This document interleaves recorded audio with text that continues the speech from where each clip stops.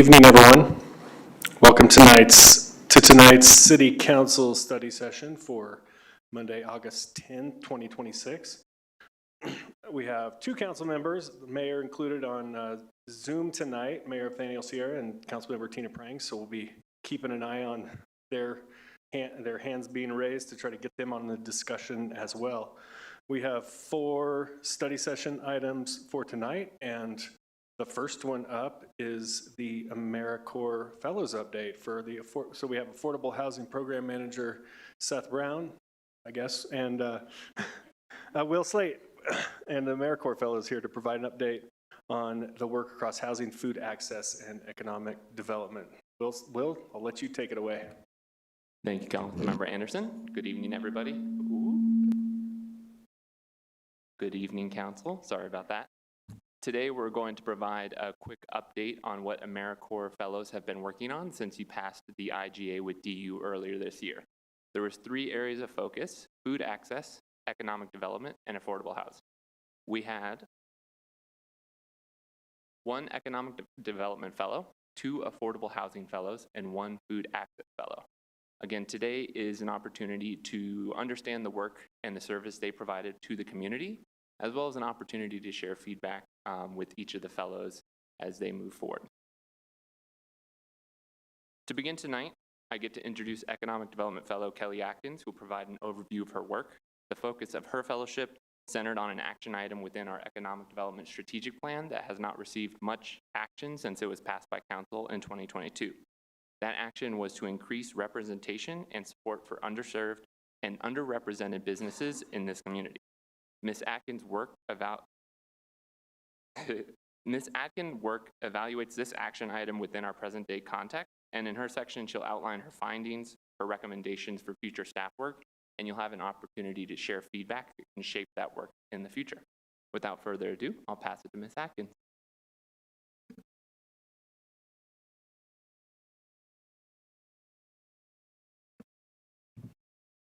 Thanks for the introduction, Will.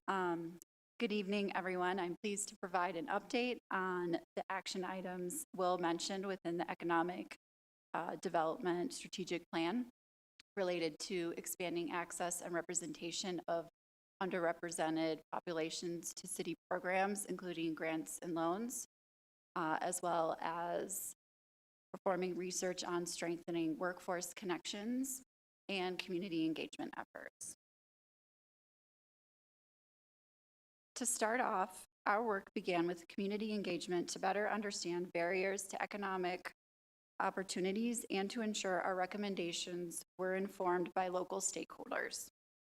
For this initiative, we've defined historically underrepresented residents and businesses as those who may face barriers to employment, access to capital, or other economic opportunities due to factors such as race or ethnicity, disability, sexual orientation, language, income, or other socioeconomic challenges.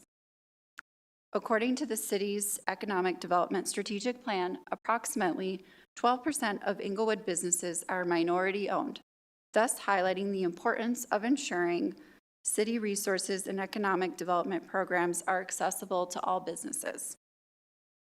To better understand local needs, we met with community organizations, workforce partners, educational institutions, businesses, and economic development partners. Their feedback informed the following recommendations.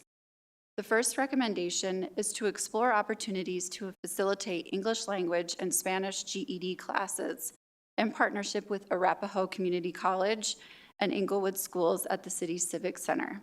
Improving educational attainment, in particular GED, and increasing English language skills will help residents qualify for a broader range of local jobs.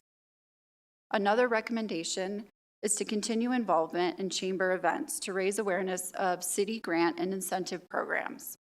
For example, continuing to attend the Friday Coffee Network meetings, as well as joining the Ladies Who Network events. The third recommendation is to utilize bilingual marketing materials for city-sponsored events. This will reduce language barriers and increase awareness of city programs and services. Another area of focus was mapping Inglewood's workforce ecosystem to better understand how local organizations support residents and businesses. This work resulted in the local workforce ecosystem map included in Appendix 1 and informed the following recommendations. One recommendation is to facilitate collaboration and knowledge sharing among local partners to strengthen workforce development efforts. For example, facilitating quarterly meetings with Arapahoe Douglas Works, the Chamber, and local businesses to expand participation of employers in registered apprenticeships. AD Works offers both funding to employers that participate in their apprenticeship programs, as well as connects individuals facing barriers to employment to these apprenticeship opportunities.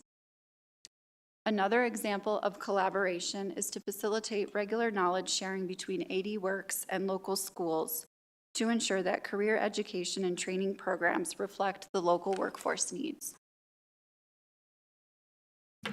Our research also identified an opportunity to leverage community partnerships to expand outreach to historically underserved businesses and residents.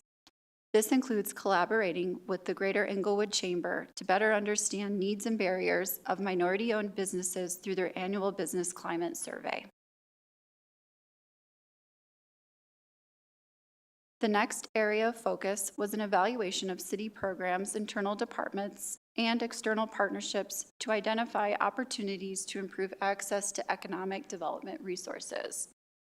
One recommendation is to integrate specific questions into the city's business registration process, such as optional demographic and city program participation questions. Improving data collection will help the city better understand the reach and effectiveness of its programs. The last recommendation is to promote minority-owned business representation in Chambers programming. This will allow increased awareness of networking and business opportunities to all local business owners. In closing, these recommendations are intended to strengthen partnerships, improve access to economic opportunities, and ensure city resources are reaching a broader cross-section of Inglewood's residents and businesses. I would like to thank you for your time and also pause now for any feedback or questions before turning the presentation over for the affordable housing update. All right, any questions? Member Summerson. Hi, how are you? Thank you for the presentation. Just a quick question on the chamber was mentioned a lot in here. Chamber is membership based, typically more traditional business mix than maybe some of the more untraditional audiences you were talking about trying to attract. Were there other opportunities you saw out there, other things that we, other groups or folks we could work with alongside the chamber in order to possibly outreach to those communities? Yes, we have done outreach and are in the process of engaging with other chambers such as the Colorado Hispanic Chamber, LGBTQ, the Black Chamber of Commerce as well. But we're still in the initial stages and working to get feedback and communicate more with them. Thank you. All right, seeing no further questions, we can continue on. Mayor Pro Tem, we have a question from Tina. Thank All you, right. Mayor and Mayor Pro Tem. Now we have Affordable Housing Program Manager Seth Brown. Welcome, Manager Brown, and yeah, take it away with this next section. Glad to be here. Before I start and jump into talking about the work that Taylor and Jennifer worked on this summer, I'd just like to introduce them and thank them for their contributions to the relatively new affordable housing program. It really helped move the work forward when our affordable housing program has been growing and expanded our capacity to do lots of work, especially engaging with people in our community. So I will pass it over to Taylor. Thank you. long-range affordable housing plan. More importantly, the consultant will support in-depth community engagement, especially to underrepresented groups in Inglewood, to ensure that the plan's goals are shaped by all members of our community. An example of one of these underrepresented groups would be conducting more outreach in our Spanish-speaking communities. And then moving on, one thing I helped put together during my service was a affordable housing community survey. And this survey was one way for people to engage and help shape the plan's goals. But this is ongoing work, as Seth has mentioned, and there will continue to be opportunities for community members to weigh in. An important note is that this survey was open for the entire month of May, and we received a lot of great feedback from the community. These 3 sub-bullets are some of the big key findings from that survey, with the first one being over half of residents want to prioritize preserving existing affordable homes across the city. 58% of residents expressed concerns of affordably living in Inglewood in the next 5 years. And 83% of residents identified homes for purchase for working families as a top housing need.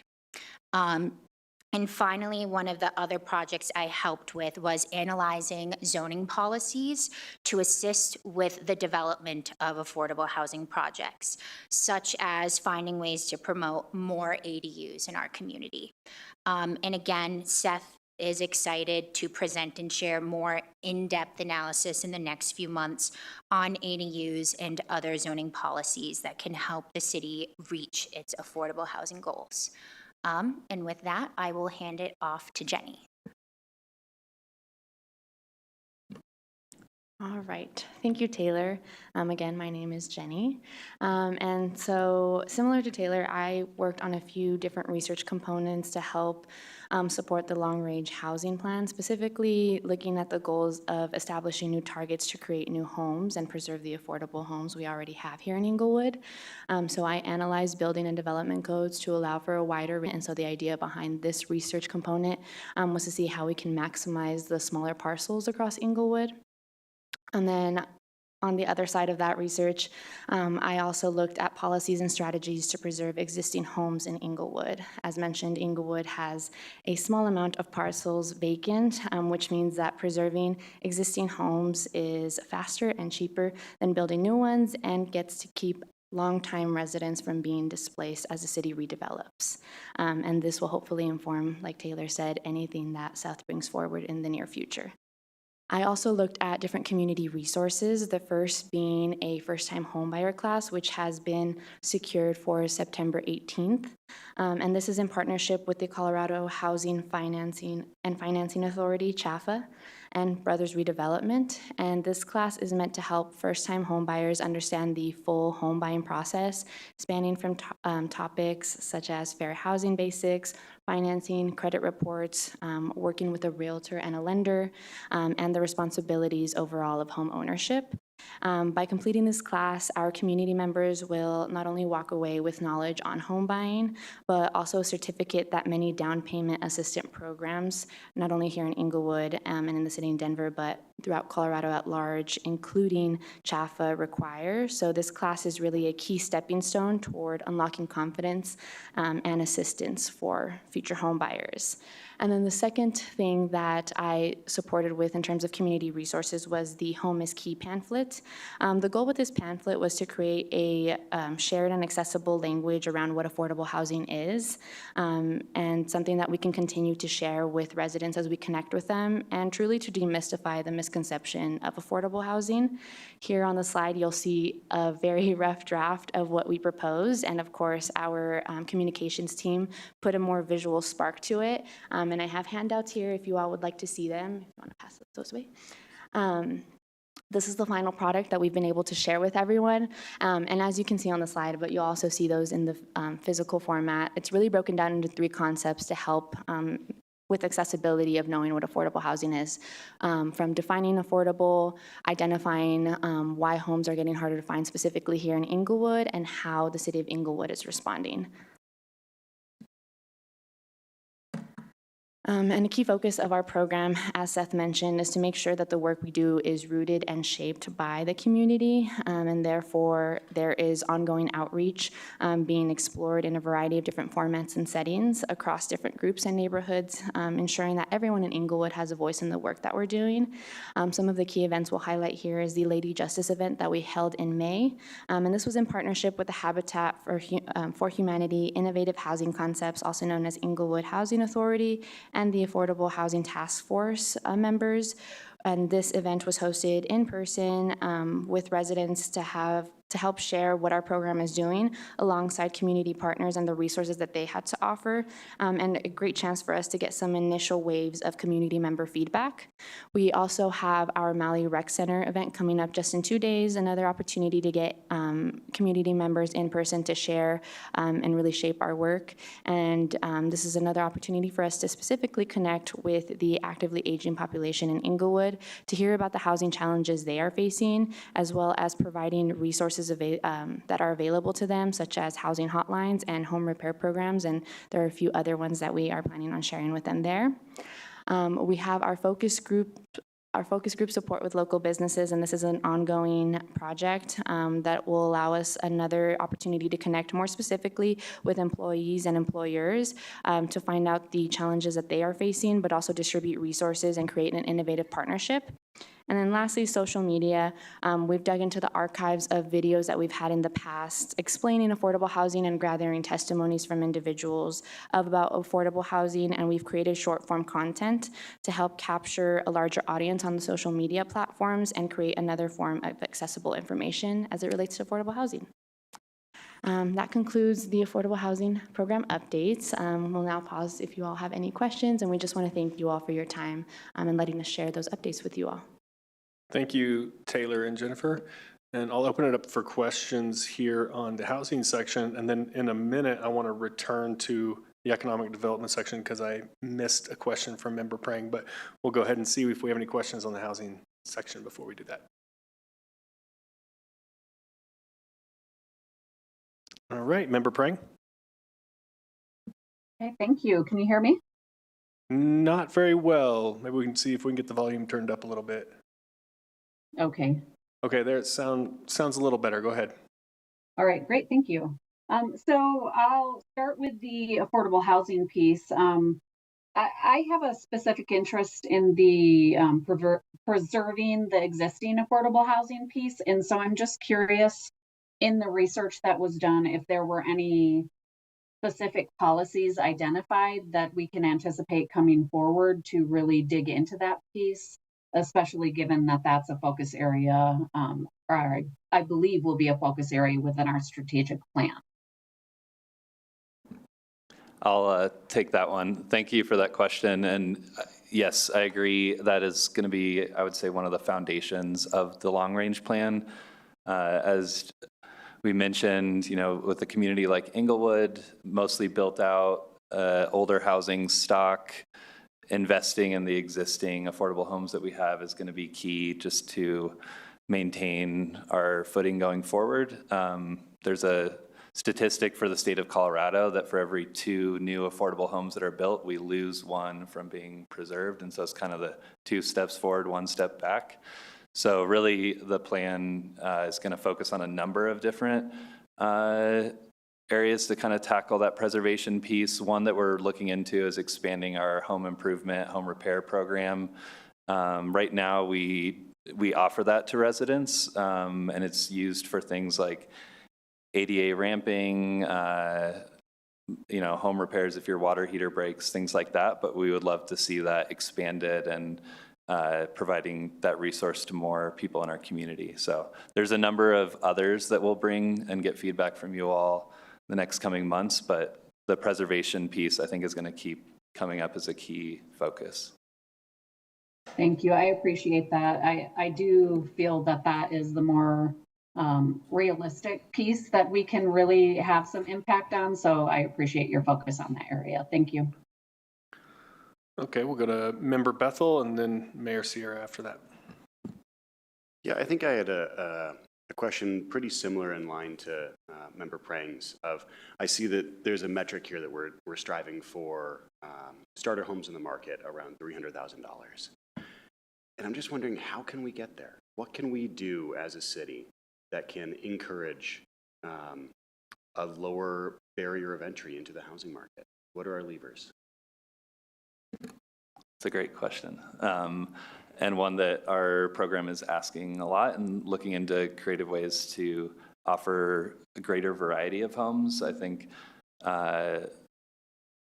right now it's harder to get that foot in the door for a lot of people and buy their first home or move into a smaller home if they're looking to downsize. Everything is more expensive. So I think it's a mix of things like allowing more types of homes to be built. Also looking at creative partnerships. There's a partnership that we have ongoing with Habitat for Humanity where they come in and have renovated some older duplexes. They do this kind of all across Denver Metro, but they have a scattering of duplexes coming online in Inglewood that are about in that price point. I think they're like 350-ish range that would be eligible for residents. So I think partnerships like that, and then looking at ways that the city can incentivize more types of development that would make it easier for people that work at the hospitals or school teachers that would be able to afford a price point in that range. Thank you. I appreciate the response. All right, Mayor Sierra. Thank you very much, Mayor Pro Tem. I think Member Bethel asked a part of my question, but I'll ask the second part, and I appreciate Taylor and Jenny for looking into this part. What are we defining as affordable housing? Are we talking about natural occurring affordable housing, or are we also bringing in those that are part of the voucher program with our housing authority? Or is it all of the above? I can take this one unless, do you want, okay, I got it. So the definition, and I think it's in the hard copies of the pamphlets we shared, is a threshold if you're spending 30% or more on your housing that's not considered affordable. And that's the definition that's set by HUD, Housing and Urban Development. So really what that means is that it's relative to your income, and so every home is affordable to somebody, but that question kind of flips into who are these homes actually affordable to. So when we look in a community like Englewood, you know, a nurse working at the hospital, like firefighters, most City of Englewood employees are far out of reach from that 30% threshold if they're buying or renting a home in Englewood, and so that's kind of the metric that we're looking at, and that's commonly used when we're looking at like state or federal level as well. Thank you, Seth.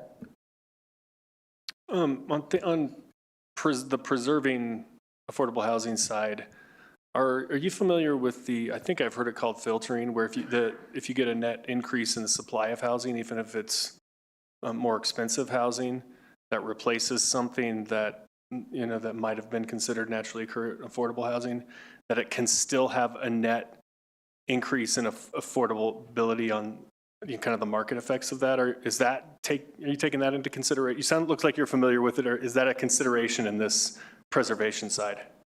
Yeah, so to your point is more units of any type if it's market rate or above.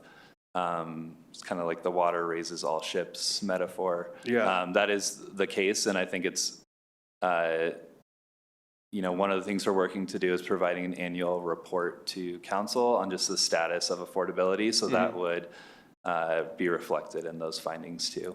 Okay.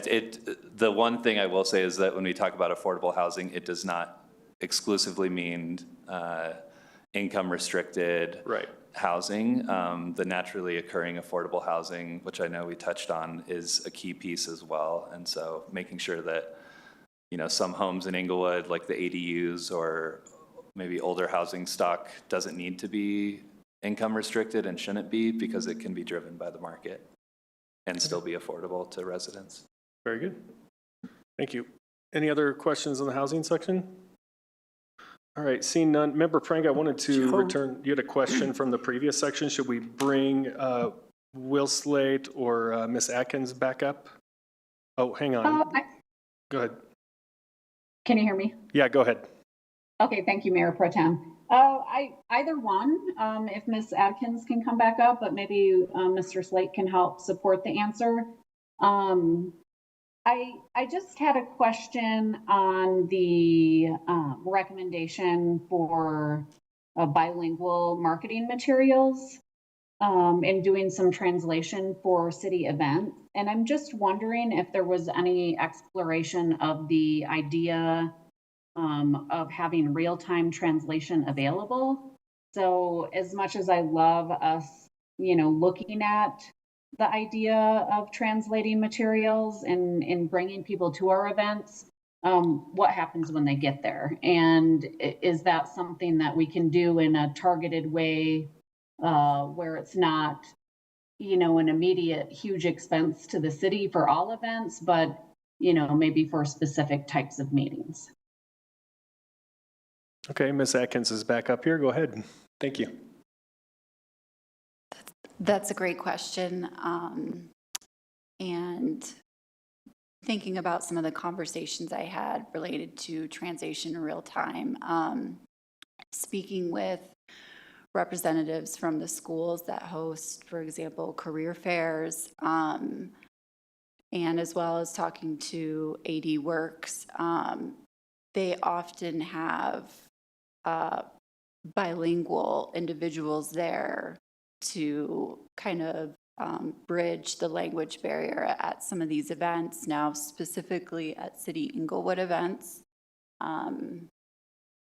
that would definitely be something to consider if it hasn't already. But to have someone there with the language skills to kind of bridge over that barrier and help engage with more of the community. Okay, I like that answer. Would you envision that as potentially a build of a volunteer-based program that we would try to begin to cultivate partnerships with residents in our community that would be willing to show up and do those types of services? Yes, I think that'd be a great idea. And I think there's definitely community organizations such as Mi Casa Resource Center and other ones that we could reach out to and try to partner with to facilitate and provide the Spanish and the language translation. Okay, great. Thank you so much for coming back up and your answers. Thanks. Okay, Member Russell. Thank you. And my question goes back to the affordable housing piece. Are we looking also at incomes of people who want to, even naturally occurring affordable homes in Inglewood may not be affordable to some of the workers? I don't know. So are we looking at salaries too? Because if we can't match salaries to the homes, then it seems to me like it won't work anyway. Can you clarify when you mean, are we looking at incomes? So, I mean, have you done like the demographics on the average income of school teachers or fire department workers or whoever is looking to buy homes in the Inglewood area? Because it may not be affordable for them, even the naturally occurring affordable housing. Yeah, so the term that we often use is the area median income, or AMI is an acronym. This was extensively looked at in the housing needs assessment that was completed in 2022. That will also go into that annual report to see when we are preserving homes or building new homes, what AMI level is being targeted. As you would probably expect, the deepest needs are at the lower income thresholds for our community, and so trying to fill those gaps. There's really gaps all across the board, but especially those impacted are the people whose incomes are at 60% or less of the area median income. And so we want to make sure that we focus on those as well as the middle income or workforce housing that you often hear talked about as well. So kind of all across the board, but yes, that is something that we're looking at for our community to see what creative solutions can be made to provide housing options for those people in our community. Right, I appreciate that. And cities really can't do a whole lot to create affordable housing. The only thing we can do is subsidize housing to help people afford them.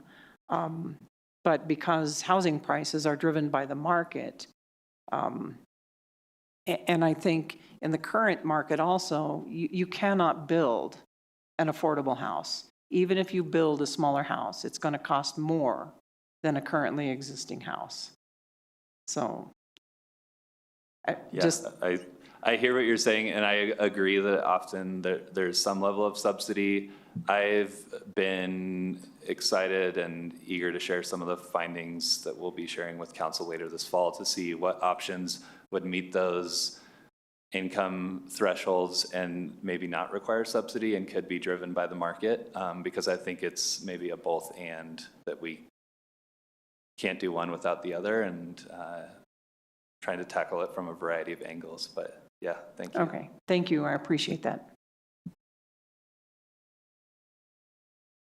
Looks like that's all the questions we have on the housing. Thank you, Seth and Taylor and Jennifer. And now we're on to the food security section. Welcome. Colton, go ahead and take it away.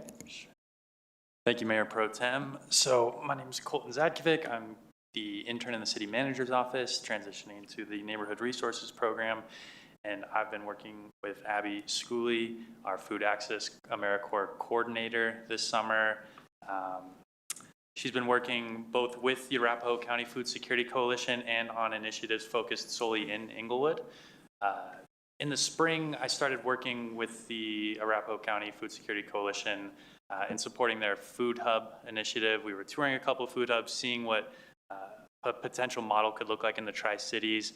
And then our next step was to conduct a needs assessment of food access organizations in Inglewood and Littleton and Sheridan and Western Arapahoe County to see how they could use a potential food hub and what they would want from a potential food hub. So Abby really led that work in meeting with 16 different food access organizations and then compiling a final report, which we're still in the process of finalizing.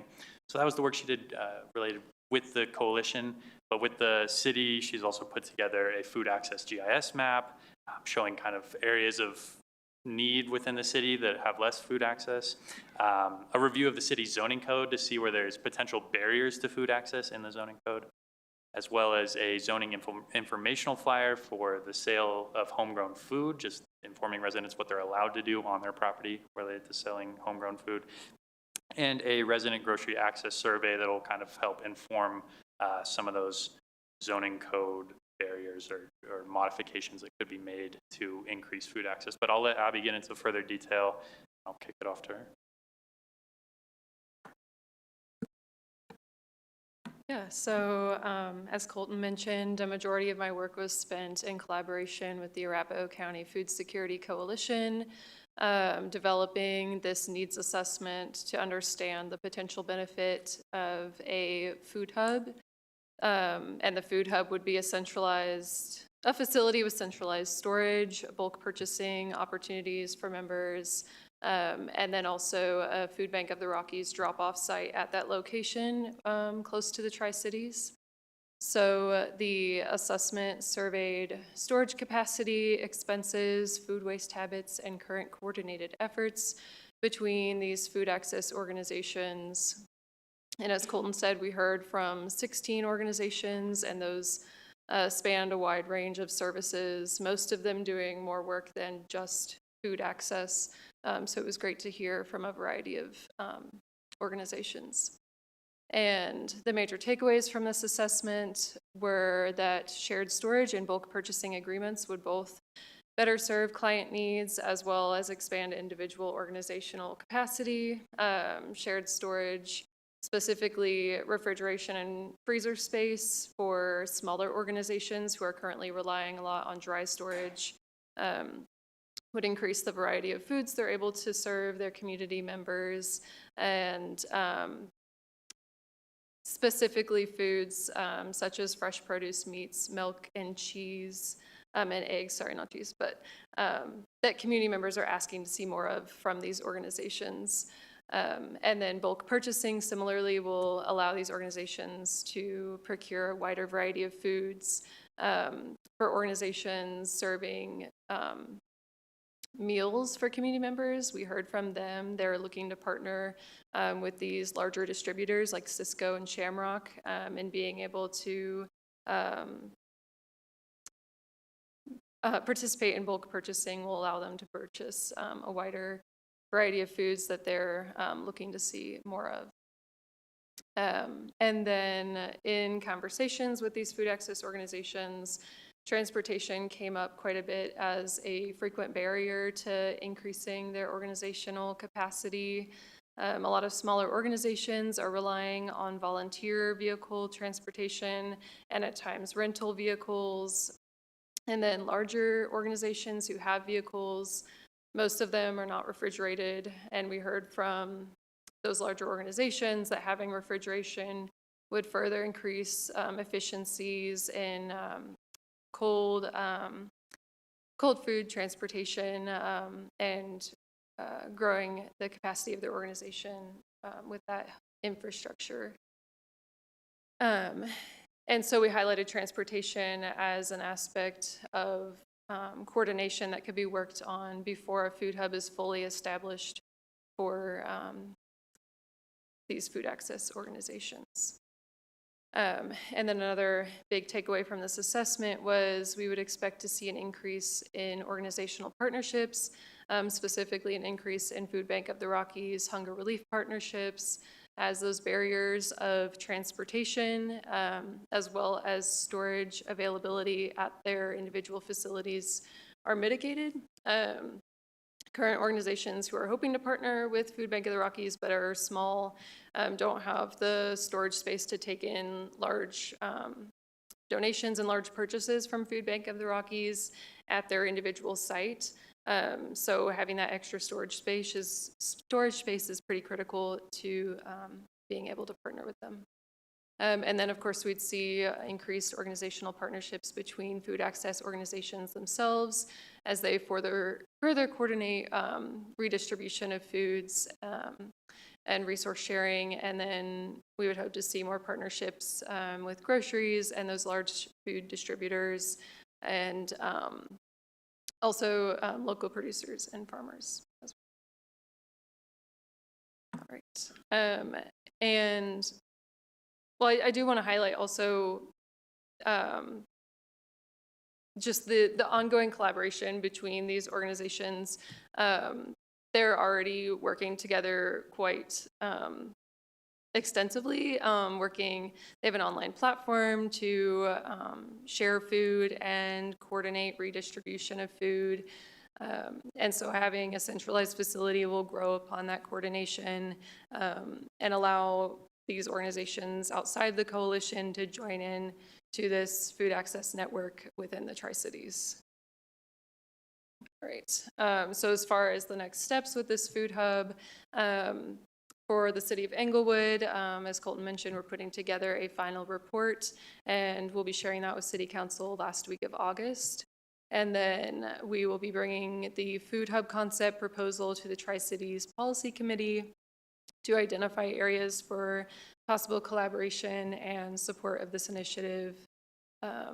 And then within the coalition, directors and leaders are working to contract a food hub planning consultant to further build out the idea of what a food hub will really look like, and using the results of this needs assessment to guide those conversations. And then as well, the coalition is looking to expand funding efforts so that once they have a solid idea of what the food hub will look like, they're able to put it into action. Okay, So then to my work with the city of Englewood specifically, I've put together a neighborhood food access map, which depicts, excuse me, depicts many food deserts throughout the city. The city of Englewood doesn't have any true food deserts, but using a half-mile radius from full-service groceries, and then demographic information, income, poverty levels, and access to transportation, we've kind of highlighted these areas of high need in the city as far as food access goes. And then we're hoping to use this tool to guide future food access initiatives at the city. So guided by this food access map, we then conducted some community outreach with a grocery survey to understand grocery access and have a baseline information of where people are going for groceries, why they're going, and how far, if they're leaving the city for something, what are they looking for. And then so we've conducted this outreach at neighborhood nights so far, again, targeting these areas of high need as best we can. And then also giving the survey out to residents of Orchard Place, which is an affordable housing complex near the Malley Center, as well as the Malley Center and individuals who are frequenting there to sort of target the area near the Safeway closure that happened in 2025 and see the impacts of that. So once we conduct this outreach, we'll compile a preliminary report of this baseline grocery information to further inform food access initiatives and inform the work that I'm doing this summer. So here is the food access GIS map so far. So you see full service groceries and the half-mile radius around them in the green and yellow, and then emergency food providers are also on there in the orange. And then there's also the poverty index, darker areas being higher levels of poverty. So we identified the area near Craig Hospital and the Broadway corridor, and then those north and south corners of Englewood as those areas of high need. And then we're going to continue working with the GIS team to finalize a version of this map, which shows food access by neighborhood to make it a bit more usable and accessible into the future. So then I also have a few projects as far as food access zoning.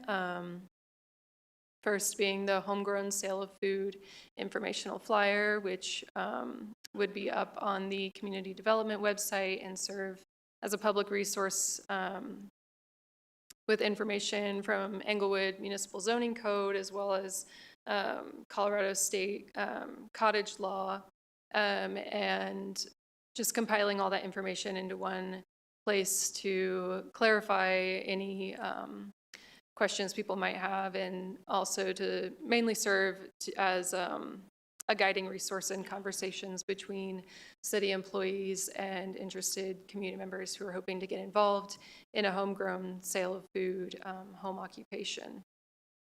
And then the other project in relation to zoning is this zoning toolkit, which will be used to guide potential food access zoning updates.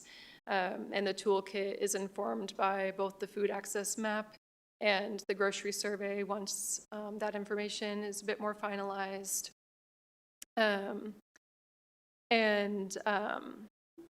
Yeah, will be given to the Englewood zoning team for them to review and use how they see fit. But it will identify current barriers to food access that we're seeing in the Englewood Code and referencing similar initiatives in similar municipalities, and providing recommendations as far as how to mitigate those barriers. So one example that we're proposing is defining and zoning for a micro grocery, which would be a grocery 5,000 square foot or less. Currently, the smallest grocery size is 20,000 square feet. So defining a smaller grocery and allowing for permittance of that in residential districts will allow for sort of a corner store, bodega, grocery access in residential districts who need more walkable access to groceries. So that is the extent of the food access work, and thank you for your time, and also thank you for the opportunity to work on all these projects this summer. And I'll turn it over for any questions now. Thank you, Abby. Thank you, Colton. We'll open it up for questions here. Member Ward. I'd like to go back to the first couple of slides. One of the concepts that kind of fascinates me as an elected official is this idea that we have a bunch of different agencies all around doing essentially the same type of work. And the idea that if they were all working together to accomplish that task, they could get more work done or better work done or better serve the needs of the community. And I don't know if what was offered tonight was more of a preview of what's to come, but the big question that came to my mind as I was hearing what's being done now and what the needs are is the how question. How do we get from where we are now to a place where we can have a large commissary, so to speak, that all of these different food pantries can draw from and work with, and where we do have refrigerated trucks so people can get eggs delivered to their house if they can't leave and go to the grocery store, or milk or things like that. Have we gotten that far in the analysis, or are we just kind of stuck?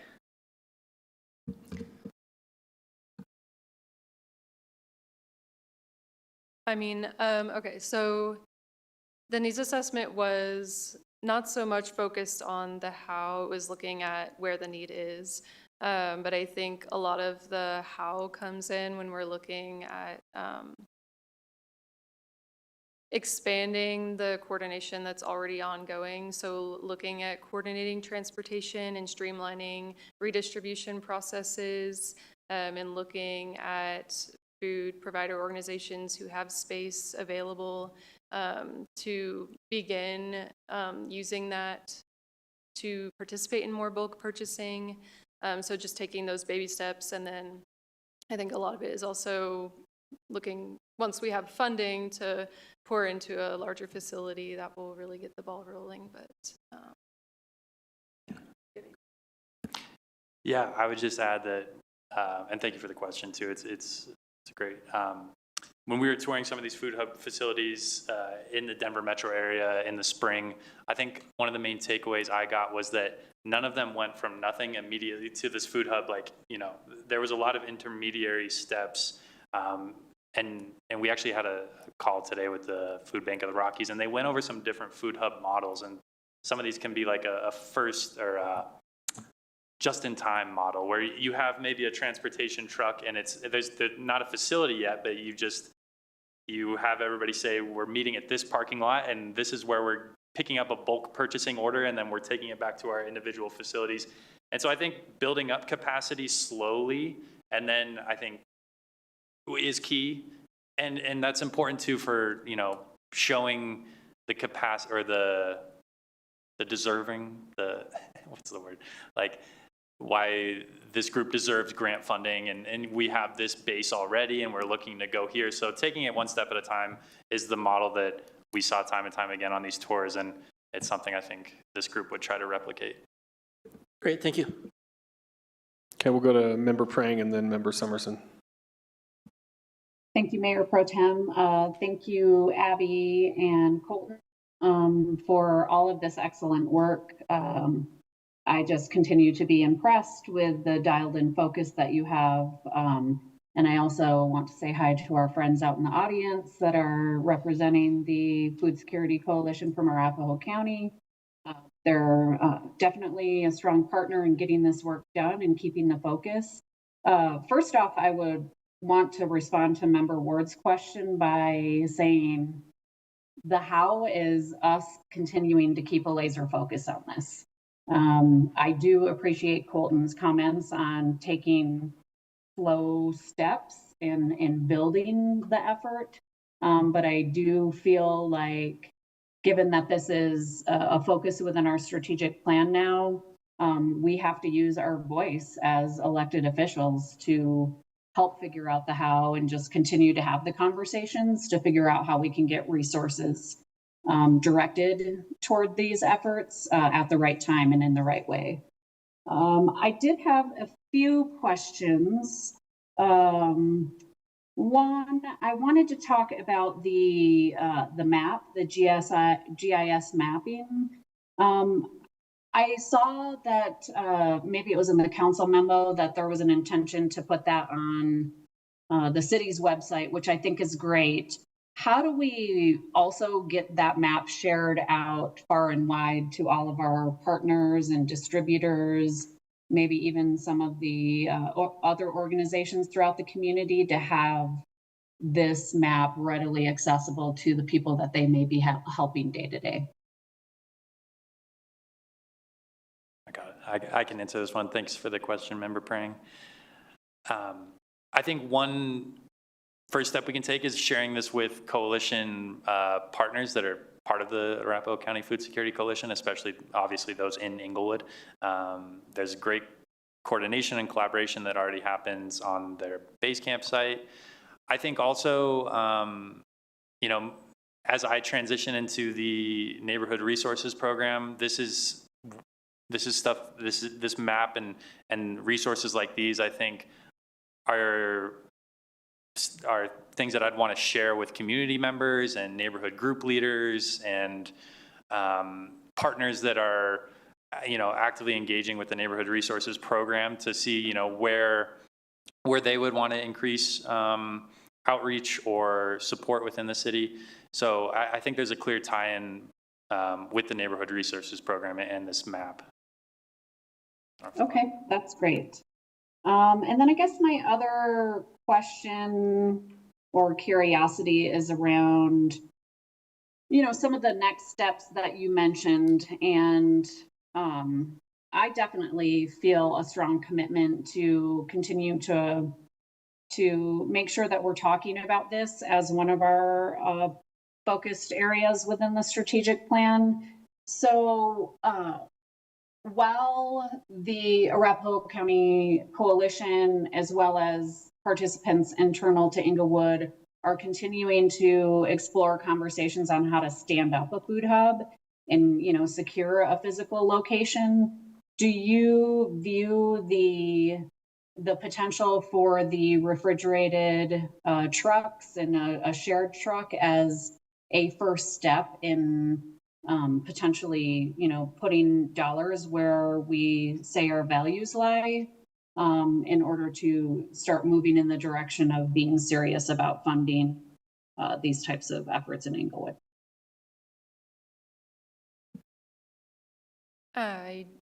Yeah, thank you for that question, Councilmember Prang. And I think we identified transportation as sort of this first step in coordination before a facility is really established. So putting funds toward a shared refrigerated vehicle with a focus on the shared aspect, I think it needs to be able to function in a way that supports multiple organizations to really make those funds worth it. But I think that would be a great first step before a facility can really be established. Okay, I appreciate that. Thank you to you both. Thank you. All right, Member Summerson and then Member Bethel. Thank you both for the work and the presentation. I often have similar curiosities as Member Ward around a number of different organizations that feel sometimes like they're duplicating effort when economies of scale, especially around purchasing food, could be helpful. So you mentioned that there might be, that there are a number of food hub models, and I think there was mention in the presentation about a food hub planning consultant. Is that where there would be more work done to determine what the best model might be, or is there a proposed model that will kind of be rolling out, and the planning consultant will be going to that?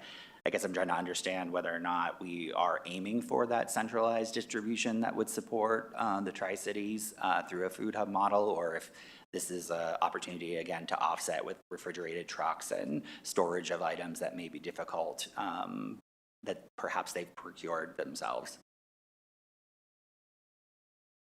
Yeah, thanks for the question.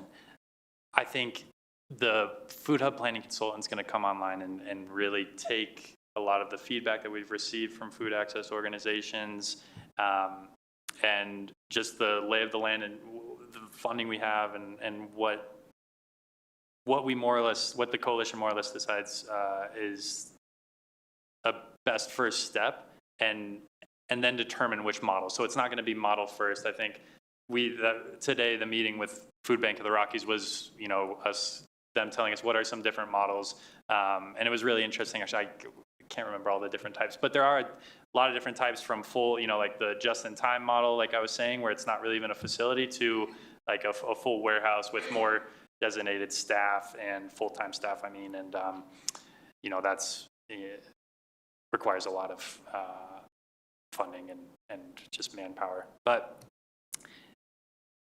yeah, am I missing anything here? I think it's mainly just to get the consultant on board to figure out what's the best path forward. But.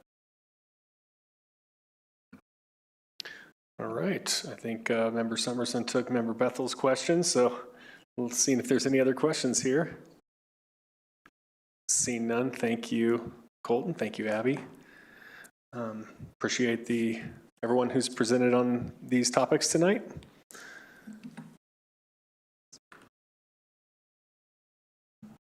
All right, next up, we have Director of Utilities and South Platte Renew, Pieter Van Rij and Dennis Jackson of Hazen, here to discuss the governance analysis for South Platte Renew.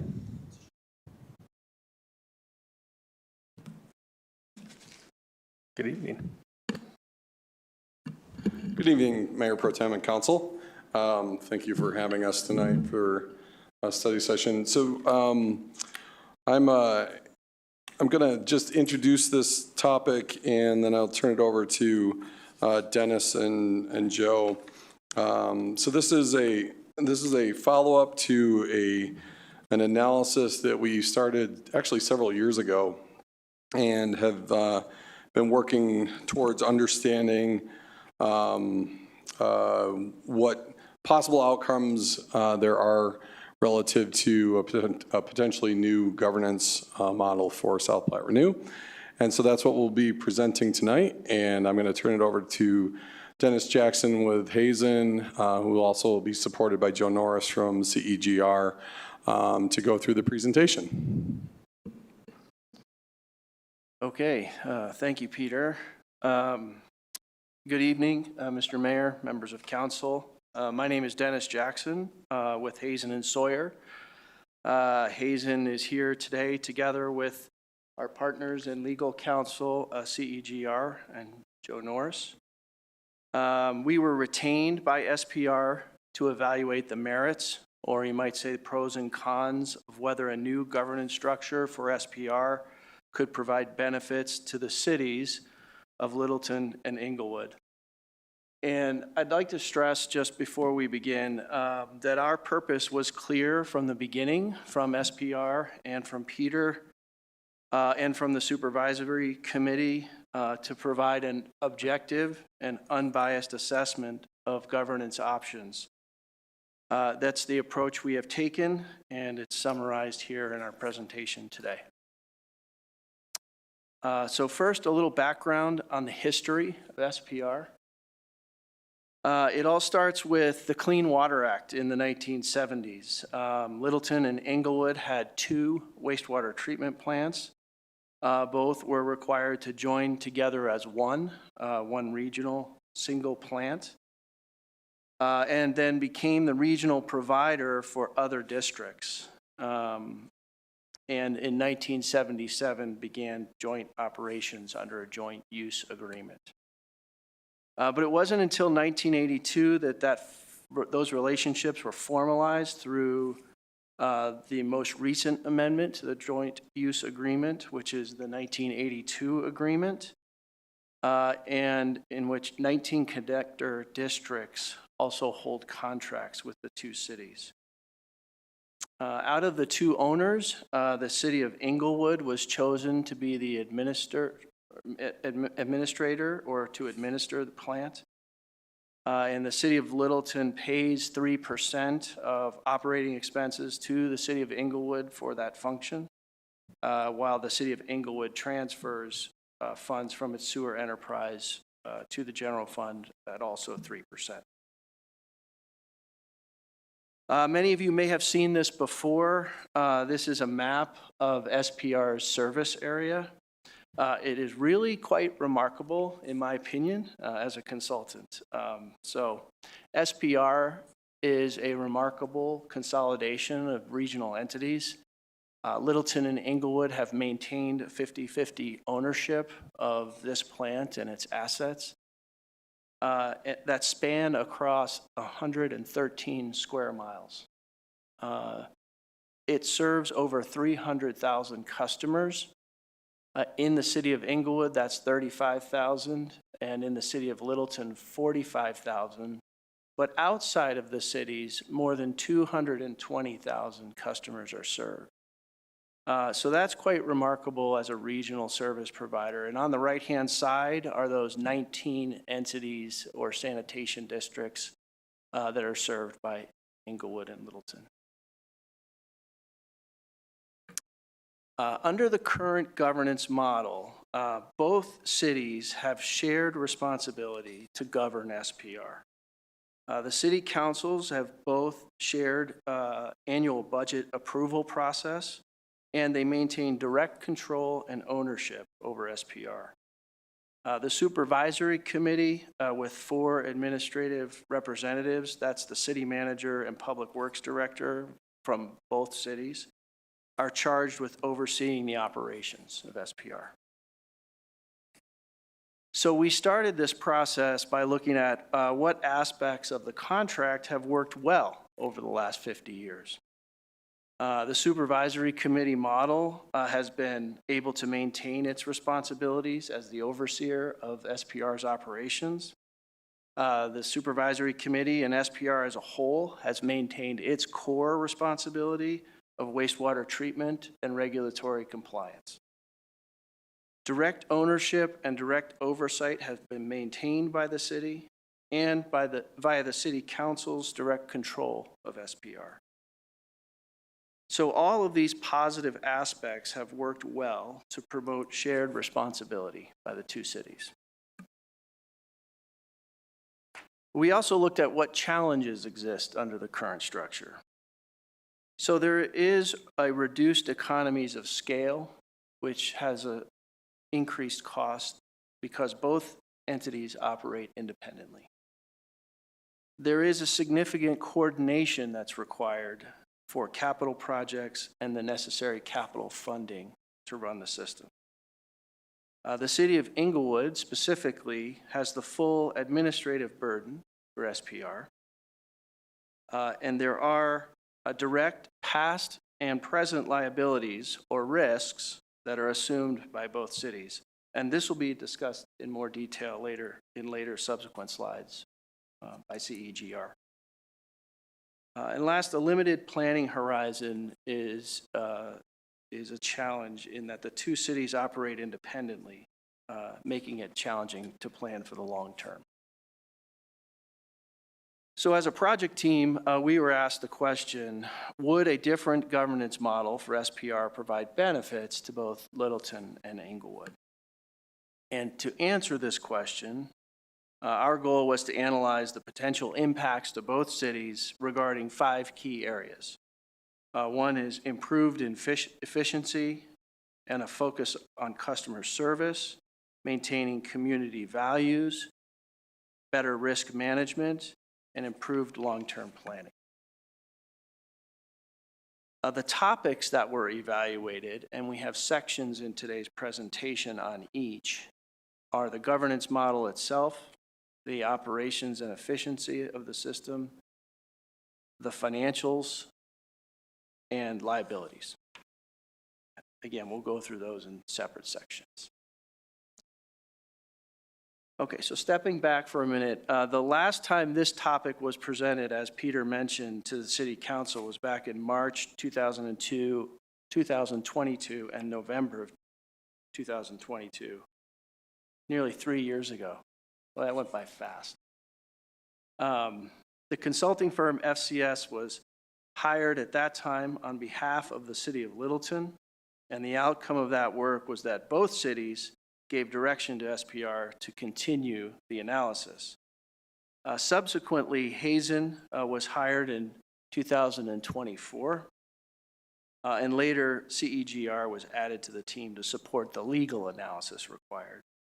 I'd like to mention throughout this time, there are multiple meetings happening and check-ins with the supervisory committee throughout the process.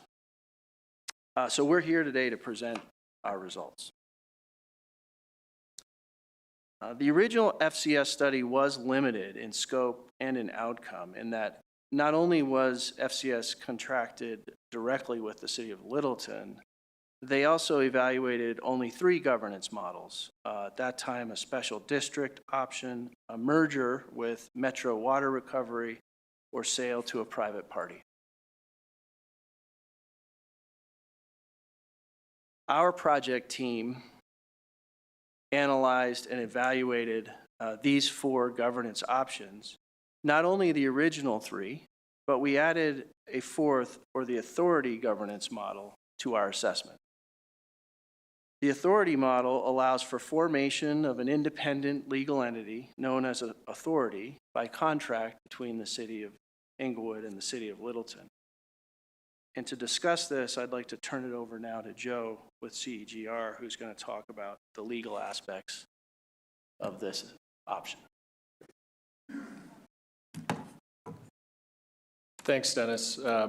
Council members, my name is Joe Norris, and I'm going to go through the authority governance model a little more specifically, as you have not heard this, heard of this authority governance model. It's new since adding that after the FCS group evaluation. So we'll get into it here. An authority model provides a number of differences from a special district or other type of district governance model. One of the main things is provides efficiency in formation. Dennis already mentioned that an authority is formed by IGA, by intergovernmental agreement between 2 or more governmental agencies within the state of Colorado. So in forming an authority by this model, you do gain legal independence and separation from the cities, which is one of the same functions and same features of a district or merger with Metro or sale to a private party, is separating the assets from the city. So all of those have similar characteristics.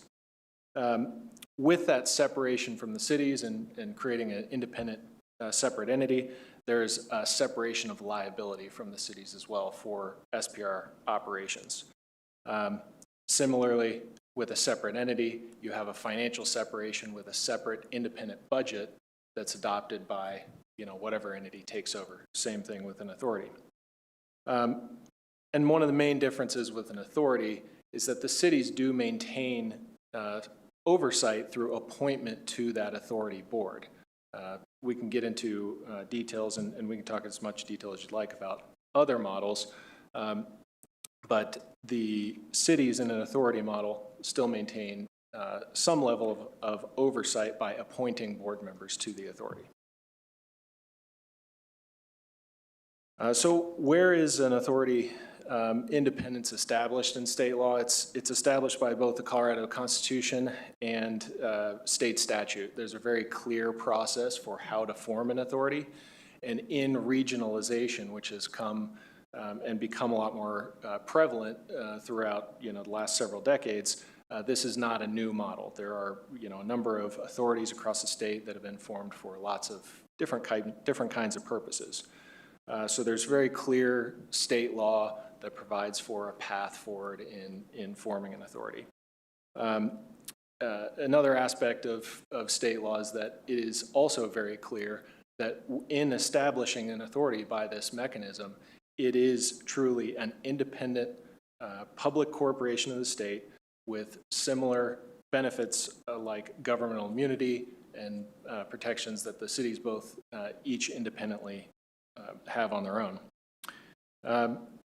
And because of that, this provides liability protection from the cities by separating out the operations of SPR from the city's other functions.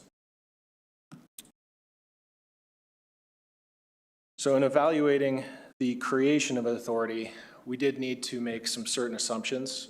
Because an authority is formed by intergovernmental agreement, there's quite a lot of flexibility in what is actually put into that agreement and negotiated between the two cities.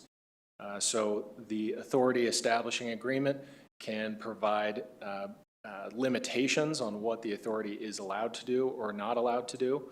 And there's a lot of flexibility in what language is put in that agreement. But we had to make some assumptions. So what we've done is try and make kind of a really base model, the most simple approach that we can to an authority. Well, the first thing is that the authority would take direct responsibility for financials, operations, and long-term capital planning needs for South Platte Renew. There are an existing 88 employees that are sitting with the city of Englewood, and those employees would transfer over and become employees of this new separate legal entity.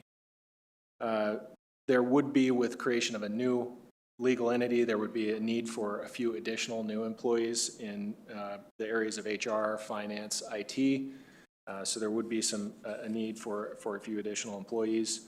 And then finally, the billing and funding structure is something that really needs to address. But what we have assumed is the most base assumption that wholesale billing occurs from the authority to the cities, and the cities still maintain the the status quo of billing the end user customers for wastewater service.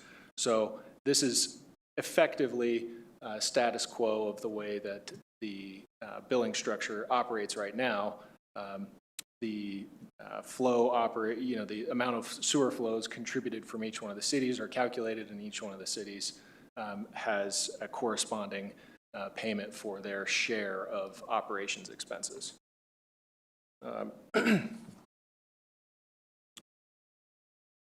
So following on some of these assumptions, we did want to focus a little bit more specifically on what are the impacts specifically to the cities of Littleton and Englewood. First, we did also assume that the SPR assets, both the ground, ownership of the plant, all the assets of South Platte Renew, which are owned 50-50 between the two cities right now, would be transferred to this separate legal entity. So there would be an asset transfer to this independent governmental entity to take up operation independently from the cities. As I've alluded to already, there's a new board. There would be a board appointed by each of the cities, and the cities would continue to have to make ongoing appointments to fill that board. The collection systems would remain. So each one of the cities have their own sewer enterprise fund to operate and maintain the sewer collection systems throughout the cities. So there would be still a remaining sewer enterprise for each one of the cities, but just for their segregated ownership of their own collection system. And then connector contracts, those 19 connector contracts, which are held currently by each of the cities. We've assumed that those connector contracts remain held by each of the cities, although that is something that could be evaluated in the future to change. And finally, customer billing remains, so this would result in no change to the end user or customers from a billing standpoint. So looking more specifically at this approach and this model is potential challenges. While there is a lot of flexibility, the challenges in making a change like this after 50 years of operation are realistic. So we wanted to look at some of those. The biggest ones really are public scrutiny and acknowledging what is the reason for the change. One of the big things we've talked about is liability. Dennis will also get into some of the financial benefits for moving to a new governance model, but liability specifically is kind of hard to quantify. We'll talk about that in a little bit more detail later. Connector district questions, this is not a concept that has been workshopped or discussed with any of the connector districts or surrounding communities. But there could be concerns from connector districts. And then legacy liability. While we've talked about shifting liability to a separate entity and moving that away from the city's direct liability responsibility with the cities, there is an ongoing legacy liability for past operations and biosolid applications. So there are some legacy liability risks that under any governance model, you're not going to be able to eliminate entirely. And then finally, there is a change in this governance model. I think any change in the governance model does shift responsibility and direct control from the city councils to a different organization. So with an authority model, you do push that direct control to a new board, a board of that authority that's appointed by each of the members of that board appointed by each of the city councils. So to talk a little bit about the board makeup, this is a really important aspect of the authority, and I mentioned that there is flexibility in an authority formation agreement. So state law provides that agreement, that establishing agreement, has to provide a process and procedure for how board members are appointed, but it leaves it up to the member entities to decide what that process is. So there's some room for negotiation between the cities and setting up a governance model that works best for them. So what we are recommending really is consistency with the approach that you have right now with the supervisory committee, maintaining a 50-50 split in representation on that board to reflect the 50-50 ownership of the assets and of the South Platte Renew system as a whole. While the authority board doesn't need to look exactly like the supervisory committee, we think maintaining consistency, something similar, makes a lot of sense. So it could be a 4-member board or a 6-member board, but a 50-50 split, I think, promotes that consistency and representation and ownership of the assets. With a 50-50 split, you obviously have an even number of individuals, which could result in a tie vote. That is exactly what the status quo is right now under that 1982 agreement. And the 1982 agreement has a procedure for dealing with tiebreaker votes. So something that can be easily accommodated in a similar fashion to what you all are dealing with right now. And then finally, I mentioned this before, flow considerations. While ownership is 50-50, the contribution, the amount of capacity and treatment, the amount of wastewater flows actually treated on a year-over-year basis changes. So even if there's a change in the amount of flows contributed to the plant, the representation on the board doesn't change. So the representation that and appointment, the governance structure that is established in the formation agreement, that model stays consistent regardless of changing flows. So I did want to call your attention to just some examples of specifically at least one that is particularly similar to your all situation. I mentioned before, authorities are becoming very, very popular as governmental entities are working cooperatively on regional projects and working to share resources. So one example is the Soldier Canyon Water Treatment Authority. So there are 3 districts. They serve actually a very similar population number. I think they're under 300,000, but I think it's close to about 250,000 people near Fort Collins, Weld County, Larimer County. And those 3 member entities have formed an authority that owns and operates a shared water treatment plant that's right there next to Horsetooth Reservoir. So just like the model that we are conceptualizing here, the member entities, they each appoint 2 board members to that authority board, so it's a 6-member board. But each one of those member entities still retain ownership and operation of their water distribution system, and they do all the billing for their customers. The authority does a wholesale billing model where they wholesale bill each of the 3 member entities to the authority. So with that, I'll turn it back to Dennis to talk about financial considerations. Thank you, Joe. So we completed a long-range financial plan projection to model the future financial impact of a new authority.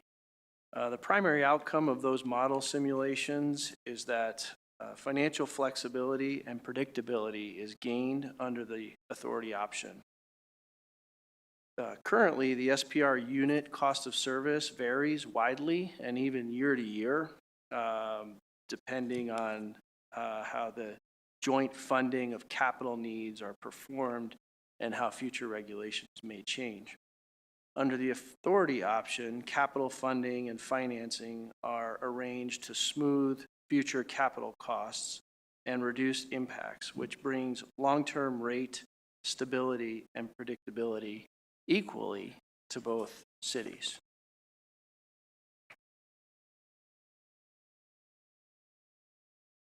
The debt and rate smoothing is achieved through the financing of capital costs and the long-term debt restructure. SPR debt is allowed to be maintained and stay with the enterprises.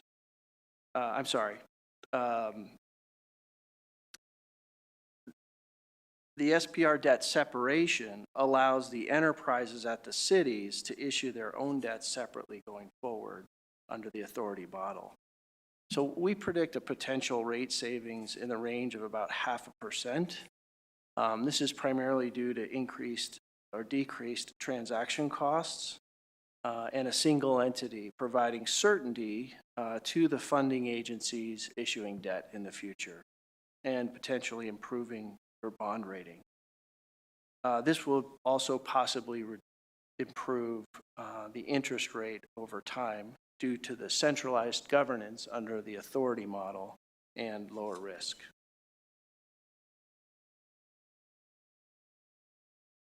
So some additional benefits as a single entity, focusing on one singular delivery and one singular financial plan allows for a future proofing of future rates because SPR now can plan for the long term. It has a service delivery focus of one service singularly on wastewater and not on all the services provided by the city.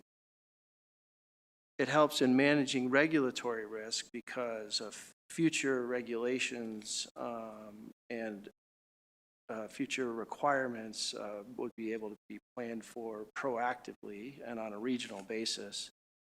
It does reduce financial risk and better cost certainty because one entity is now setting rates consistently.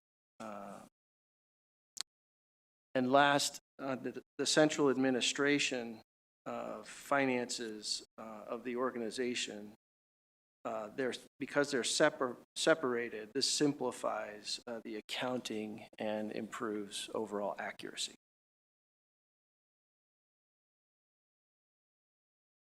So what is the impact on debt and loans? Well, the total debt capacity is consolidated into the authority. There's no reduction in debt capacity. It strengthens and establishes clear boundaries for future debt issuances by a single issuing entity, that would be the authority. And it's no longer subject to city charter limitations. There is existing debt, so the existing 2022 Inglewood WIFIA loan would be the only existing debt for the system. While that does need further analysis, we do feel this can be resolved or possibly transferred to the new entity. And there is a further level of, we should note, there is a further level of enterprise funding analysis that's needed just to be sure that the collector district funds get transferred accurately and accounted for. Back to Joe. So there we go. So liability here, this will be one slide, but we wanted to address this separately. It's been brought up a couple of times already, but we wanted to give a little bit of time to think about this carefully.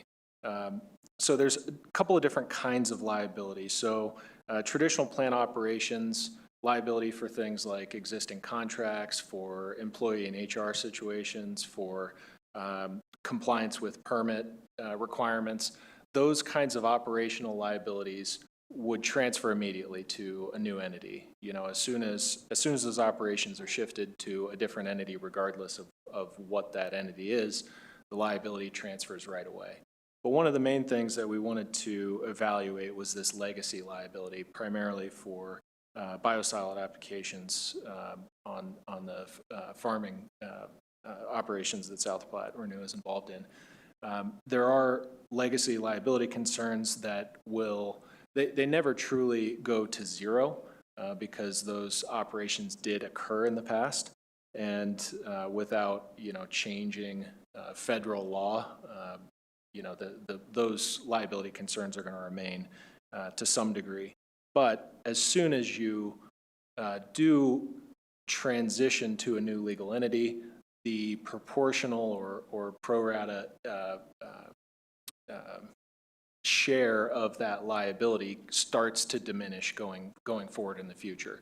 As a new separate legal entity takes over those same operations, they will start to incur and start building some of that share of liability and shared risk. And something that we also have evaluated and given some direction to both of the city attorneys on is ways to contractually assign some of that legal liability in an authority formation agreement. So there are some ways to require shared insurance and liability shifting provisions in that establishing agreement. So in forming an authority or forming any sort of special district or other entity, you're never going to shift all liability immediately. There is going to be some remaining liability, but it does start to transition the day that you make that change to a new governance model. And I'm going to give it back to Dennis to just give us a wrap up and summarize our presentation. Okay, thanks, Joe. So in summary, and going back to the original question, would a new governance model provide benefits to the cities of Littleton and Englewood?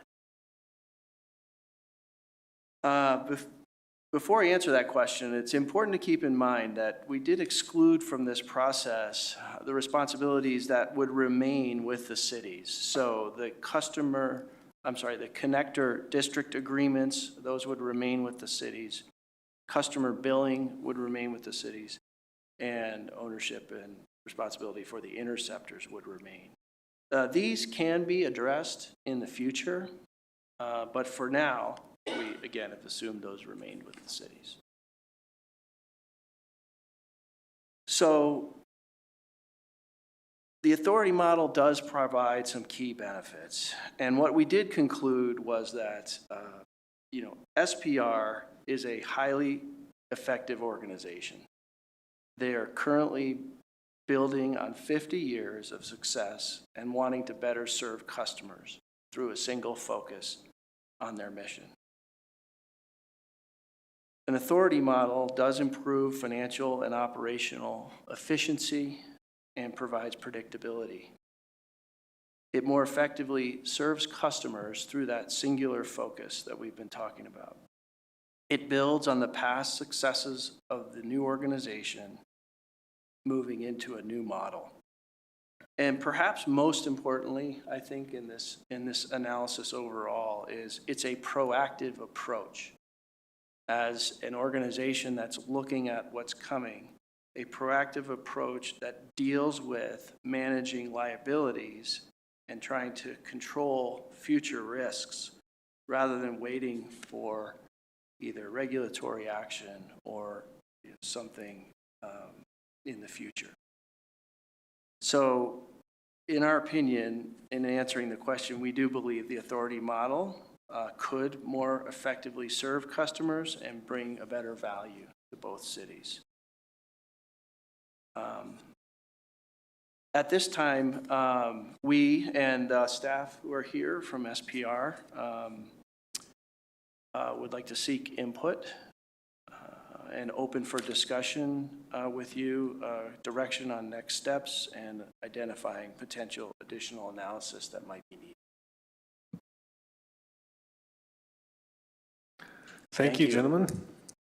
And we'll kick it off here with questions, starting with Member Ward. One of the questions that pops into my mind as we talk about this authority model is we have a large geographic area that we serve with a large number of connector districts. And how do we ensure that the connector districts get a seat at the table if we change the governance in any manner, whether it be a special district or an authority model? When I look at the formation of that board and I see the number of connector districts we have, the first thing that pops into my mind is, well, give the connector districts board seats, but that would result in a very, very large unwieldy board. So is there some way to do that, or does it even matter? I'll take the question to start. So I think in an authority formation model, there is, as I mentioned a couple of times, there's a lot of flexibility. I think there is opportunity to include representation from connector districts. It may not be a single board seat for every single connector district, but you can have representation from different geographic areas. You could create some kind of advisory committee that's maybe not on necessarily equal standing with the cities of Englewood and Littleton. I think something that we wanted to at least acknowledge is that the Littleton and Englewood have owned and put a lot of resources and contributions towards this plant over the number of years. And a lot of these other models, a special district model, for example, where you include the entire service area of everybody being served, if you move to that model under a special district model, the connector districts really completely dilute Littleton and Englewood, and you've lost all of those 50 years of operation of South Platte Renew. So there's a lot of flexibility to provide for representation, and I think that's exactly what we're hoping to get from you all now is what levels of connector district representation do you want to see? I think there's, like we've said, there's pros and cons to both approaches, but I think the authority model provides the most flexibility to do any number of things. So it could be full board seats of people that are on equal standing with board members, representing Littleton and Englewood, or it could be a secondary kind of a advisory council to the board, or something entirely different. So there's a lot of options there. If I could just jump in on that too. Another part of the difficulty with the connector districts is there's 19 of them, and there's one connector district that serves over 90,000 people, and there's another connector district that's a couple hundred homes. And so but they're all equally connector districts. And so as we looked at the model, those connector districts are essentially large customers of the two cities by that contract. And by maintaining the two cities as the primary board members of the authority, you don't have to get into that size differential between connector districts, as well as financial status of connector districts. Those connector districts have varying degrees of their financial status, and that much difference among those 19 districts makes it really hard to say, you know, make it one big board, because that 200 homes has not done nearly the investment that those 90,000, the two cities or Southgate, for example, has done. Yeah, that makes a lot of sense. Thank you, Director Van Ryn. I guess the question that I'm trying to capture in larger form or big picture is we're looking at changing this governance model because the governance model potentially poses a problem for us. And as we look to solve that problem, I want to look forward more than I want to look backward. So while I can recognize that we have 50 years of history with this plant and we have joint ownership with Littleton and Englewood, we're in the process of discovering that might not be the ideal situation. And when we evaluate how to correct the problems that have resulted from that situation, I'd like to consider how it affects our customer base as well. Yeah, and I think we went back and forth in terms of a multitude of different options when we were looking at this. And so, and Joe and Dennis talked about it, is there are subsequent possible steps. The connector districts, billing, and the interceptors are three that are, excuse me, are three that are actually, that you find in other authority models that could be next step evaluations and could be another phase of this, but to keep this more manageable in a first phase, that's where we narrowed that focus around what made the most sense and what we thought was the most executable in a first phase. Thank you. Member Bethel and then Member Russell. So this question has a couple different layers to it, I guess, but mostly directed to Director Van Ryn. Currently, Englewood and Littleton assume all of the risk for SPR. Looking at that and also looking at the budget gap that we'll hear about later tonight, what opportunities do we have to adjust rates to our connector districts currently? So back in, I believe it was 2021, we actually went through a wholesale reevaluation of rates. We utilized the AWWA's and Water Environment Federation's models for how to charge extraterritorial customers. And we updated those rates to the degree that we actually saw a reduction in rate for in-city customers as we increased that rate to external customers.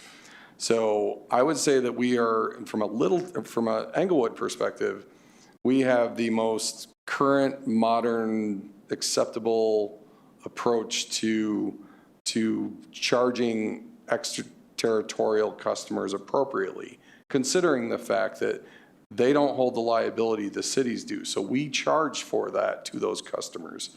The ownership of the assets, we charge for that to those external customers because the cities own those customers. So that's all within those current rates that we went through that analysis. Like I think it was 21 or 2022 is when we went through all that. I think that's a good answer. Do we have the ability to update those rates should we decide to maintain ownership of SPR? Yeah, so actually within that model that we developed was a 5-year check-in on it. And part of it was because this actually was feedback that came from the connector districts was you're making assumptions of the weighted average cost of capital and those financial aspects of the model to predict what the cost should be charged at. And what we committed to doing was every 5 years going back and looking at actuals. And then based on those actuals, we would make an adjustment up or down that would be factored into the new rate for the next 5-year period. And so it's an every 5-year look back to ensure that the connector districts aren't being under or overcharged and the city isn't subsidizing or overcharging as well. So there is the opportunity in there. I think that process that we did actually really aligned it with current industry standard as to external connector district charging. Now, are there available ways to improve upon that? We can always look at that and see if there's things that maybe that we should consider differently or something like that. Okay. Pete, thank you. Do you mind please if go I ahead. just add Yeah, real go quick? One thing I think to point out is specifically Englewood has done that rate update study, and Littleton I think is in process, right, Peter? Yeah, so in working with Littleton, I don't believe they've gone to that same degree of analysis of extraterritorial charges to connector districts and customers.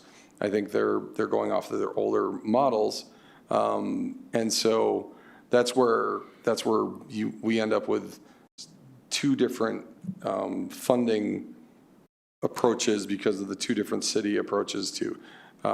I know that I was at Littleton City Council a month and a half ago, and they were making proposals to their rate increases for their sewer funds, and they're anticipating double-digit rate increases for the next couple of years because I think that they recognize that they've somewhat lagged behind in terms of that funding, whereas for those who were on council several years ago, I think Councilmember Russell was here when there was a problem from an Englewood side relative to funding, and there were a couple years in a row of substantial rate increases to catch up to ensure that we were appropriately funding. And so it's almost like it's this seesawing effect between the two cities that has occurred in the 8 years that I've been here, and it seems to be prior to that as well. I think I'm there with you on that. The last part of this question is to do with the financial asset that these two cities hold, which is SPR, which is extremely valuable. How would that asset transfer work? Would the authority purchase that from the cities? So, obviously that is a detail that is, potentially open at this point, but at least, the baseline assumption that we've made is that the asset transfer would be, no cost transfer, and the establishment agreement would provide for, if there was ever a situation where the authority was dissolved, the ownership of the assets would flow back to the cities on that same, 50-50 basis. So that's kind of the baseline that we've assumed, is that there wouldn't be a financial component of paying for the assets, because the cities would, effectively still be appointing and then hold the rights to receive those assets if the authority was ever to dissolve. I think the way to think about this is, yes, I think the book value on the plant is $500 million in assets. But if we were to move that out from underneath the two cities into this authority, you don't necessarily sell them to the authority because the customers are the customers. And so if you're transferring the asset maintains the same effect on the customer base, which is the customers of citizens of Littleton and Englewood. If you were to charge some large number to transfer it into the authority, then you're essentially double charging those customers for an asset that they already own. Does that make sense? Yeah. Okay. It does. Would the value of those assets depreciate over time, and does that depreciation matter? They are on a depreciation schedule. So our finance department actually has several of those assets. Every time we put in something new, it's on a depreciation schedule.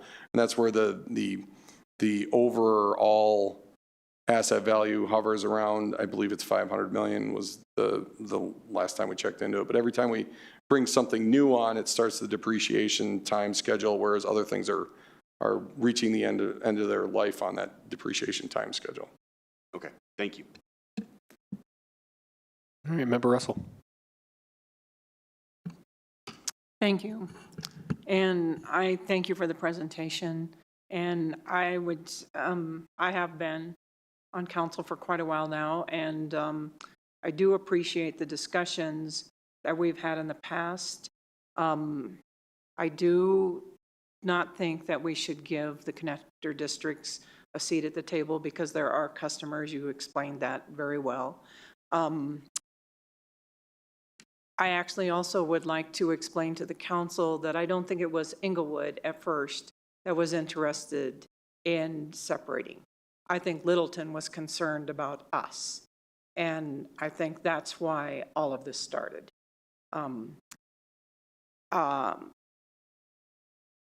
My greatest concern is I want to make sure that the ratepayers, I care about Inglewood. Littleton can care about Littleton. I care about the investment that the ratepayers in Inglewood paid from the very beginning to even establish this. And I want to make sure that they're taken care of and their asset isn't going to be diminished whatsoever in any way. You already talked about what the value of the asset is, $500 million. Can the customers anticipate a fee cut or a fee increase once this authority is formed? How many more employees are we going to have? Yeah, you can take the first part. Yeah, in the financial analysis that we've done, there is a modest savings of about 0.5%. So whether that translates into a fee cut, I would say not at this point. I'll just say that it's not that it's a fee cut. It's more efficiently operating such that the fees that the rates that need to be charged have a little bit of a discount because of the way that things are smoothed. Yes.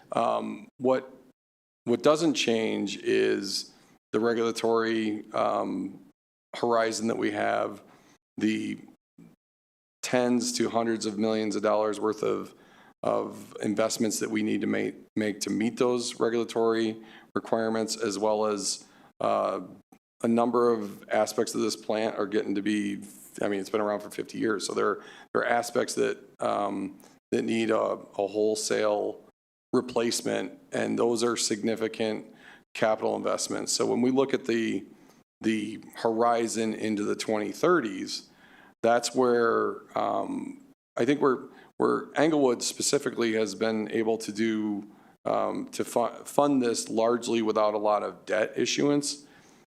When we look at the horizon into the future, and we look to the mid-2030s when Regulation 31 hits us, the temperature regulation requirements that are hitting us in the early 2030s, we still, the unknown out there is PFAS and microplastics and all these newer things that there is a potential significant regulatory driver that results in costs.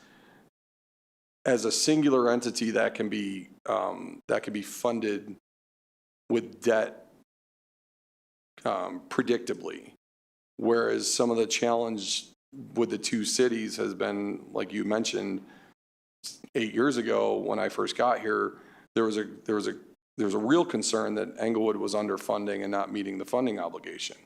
That somewhat moves back and forth based on how the cities are looking at their longer planning horizons.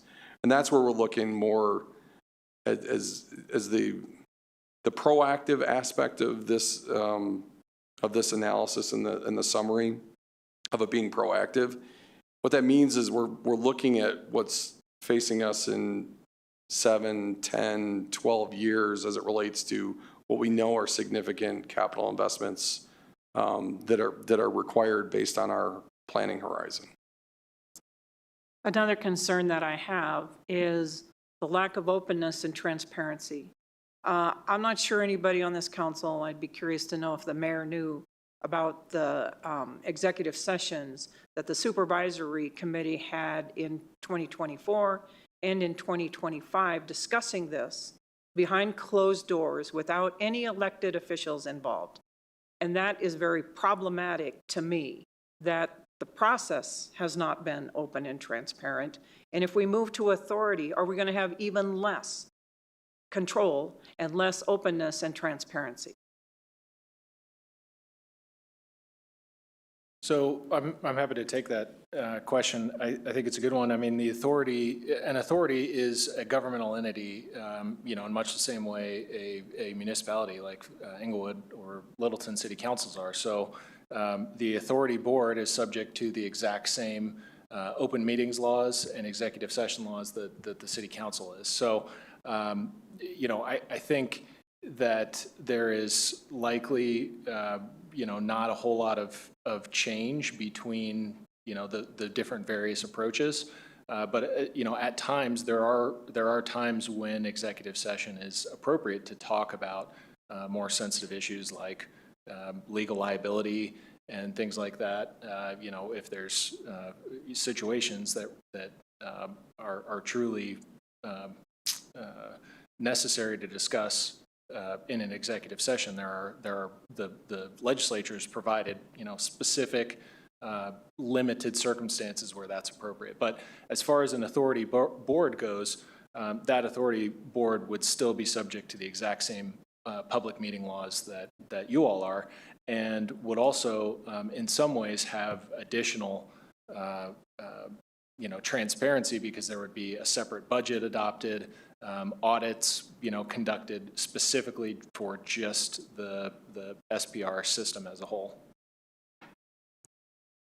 So in a sense, it might be a little bit more open and transparent because you have the authority to do executive sessions, whereas a supervisory committee really doesn't. It's just not been open and transparent to the city councils. Well, I'll let Pieter speak to this, because obviously my involvement with the supervisory committee is not, I don't have quite as much history, but my understanding is that the supervisory committee, although it may not be, legally required, it may not be an elected position or a public body itself. I think they do generally operate under the same public meeting laws. I think they do operate in that manner. So if the council voted to form an authority, would they also have the authority to unform the authority? Yes. The short answer is yes. So the cities, and that can be something that is very explicitly provided for in the establishing agreement, is when and how the authority can be dissolved. And the other thing, maybe we didn't mention it, but in appointing board members, the city councils also have the authority to remove a board member from the authority as well.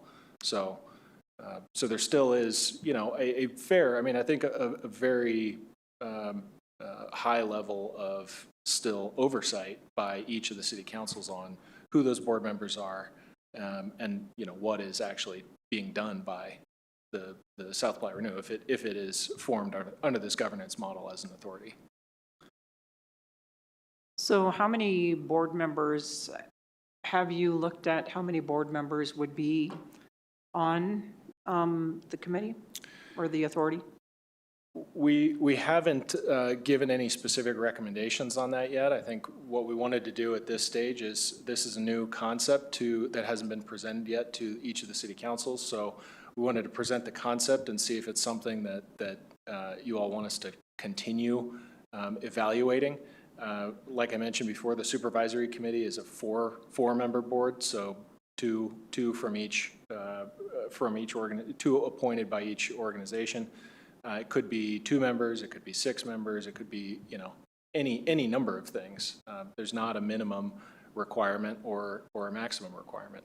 So there's flexibility there, but we wanted to get, I think, on a high level, whether get a sense of whether city councils wanted to move forward with this concept and start talking about those finer details.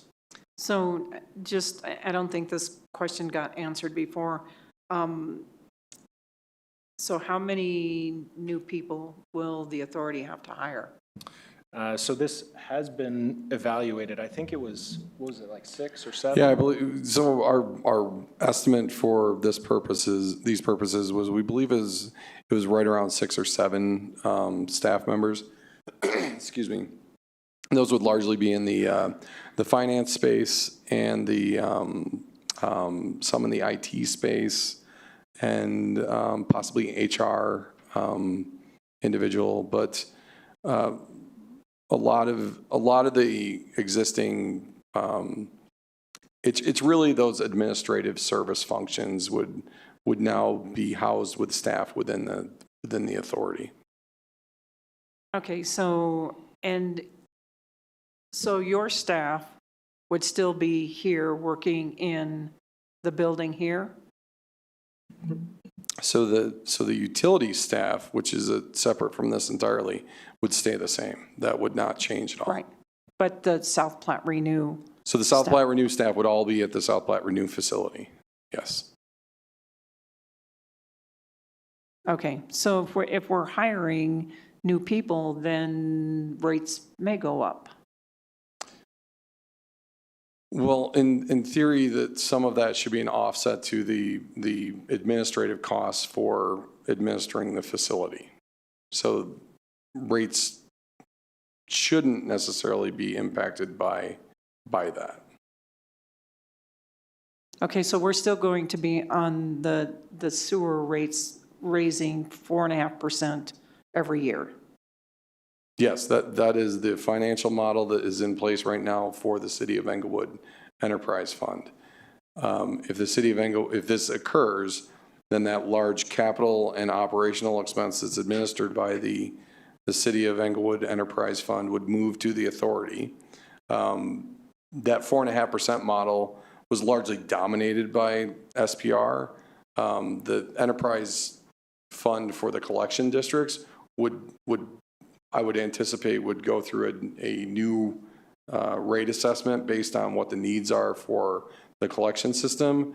And then that the Englewood's City of Englewood Enterprise Fund could establish a new financial plan for just the collection system. Okay, I appreciate that. And I just want to say, I greatly appreciate when you dealt with that before a few years ago, that the people that came to speak to us after it was all said and done, they were willing to pay the increased rates. They thought it was fair. So, thank you. Thank you. Member Summerson. Thank you, everyone. Just a couple of quick examples I wanted to just run through to see for those of us lay people who aren't as involved in a lot of this. So if there is an authority board, they would then be able to do, so for example, say park, right, pilot research center, valuable asset, valuable resource. They decide that it's in the best interest to sell it off to one of the universities or something like that. The authority board would be able to make that decision. Yes, that would be an authority board decision. Park isn't really something that could be sold. Yeah, I'm just throwing, again. Okay, again. Yep. And the biogas, right? Those revenues from the biogas, which was an investment that was, turned out to be a good bet, paid itself off early. Those revenues are then reassigned, right, to help keep rates in check. The board could decide to reinvest those revenues as well, right? Yeah. And right now today, what the biogas revenues do is they lessen the amount that we charge back to the city. So they are a direct offset of operational costs to the two cities for South Platte Renew. And we would anticipate that same kind of thing occurring in an authority model. Okay, but the authority board could make a different decision. Yep. Okay, thank you. Let me just let the legal person confirm that what I said was accurate. Yeah, of course. So Peter's exactly right. In setting up a new governmental entity, that board of the authority has the legislative discretion to carry out the business of the board. But there are opportunities to put some limits on that. So if there are, if there's a specific issue like, sale of assets, and you wanted to limit that, that's easy, that's something that can easily be added to that establishment agreement and just say, this one thing, the authority does not have the legal authority to do that thing, to sell assets, for example. But Thank you. I want to clarify that those are hypotheticals. I see Peter smiling, so I just want to double check myself on that, but thank you. okay, Member Prang has a question. Go ahead, Member Prang. Thank you. I have a couple of questions. One, I would like to know approximately, Peter, if you can off the top of your head, what the dollar amount is for the 3% that the city of Littleton currently pays to us. And I guess a second part of that question would be, what would be in the immediate budgetary implication to the city of Inglewood were we to shift the governance structure? I don't necessarily have that right off the top of my head. Can we get that information for you? Because those are numbers we can actually get the actuals for. Sure, we can maybe enter a council request for that. Yes.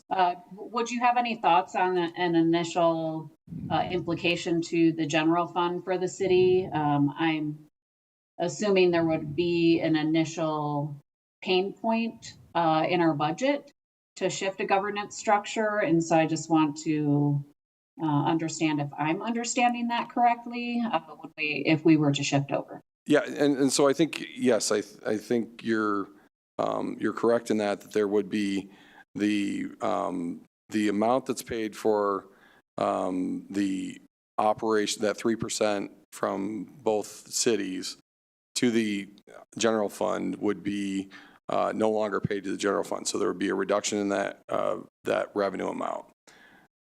Correspondingly, there would be a reduction of the service need from an administrative level for administering South Platte Renew. And so that's where we would look at what would be the effect on how certain operations were handled within the city if there was a reduction in scope, and how to right size that or make that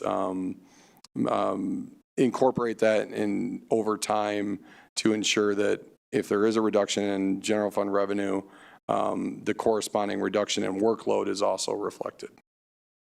Right. And I think that makes sense. I just want us all to be aware that were the decision to be made, that would be an immediate implication. And certainly there would be the hope that long-term that smooths out.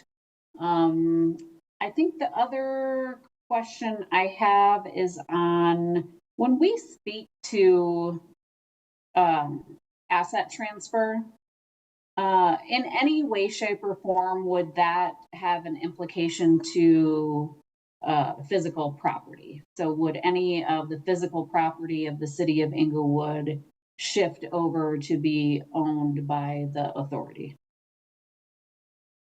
I'm going to turn this one over to Joe. So physical property, I think there are a couple of pieces of physical property. The South Platte Renew facility itself sits on, a piece of land, and then there's also the farm operations. That land is owned by Littleton and Inglewood as well. So, at least we are, I think at this point, conceptualizing that land would be transferred to an authority under this new model. Hopefully that answers your question. Yeah, and I'll just to add to that, when we talk about future liability, the liability curves that we had up there, what we're largely talking about is biosolid application, which is on those 7,000 acres out east. Can you go back to that slide that shows that? Really what we're trying to capture with this on that legacy liability is there's been 40 years of land application on those farmland of biosolids. And so that's that 7,000 acres. As it shifts away from being city responsible land application through SPR to SPR authority responsibility for land application, over time, and that could be decades, there would be a shift of the total percentage of liability away from the cities and to the authority. And then what also Joe talked about was that you could, in the establishing documents, assign responsibility for that liability to be managed and paid for through the authority itself, thereby further protecting the cities from that legacy liability. Okay, I appreciate that. So there could, and it sounds like would be some physical transfer of property. And so how do you envision that, given that utilities share space with South Platte Renew in their physical location site here within the city?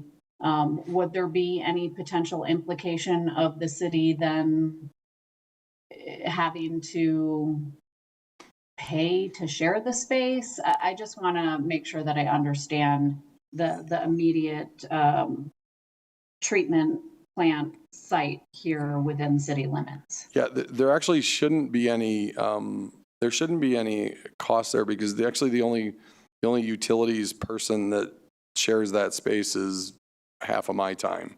So everyone else that's at SPR is only an SPR individual. The utility space that is adjacent to SPR is actually part of the service center. And so there is a clear separation from a utilization of facility for SPR. So I don't see that as being an issue if that were to occur. Okay, that's very helpful. Thank you. Member Russell. Thank you. That brought up another question. And if there's going to be an exchange of land, do the cities get anything in exchange for that land? Yeah, so I think this goes back to discussion we had already is, in transferring those assets to the authority, if you charge for those assets, it ultimately results in the authority having to increase rates to some degree to pay for whatever that expense is. So, while that is possible, I think it is possible to have some kind of a financial component to that transfer. The way we're envisioning is that it doesn't necessarily make sense to do that, really to keep it as a net neutral transfer where you just take the entire operation and move it to a new organization without any financial change. And if you're able to do that, the goal is really to keep that long-term rate model the same. So, right. So it should be net neutral to rates. Okay. So on those, on that farmland, are they growing crops on those or no? Yeah, so they dryland farm it. And so it's not irrigated farmland. They actually use the biosolids and some of the moisture that comes with the biosolids, but also by amending the soil with the biosolids, the soil actually retains moisture better. But those farmers rely on rain solely. So it is dryland farming. Okay. Thank you. I have a couple of comments. I think I'm seeing the benefits here, and it made me think of the housing authority that has a kind of a similar model where we appoint the board members, and obviously there's some differences as well. But one of the things is I've been liaison to the housing authority is just there's a lot of oversight that needs to happen there, and if all of that fell back to the city of Inglewood somehow, that would be a big additional burden on city council, I think, to oversee that. So I think the benefit of having board members who are specifically overseeing that benefits the city ultimately, and I could see that also being a benefit here. And especially right now where we meet like once a year with Littleton to talk about it and then approve things throughout the year, but then the supervisory committee's it's just kind of a really fragmented kind of authority model that we currently have. So I think there's some benefits of this. I guess one question I have is, do I understand correctly that if we went towards an authority model, there wouldn't be a need for the supervisory committee anymore either?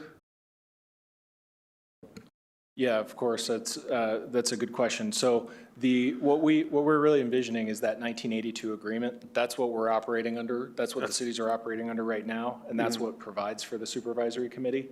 If in forming an authority by this new intergovernmental agreement, that agreement would replace entirely the 1982 agreement. So the supervisory committee would no longer exist unless it's separately provided for in this new agreement as well. And I guess I'm starting to think in the details, and these maybe too early in the process to ask these questions, but would this be like a board that would function like our other boards and commissions, obviously with more authority in a lot of ways since they're overseeing a whole, but would we appoint them in a similar manner from citizen base, or would there be more freedom to choose them in other ways? What are the options there? Yeah, so I think your example of the housing authority is a good one, in that the city council appoints members to that housing authority. I think what the city councils need to kind of think about, what we all need to think about is, if the authority model is something that you all want to move forward with, then we need to start fine tuning exactly what the criteria are for that board member representation. So the supervisory committee right now it's kind of self-executing. It's the city manager and the utilities director. Right. You could still have some specific roles of people that are identified as on this board who are kind of either subject matter experts in utilities or something along those lines. But I think one thing that we do want to at least recommend kind of high level at this point is some consistency between the two cities. So if you have a utilities director and then maybe a member at large, somebody from the public, or somebody, I mean, this can be a city council member as well, can also be on the authority board, keeping some consistency between the two cities as well. So if there's a council member, we would recommend that there at least be one council member from each one of the cities, so it's equal across both of those member entities. Okay, and then the last question I had was just on cost and timeline. If we wanted to move forward with this, how long of a process would it? I mean, this seems like a pretty heavy lift in terms of getting it done. What's the timeline and cost look like on something like this? Yeah, so timeline-wise, it's not something we talked about, but that is a significant benefit to the authority model compared to special district or private sale or anything. Those other models, which would actually take considerably more time. So the authority model is quite a bit more streamlined. We're talking about adoption of this establishment agreement at a city council meeting. That can be at any city council meeting in the future. I think we do have a timeline of identifying and tracking down all of these more specific details about the board governance and some of these other specific details to actually put the whole model in an agreement that both parties can agree to. But it's really going to be driven entirely by how long it takes to negotiate that agreement.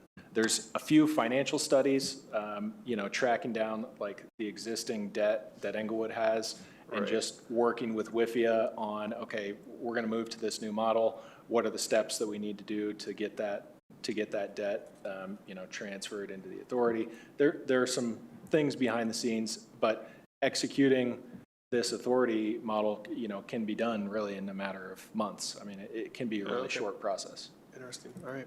And I think that gets to the last. Can you go to the last slide, please? Is really the next step. So potential additional analysis would be timeline and budget. That could be a next step for us, is to put together what is a realistic timeline.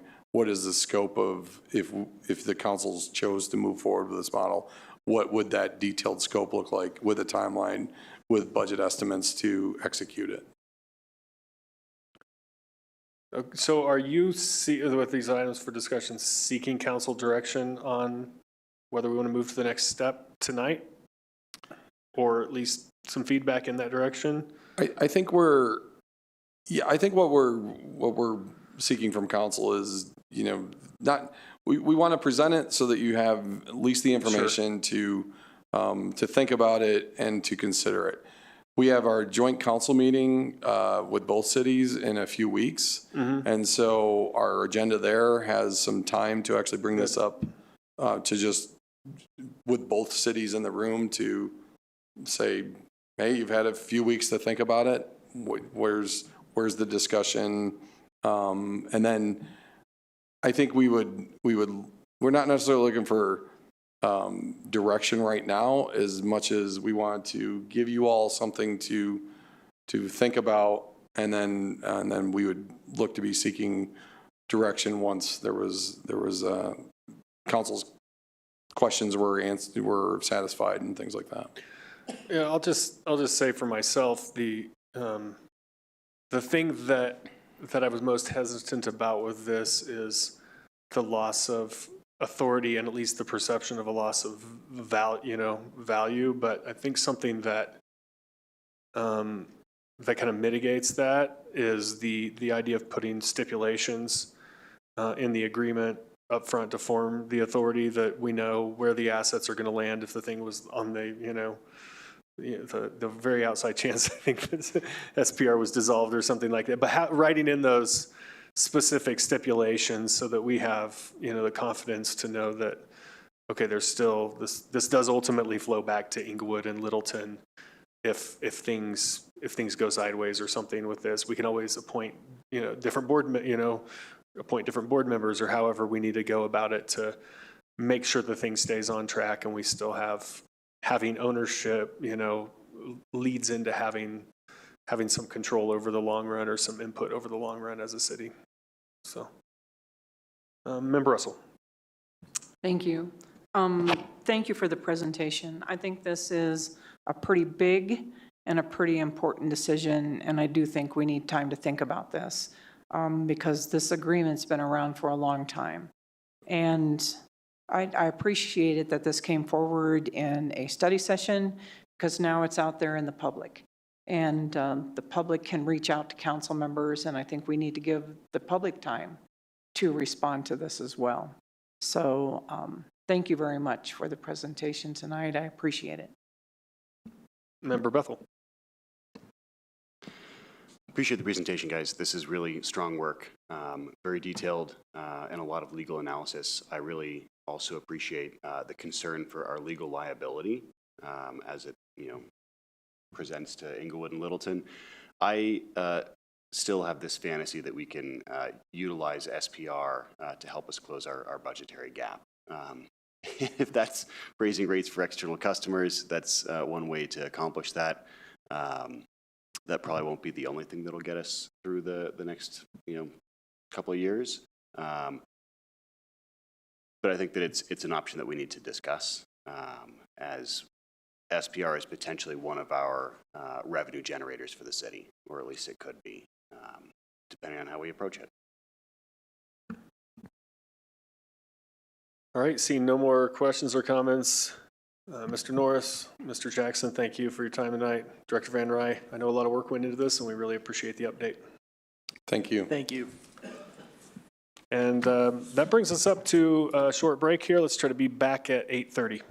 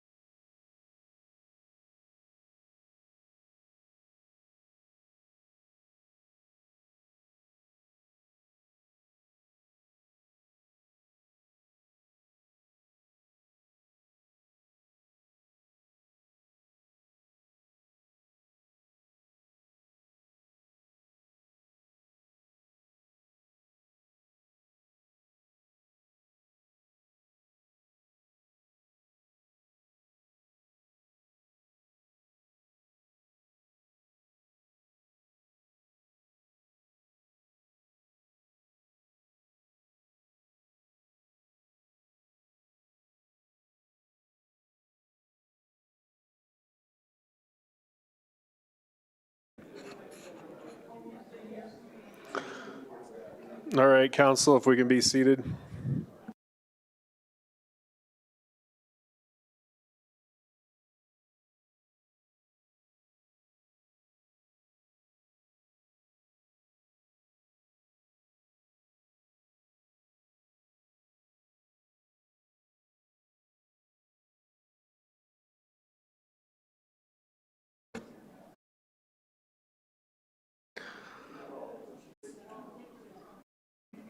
All right, moving on to our 2027 budget discussion. We have the leadership team here, representatives from the departments. City Manager Lewis is going to kick us off. Thank you, Mayor Pro Tem. I'll just start with a few high-level comments before we kick it over to Kevin and Tim for the presentation. First of all, our revenues for next year are expected to be 3.1% higher than they were for this year. So that's good news. There are cities around the country that are seeing a decrease in projected revenues. That's about 2.3 million more than we had this year. So that's the good news.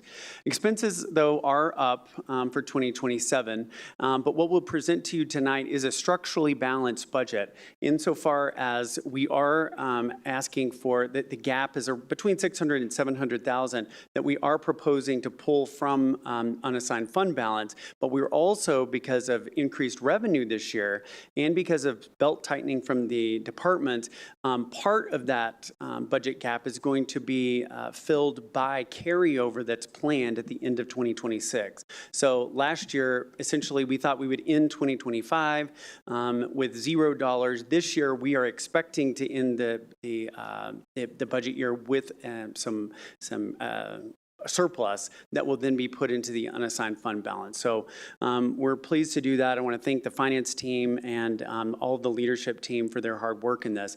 So when we started the budget process a couple of months ago with you all, if we would have taken all of the enhancement requests and all of the inflationary increases that the budget, that the departments presented to you, we would have had a deficit of about $9 million.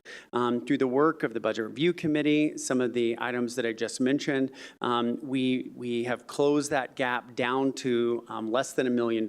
So we're pleased to present to you this early budget draft with that in mind. On the revenue side, we looked at our past 5 years of projections for revenue and realized we were missing those. We were underestimating revenue pretty consistently. But to stay conservative, we only increased that estimate by 0.5. So that was part of the piece of getting that gap. But the biggest portion of really reducing that $9 million gap was just fiscal tightening that we've done this year to give us that carryover. And then we also, through our work of the Budget Review Committee, learned that there were a number of departments, 4 to be exact, that had some departmental savings, operational planning that was going to reduce costs. That was about $500,000 there.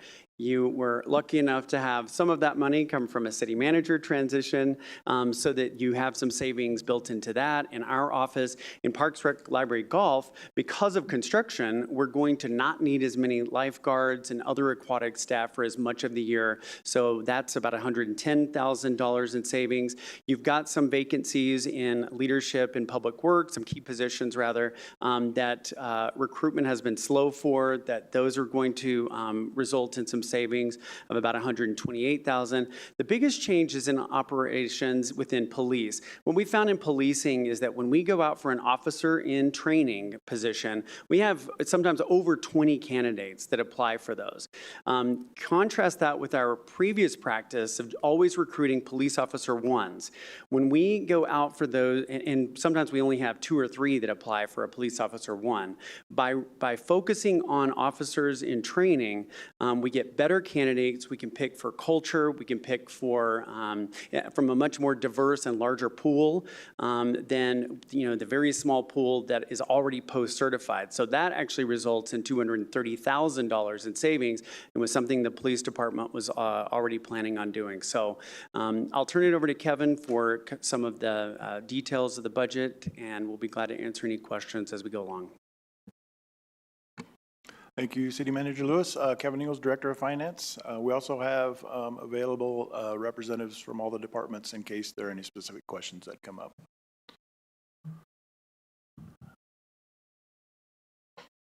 All right, so here's where we've been and where we're going. We've completed the goal setting, the preliminary discussions through April and May. A couple of weeks ago, we did a mid-year capital update, and then we had the Budget Advisory Committee's report just last week. So today on the upcoming slide, this is the draft proposal of the operating and capital budgets. We'll finalize that depending on your feedback this evening and in preparation for the public hearing in September and final approval of ordinances in October. So like I mentioned, depending on your feedback tonight, we would like to be able to get a draft budget printed by September 8th, and that's so that we can provide that to the public. In preparation for the public hearing, that will be on September 21st. That's what it's scheduled for now. Now I'm going to turn it over to Deputy City Manager Dodd. He's going to talk a little bit about the budget philosophy. Thank you, Kevin. So this philosophy was adopted by the leadership team a year ago, last April. And the idea is that it's the philosophy that drives the proposed budget that we bring to you, the city manager's budget. This was developed at a time last year when we were facing another potential budget deficit going into 2026. And we wanted to have a North Star philosophy that would really help guide what we brought to you. And so what we decided to do was to focus on a couple of things, to focus our funding on core services, as well as meeting the goals that you've established through the strategic plan. Also, as part of this philosophy, the idea is that we would focus on the retention and recruitment of dedicated and qualified employees, while prioritizing, again, the strategic plan goals in a cost-effective way. The idea is that this is a filter, so the budget that we're bringing forward to you tonight we've tested the concepts that City Manager Lewis was talking about against this philosophy. And certainly, as I mentioned again, this is really the philosophy that drives the draft budget that we bring to you, obviously not your final budget.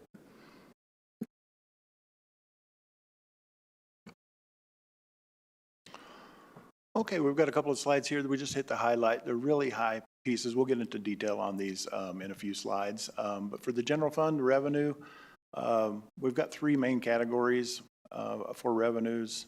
We've got sales and use taxes. That's an estimate based on historical growth rates, inflationary projections, and current trends. You've heard me talk during the monthly reports that sales tax is up, and Manager Lewis mentioned that we increased our 2027 estimates based on some of those trends. Property taxes, the city has very little control of. We get that information from the county, and it doesn't change a lot from year to year. And then other revenues, there are various categories, but they're mostly based on department estimates and sometimes anticipated grant revenues. On the expense side, most general fund departments, their biggest cost is personnel. I think all general fund departments are. We've got a 2% increase in our proposal, and except for EEA, and they are still pending. You heard about that impasse a couple of weeks ago, I believe. Medical insurance, we have a 7.5% increase in the proposal as well. Now, a non-personnel request, again, as Manager Lewis mentioned, we asked departments to hold their 2027 budgets at 2026 levels, unless there were some contractual obligations that we weren't able to decrease for that. And you'll see on an upcoming slide that our enhancements, we limited those. The only ones that are being included are those that are offset by revenues. I'm going to pass it back over to Deputy City Manager Dodd. Thank you. So also last year when we were developing the budget, we applied this methodology, and we didn't quite use it exactly how it's structured, but the methodology is called Blue Ocean. And essentially the concept is that you look at the goals that City Council has set through projects, through the strategic planning process, And you basically look at everything we do as a city. And the idea is to put essentially everything into 4 quadrants. Is this something new that we need to create, like a brand new enhancement to meet goals? Is this something we need to increase that we're currently doing to be able to meet goals? Is this something that isn't meeting goals that we could either decrease or eliminate? This methodology really focused on 2 pieces. It focused on cost reduction, but also on revenue generation. We generated about 50 or so ideas last year. We involved the 108 or so person supervisory group as well as the leadership team. Those were brought to council. This year we looked at that list again as a leadership team, and we identified about, I think, 4 or 5 that we believe we can implement this year. And we also want to keep going with this process. But the idea is that we basically are trying to turn over most stones as we can, and not just look at adding things, but also looking at what we do. Having the strategic plan completed, obviously, soon will help with this going forward in terms of knowing council's direction related to the strategic plan, so we can continue to make those decisions. But we also do want to be creative about looking at revenue as well as costs that we can be eliminating or reducing that will still get us to the goals that council then identified. Okay, the next few slides are going to be, we'll get into some of the details on our proposal for the general fund. City Manager Lewis mentioned a few of these. These are some 2026 items that we did not have when we presented our previous estimate to council. But these are savings that will flow through to the fund balance, which will help us with our 2027 fund balance as we present that to you. First of all, about $50,000 for the city manager transition. Public Works has 4 positions that they were planning on holding open. So we've plugged that $128,000 into our 26 estimate.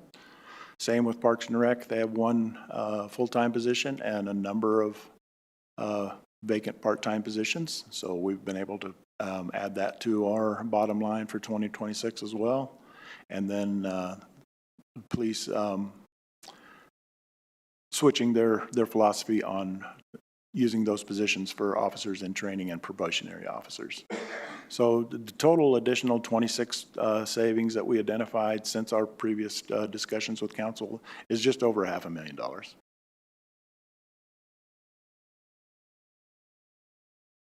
So here are some items for the projected revenues for this is for 2027 over and above the 2026 estimates.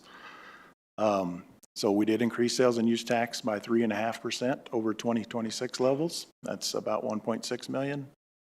Property tax, just a minimal increase of a couple $100,000. Other revenues, about 2% increase, again, a minimal increase there. And for total revenue increase for 2027 of 2.3 million. Now on the expenditure side, salaries and wages is 2.6 million. That's the 2% increase. We'd have 2% plugged in for EA, but we don't know what that number is quite yet. Medical insurance, that 7.5 increase. Now we did change one of our modeling numbers. Typically when we have vacant positions, previously we've assumed that they would come in at family coverage, which is the most expensive. We've changed that to employee-only coverage now because that's what we're seeing more of. We're not seeing as many people elect family coverage, so I think we were over budgeting for some of that. Non-personnel, slight decrease because we held to 2026 levels and found a couple of other savings there. Total expenditure increase, 3.2% or $2.3 million. Just a little bit of the historical unrestricted fund balance there. Original 2026 budget, if you recall, we were at under 15%. Now that we've gone through this, all the reviews from departments and updated estimates and done those cost savings efforts, we're projecting that we will end at 18.4% for 2026. And based on, once again, those holding budgets to 2026 numbers and a little bit of increased revenue, our proposal for 2027 is going to be just under 17%. This is unrestricted fund balance. Here are the enhancements that came through. Once again, only the ones that were offset by revenue. So you'll see the bottom line there, 300,000 of expenses and 274,000 of revenue. So almost a complete offset. And these have all been discussed with the council previously on the enhancements. Okay, so now looking at the big picture for the proposal. Again, 2026 estimates, we've updated it with all those current numbers, current cost savings, and current increase in revenues. We ended up with an operating revenue or expense, a deficit of 661. Just to remind, I know we don't have it on this sheet here, but our original budget was at nearly a $2 million deficit that was approved. So we've been able to cut into that significantly. And that gets us to a $16 million ending fund balance. And like I said, that's over 18%. So then that rolls into 2027. Again, our increase is 3.5% for sales and use tax, small increases on the other revenues. For overall increase of that 3.1%, excuse me, on revenues. 3.2% increase on expenditures. You'll see that's all in those personnel the increases that we were able to maintain for the proposal of a 2% increase for the most employee groups.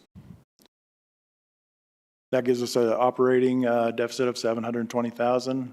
Take out a small transfer in for debt service, and that's where we get our $680,000 deficit. That takes us from the 16 million to the 15.3 million, which is 16.9% of revenues. So still above our 16.7 target.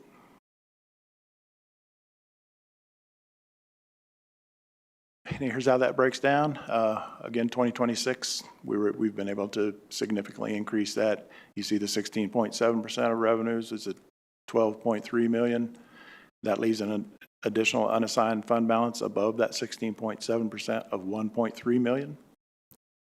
And in 2027, still you've got an unrestricted reserve, 16.7%, which is 12.7 million. And then on top of that is that an additional 221,000, which is what gets us to the 16.9%.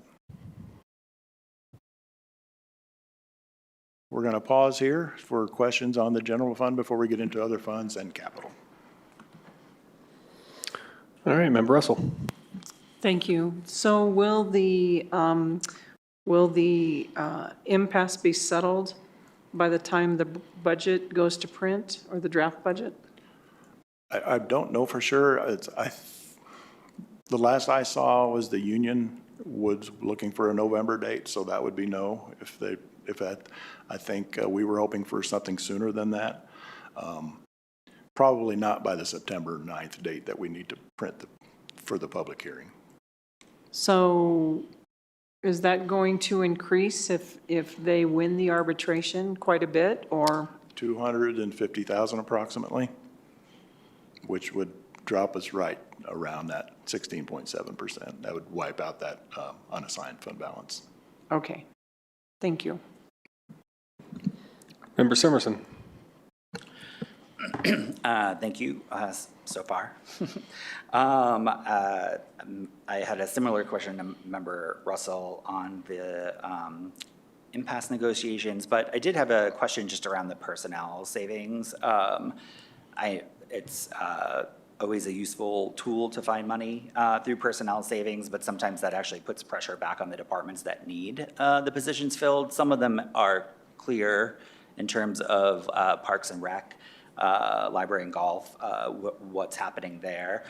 Public Works less so. And so I guess I just want to be mindful that in terms of the work that that department is charged with doing, some of these positions look like they might be critical. And I know recruitment is slow, but if we were able to fill them, I don't know that holding them open for the savings is beneficial to the city as a whole, which just then leads to another question I had in terms of where would I be able to know how many total vacancies we have in the city? This is not representative of all the vacancies we currently have. And then from that, what positions in 2027 would go unfunded due to expiration of grants or other funding sources? I'm just trying to get a better personnel picture, so I'm utilizing this slide to ask for that. Thank you. Mayor Pro Tem, can I respond?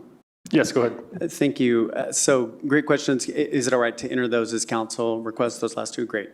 We'll do that. Yeah, I really appreciate your comment. And I agree, Public Works is the most kind of, it's the least kind of clear path in terms of vacancies. One of the things that our friends in Littleton are doing is a hiring freeze in order to get to 3% raises. We are going a little different direction in that we don't want to enact mandatory hiring freezes for precisely the reason that you describe. This one, again, was planned. It is something that the department's been working towards, but if you'd like, the Director of Public Works can address this, but we certainly want to be mindful to your point about that. I'm okay with that explanation. Thank you. Member Ward. Can we go back to the 2027 general fund projected expenditure changes?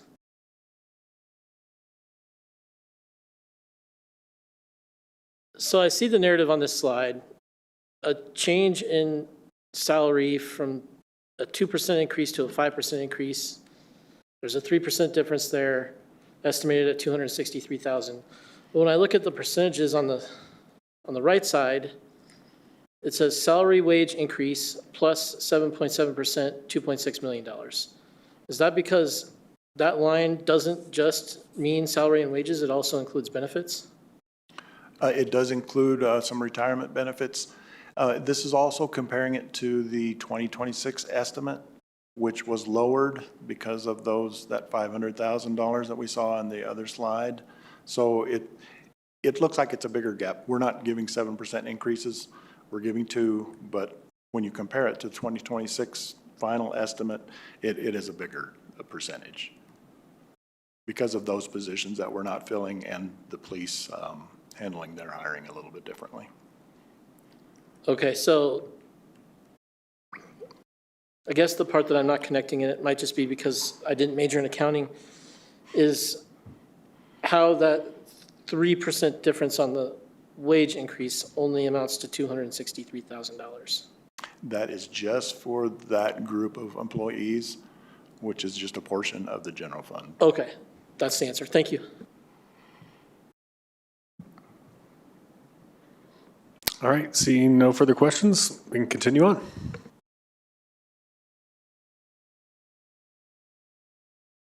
Okay, we're going to take a quick look at the other funds. We don't spend as much time on them as we do the general fund because they typically have their own funding source and are not taxpayer funded. So we like to spend most of our time on the general fund. These are governmental type funds, special revenue funds listed there. Pretty static from year to year. The only thing I'll point out on these is for the Conservation Trust Fund and the Open Space Fund. You'll notice that under the uses columns, F and H there's a drop off for 2027, and that's just because we're doing less capital spending. Debt service, those are set. Those are the mill levies we collect to pay off the GO bonds. And on capital projects, again, same thing for the public improvement and capital projects funds. You'll see that uses are down significantly in 2027, and that's just because we're wrapping up projects, anticipated to wrap up projects in 2026, and we have less capital spending or funding available. We'll talk about capital here in a minute. Proprietary funds, I think you've probably heard about these a lot. Really, the only one that's got a significant difference year over year is the water fund. Again, that's just a decrease in capital spending. Internal service funds, those are pretty static from year to year. They're cost recovery funds, so what they pay for services is what they charge departments.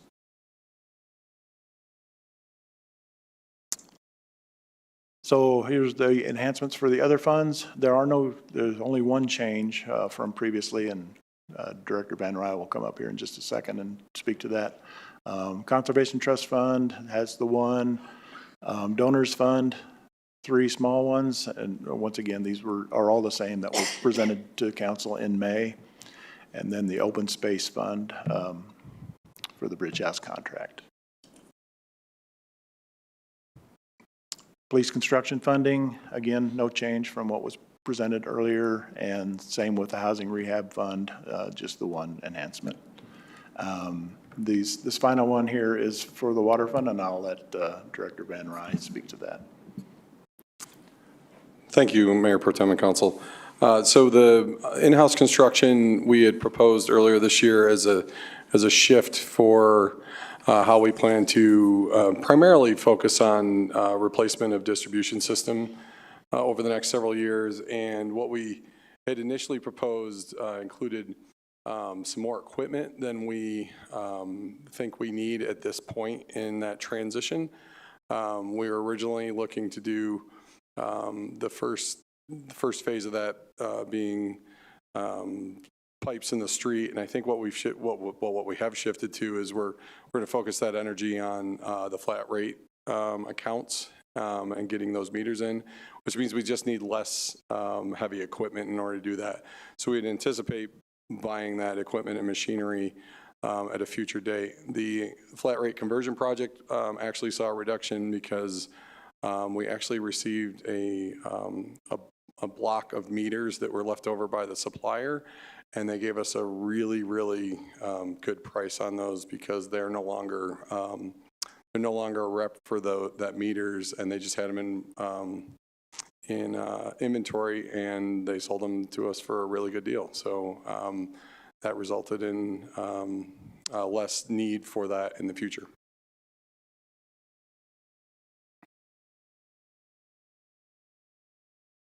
Okay, I'm going to keep going with some of the revenue proposals for water, sewer, and storm. So we'll start with the water revenue proposal, and if you recall, we've talked about these come out of that financial model that we have that's has a 10-year and a 20-year planning horizon on it. So with the water rates, we are looking at staying with the 4.5% on the rates increase.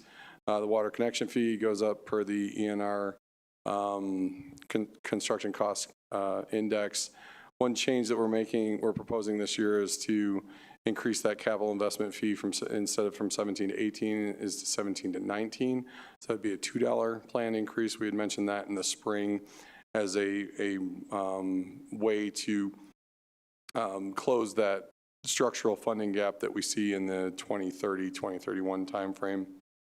And so that was that change to the financial plan that you've heard in the past. The drinking water loan fee stays the same for the duration of that loan at $5. It doesn't change. On the sewer fund, it matches our models, so 4.5% on rates. Oh, actually, I want to go back on water fund.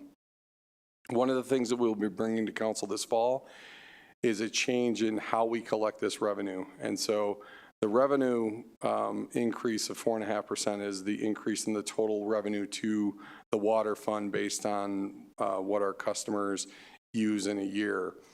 What we'll be bringing this fall is a change for how we charge for that water by proposing a 3-tiered inclining block rate structure and then a single rate for commercial, industrial, and multifamily.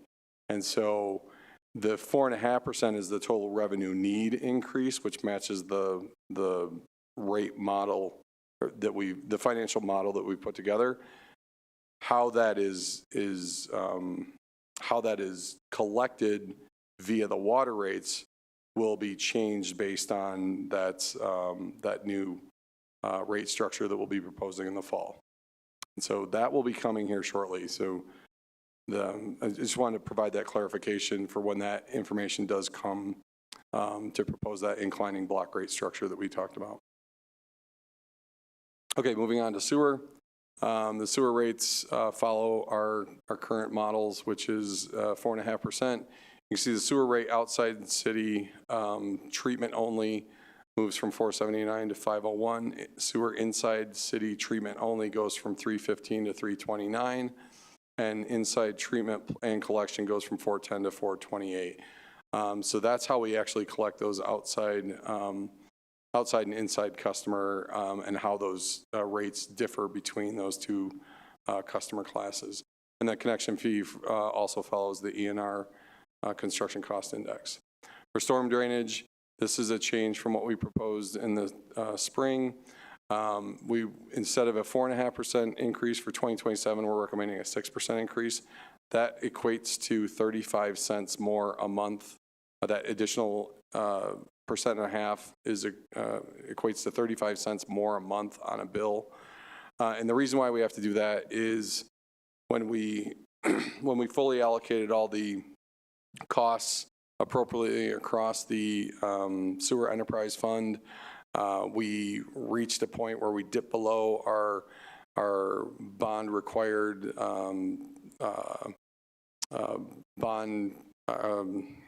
debt coverage ratio. And so by making this one change in 2027, we meet those bond covenants with that debt coverage ratio, and then we'll move back to a 4.5% per year. So that was a minor change we needed to make in order to fully stabilize the operating revenue side of that fund. What it looks like from a bill comparison perspective. So this is for a 6,000 gallon utilized bill. Keep in mind that all the comparison charts are 2026 rates, and we are showing our 2027 rates. We know that most, if not all of these entities will also be raising rates next year. You can see where we fall with 6,000 gallons.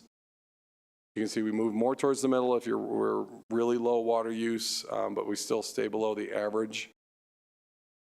And then if you're high water use, we still stay right near the most affordable for any city comparable, generally in the Front Range.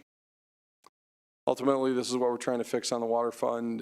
You can see all the funding that has allowed us to invest in capital for the last few years. We'll be finishing out that capital investment in 2027. That pink is a near-term funding gap that totals about $11 million. We're closing that gap with additional funding source, potentially some more SRF and reduction in project scopes. So we won't do as much if we don't have the funding for it. It's the light blue color that we've talked about that we'll keep talking about as the structural funding gap from capital that we're trying to fix over the next few years so that we can have a very stable annual investment in the water capital fund that meets what the master plans identify as the ongoing need for the water utility, so we don't end up behind in the future again. At the end of it. Okay. All right, questions for Director Van Rye? Member Bethel. We've discussed a little bit about how we charge for untreated water that we sell to neighboring municipalities. I think you said that we sell our excess water to Highlands Ranch. Is that a fixed income source, or can that rate be changed? So that is a rate that is set by agreement, and there are multiple tiers in that rate depending on the amount of water we deliver in any given year. And so one of the things that we're actually looking at this year that we're paying close attention to is because of the drought, we are not necessarily going to deliver as much water to them as we would in years past. What that does is it resets the floor of the high-priced water. And so that floor right now, or ceiling, is at 2,800 acre feet. So when we sell 2,800 acre feet to them, we sell it at the high-priced rate in that agreement. And then there's a medium-priced rate and then a low-price rate. If we sell less than 2,800, which we will this year because of the drought, that resets that that floor for that high-priced rate. That lasts for 10 years. And so every time that this is why we pay close attention to maximizing, optimizing what we're selling to them to not have an impact on the rate, but also recognizing that, in times of significant drought, we need to hold some of that water back to ensure that we have adequate supplies for our city. So it's a complicated question that we pay close attention to so that we ensure that we optimize the best result for our customers. I appreciate the detailed answer. I also noticed in the water rate comparison that Highlands Ranch still has pretty low water rates. That might not be, no disrespect to the citizens of Highlands Ranch, but as we're selling them water and are looking at, potential funding sources, it's a question that we need to ask. I believe that they are also going through a rate increasing process. That agreement also has there are specific ways that we can change those rates that are defined by the agreement. We did this a few years ago where we actually did an appraisal-based analysis, which is allowed in the agreement every 5 years. So we would be looking at doing that probably in the next 1 to 2 years. Excellent. Thank you. Yep.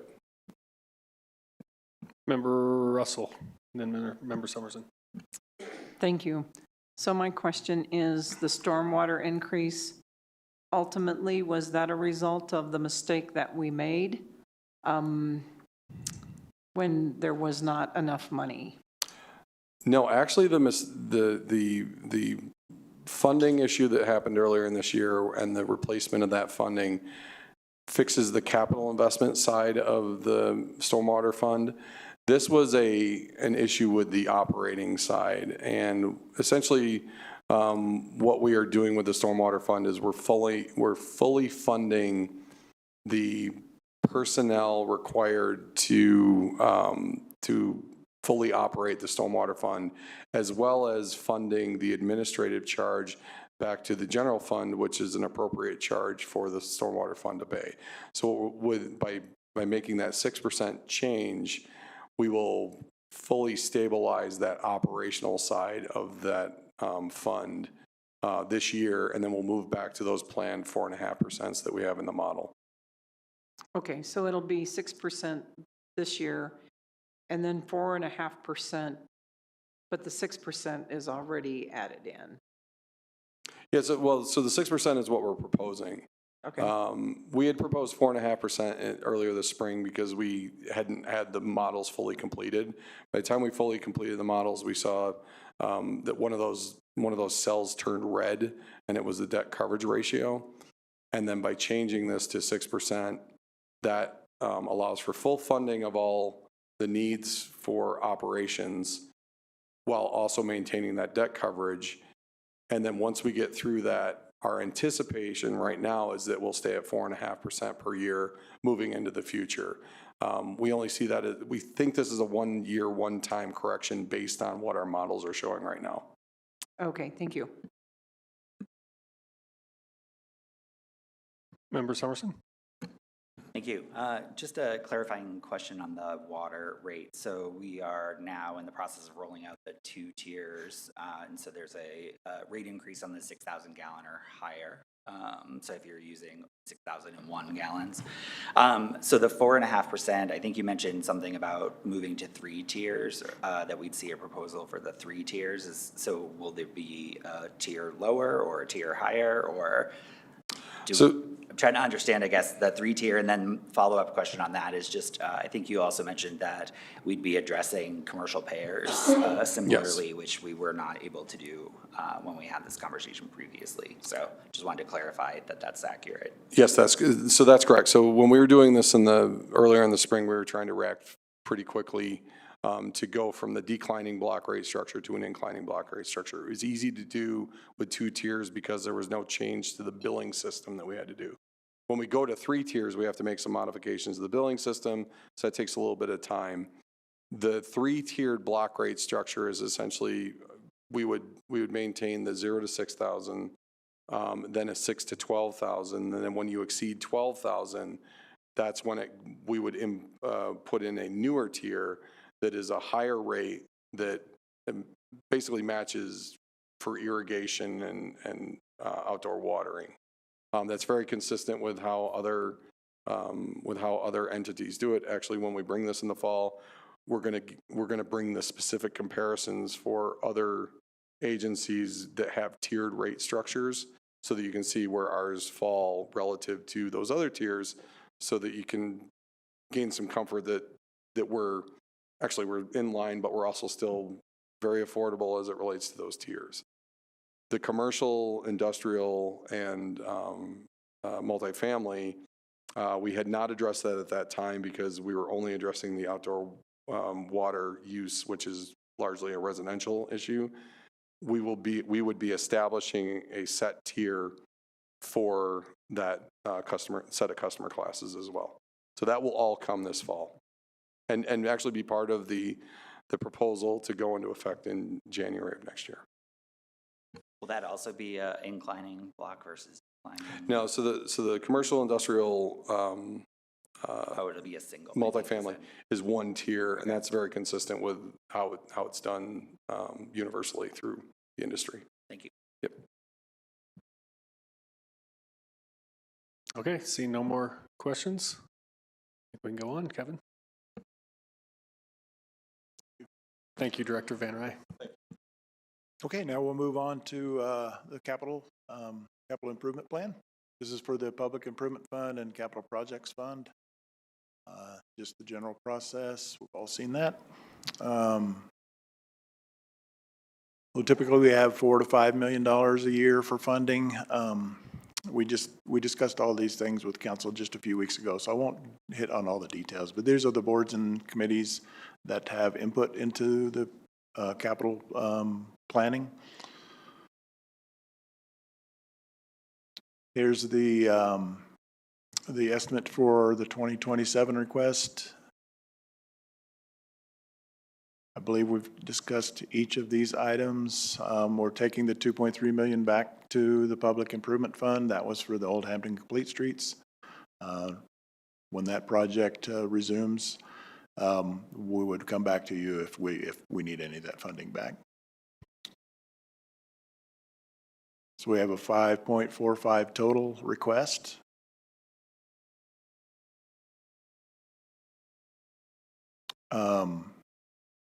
$500,000 of that is in 2026. We didn't have that in our initial presentation for you, so that's why that's in here. We have discussed it a couple of times with council. Just under $5 million for the non-discretionary capital requests. That leaves us about $451,000 that we are going to use out of unappropriated fund balance. Some of that will be part of that $2.3 million that we're returning to fund balance. So the fund has plenty of capital to cover that. Here's the list of the non-discretionary capital items that made it in. I think we've talked about the changes for all of these. So unless there are individual questions for the departments, I won't go through each of those. But we have time for questions if you do have questions on any of those capital items. Member Summerson? I don't know if they're questions or just observations, but I do want to just call out that we've been having some conversations about the Civic Center parking garage and what we may decide on that. The Civic Center passenger elevators would also be impacted by that decision. The staged approach to maintenance may not work if we were to determine to do something differently with the garage. So just had that observation while looking at this earlier because it felt different than previous conversations. The fire curtain, I don't think is down. So I just want to call out that our decision to save money by keeping the fire curtain down while the fire curtain remains up could be a liability. The seeking the EDDA funding on the Little Dry Creek is crossed out, so I guess I'm just confused about, are they still providing funding for that project, and I'm just looking at red lines in the wrong manner. I'm going to ask our Parks and Recreation Library Director, Underhill, to provide some details on that. Christina Underhill, Director of Parks, Rec, Library, Golf. So with the return of the funding for Old Hampton, we were able to fund the 560 out of this. Initially, we were looking at taking it out of potentially open space, but we appreciate that there was enough funding to cover that project out of capital.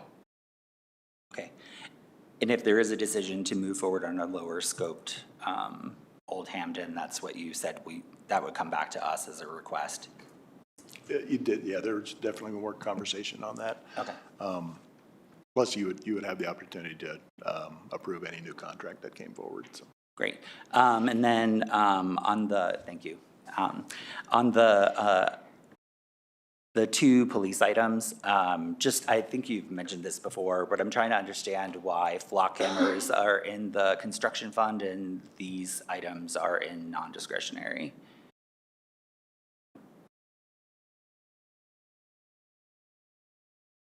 I believe we have Deputy Chief Fender coming up.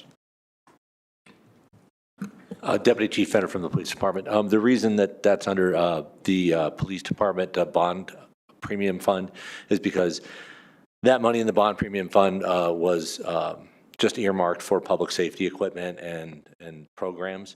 And so we've been paying that through that bond premium fund instead of capital improvements in an attempt to spend some of that money down as well. Member Russell. So I guess my question is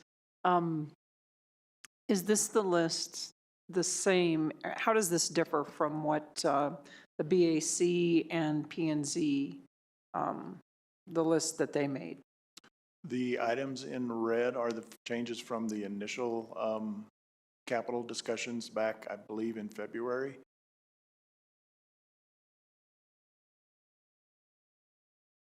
But, okay, so.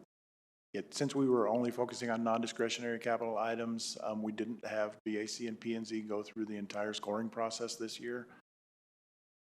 Is that okay? Okay. All right. That answers my question. Thank you. Member Pring. Thank you, Mayor Pro Tem. I just have a quick question, probably for Deputy Police Chief.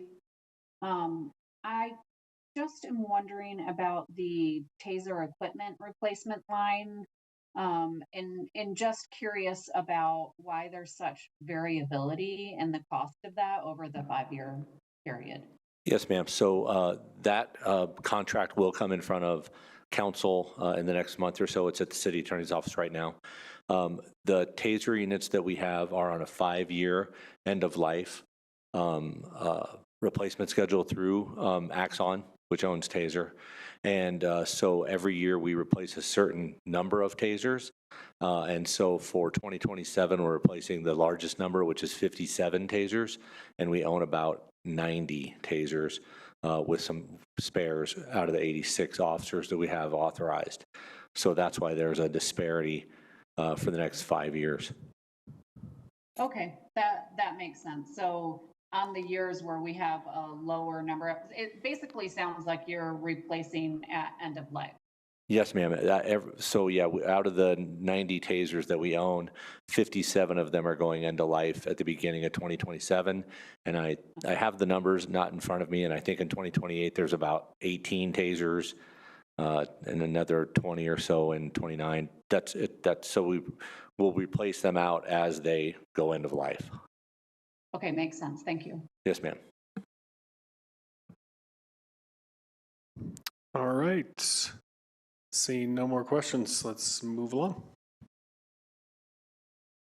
Okay, the next group of slides are capital for the other funds. There aren't any changes in these, so I'm not going to go through the individual lines unless council has specific questions. But again, no changes from the last couple of presentations that we've done to council. This is the Conservation Trust Fund, Open Space Fund,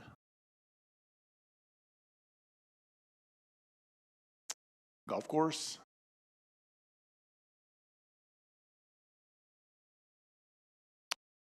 Police Headquarters Construction Fund, again, just that one item. Public Works, Concrete Utility Service Center, and Capital Equipment Replacement. Again, no changes.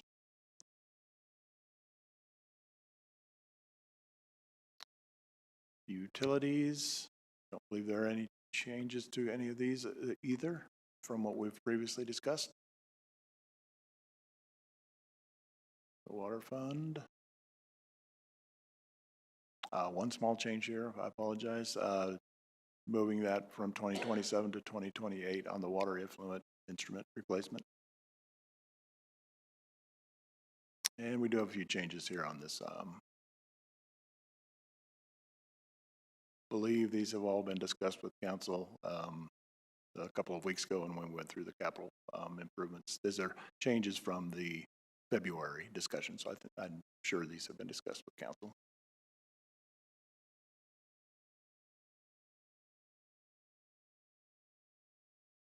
Same here with the sewer fund. Storm drainage.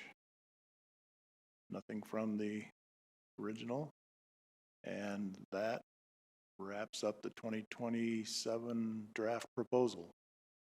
Any other questions? We're glad to answer those. All right, one more chance for questions, City Council. Member Prang. Thank you. I have a few questions that popped up earlier, but I wasn't quick enough to the draw to get them out at the beginning. So I had one question on the 7.5 premium increase for employees, and the presentation states that employees will be covering a small portion of that increase. Can we get a number on what small portion means?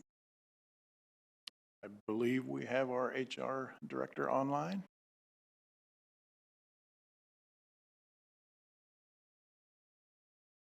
Good evening, Council. Sean Weisky, Human Resources Director. I am pulling those numbers up now, so bear with me. Give me one moment. Okay.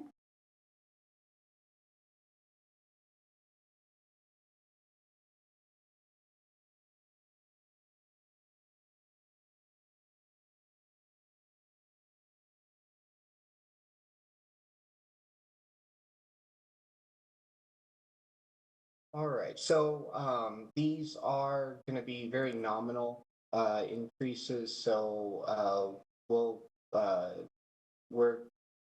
these also haven't been announced to city employees yet. So these are very nominal. These are low single digit increases. For example, the deductible HMO plan went up 1%. For employee cost sharing. So it's things like that. But more than happy to provide this into a council request, and so we can work on messaging this out to staff.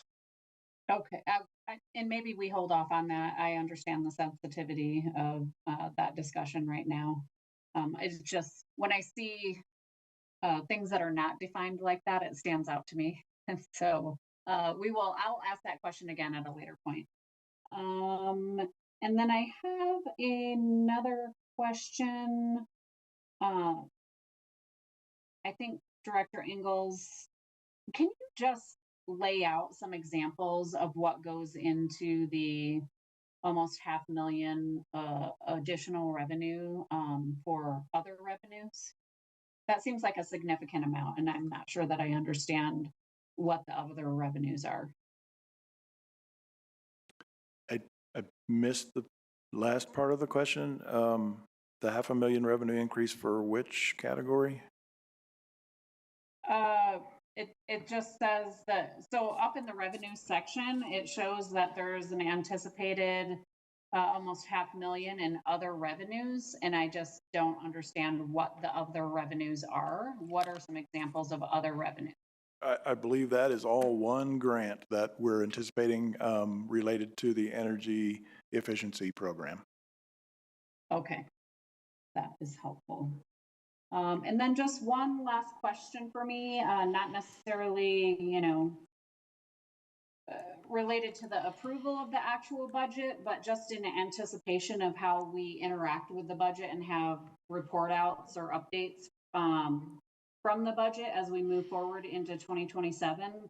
A few times we have had conversations or brought up a question mark around the separation of sales and use tax revenues. I believe myself and one other council member has discussed that. I think Member Summerson.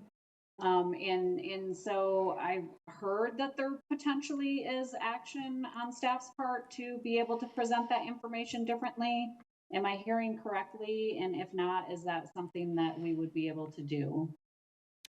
Yeah, that question just came up again last week. It's certainly something we track and could report on. It's not a heavy lift for us to do that. Okay, perfect. I would love to see that going forward. Thank you. All right, Member Bethel. As long as we're discussing some personnel issues, or not issues, but budgeting concerns. The City of Inglewood manages a large fleet program as well as a lot of heavy machinery. How's our internal safety record? Do we have any opportunities to improve our safety training to minimize workplace injuries? Yeah, thanks for the question, Member Bethel. This is one of the things that the City Attorney's Office has really put a lot of time and energy in with our new risk program that we started last year. And so in terms of our risk claims, we track all of that through the City Attorney's Office risk office very closely. And I think she would be able to report on that, or our risk managers. But if you'd like, I can enter that, your question as a council request. That'd be great. Okay. I'd love to explore that. Safety is important not just for our city budget, but also for the longevity of all of our city employees. And, you know, I want everyone to go home to their families whole and sound every evening.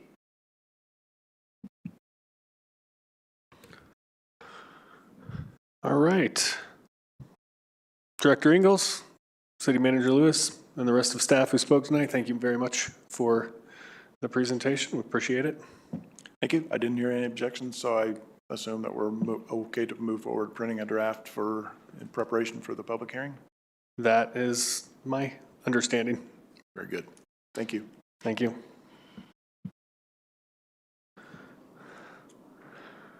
All right.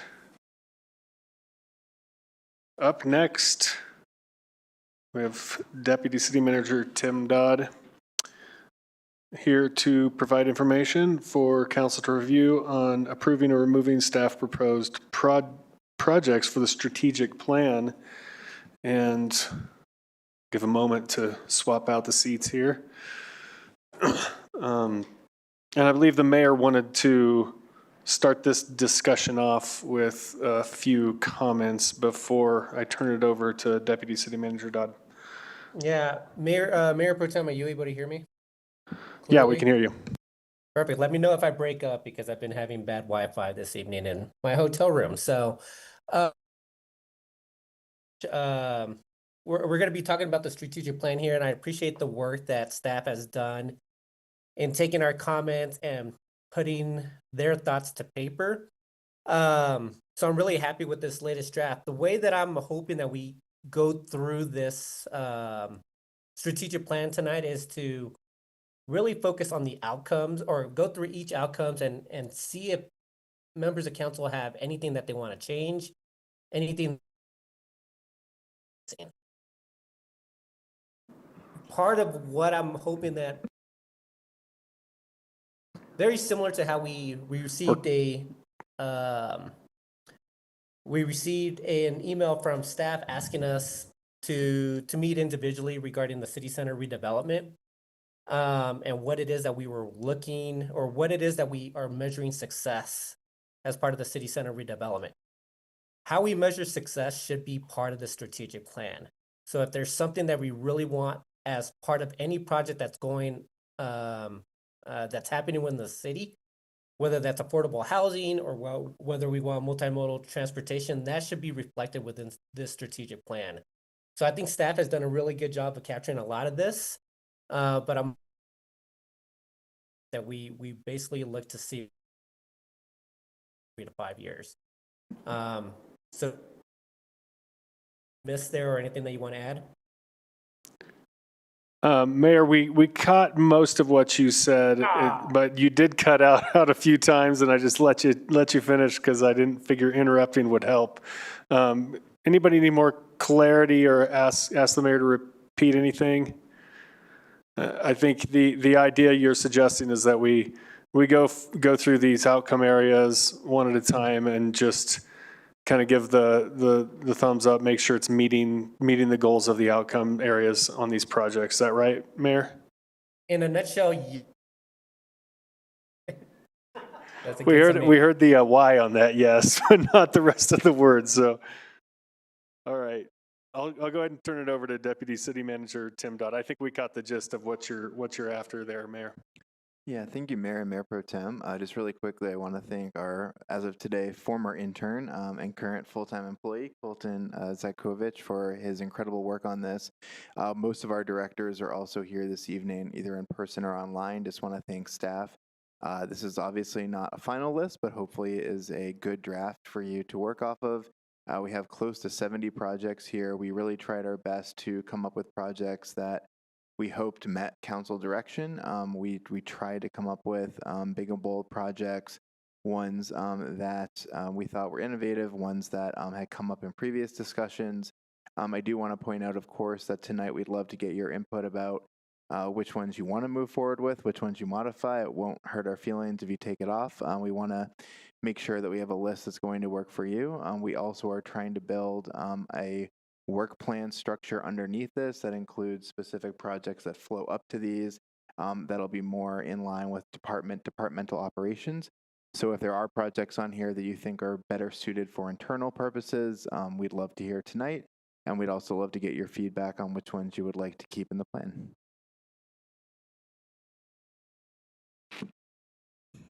All right. So we want to start and go through the affordability ones. Okay. Yeah, we can. So Colton has the clicker. So it's the memo. I kept it short, but the memo does have kind of a capture of the flavor of each of the sections as well as the number of projects in each. So Mayor Pro Tem, yeah. So the first, alphabetically, the first outcome area is affordability. There's also goals under each one. So the first one is affordable and attainable housing. We can scroll through it.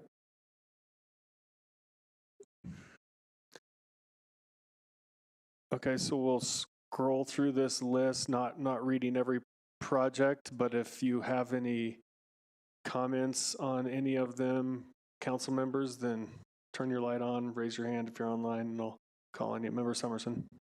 I just actually have a general question. You mentioned 70-something projects in here, and then of course this is those sort of the high-level opportunities, and there's a lot of work that up to the 70. Was there an impression or understanding of how many you felt? Like, are we trying to get the 70 down to 40? Are we just trying to say good luck, get all 70 done? Or like any recommendations there, I guess, in helping us try to understand how to help this list without glaring obvious deletions or additions? Yeah, thank you. I think what would be really helpful for us, because this is the first time I think we've done it this way, is really for you to tell us as staff if this is something that you think rises to this level, or if you think it really should be a staff level project. There were a few that were on the border, so I made the decision to bring them forward to you to get your direction on that. We didn't have a set number. I think in my mind I was targeting more like 30 to 40. And so when I counted the final list, it was a lot higher than originally I thought. But I made the decision to bring it forward to you because we really wanted to paint a picture for you and have you tell us where you wanted to go with it. Member Ward. Are we in a place where we can talk about what we see on the sheet? Yes. The one that really sticks out to me in this housing section, Mr. Dodd, is the Resident Resource Navigation Program. I actually like this, sort of connecting tenants with resources and perhaps expanding into some landlord-tenant relations type things. It's a service that I'm not sure the city provides currently. And a lot of people, when they have some sort of dispute with their landlord, like let's say, I don't know, their boiler goes out in the coldest part of winter for over a week and they don't have any heat or hot water in their apartment that they're paying over $1,000 a month to be in. I don't know why I just put that example out of the air. They look to the city for help, and I'd like to be able to provide that help. So I think this is a good goal to work towards.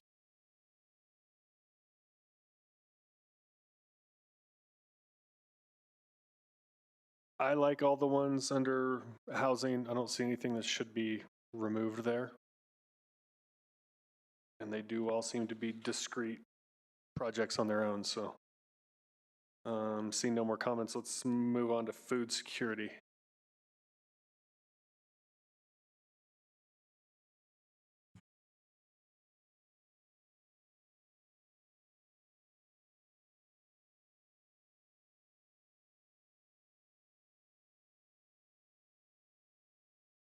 Member Summerson?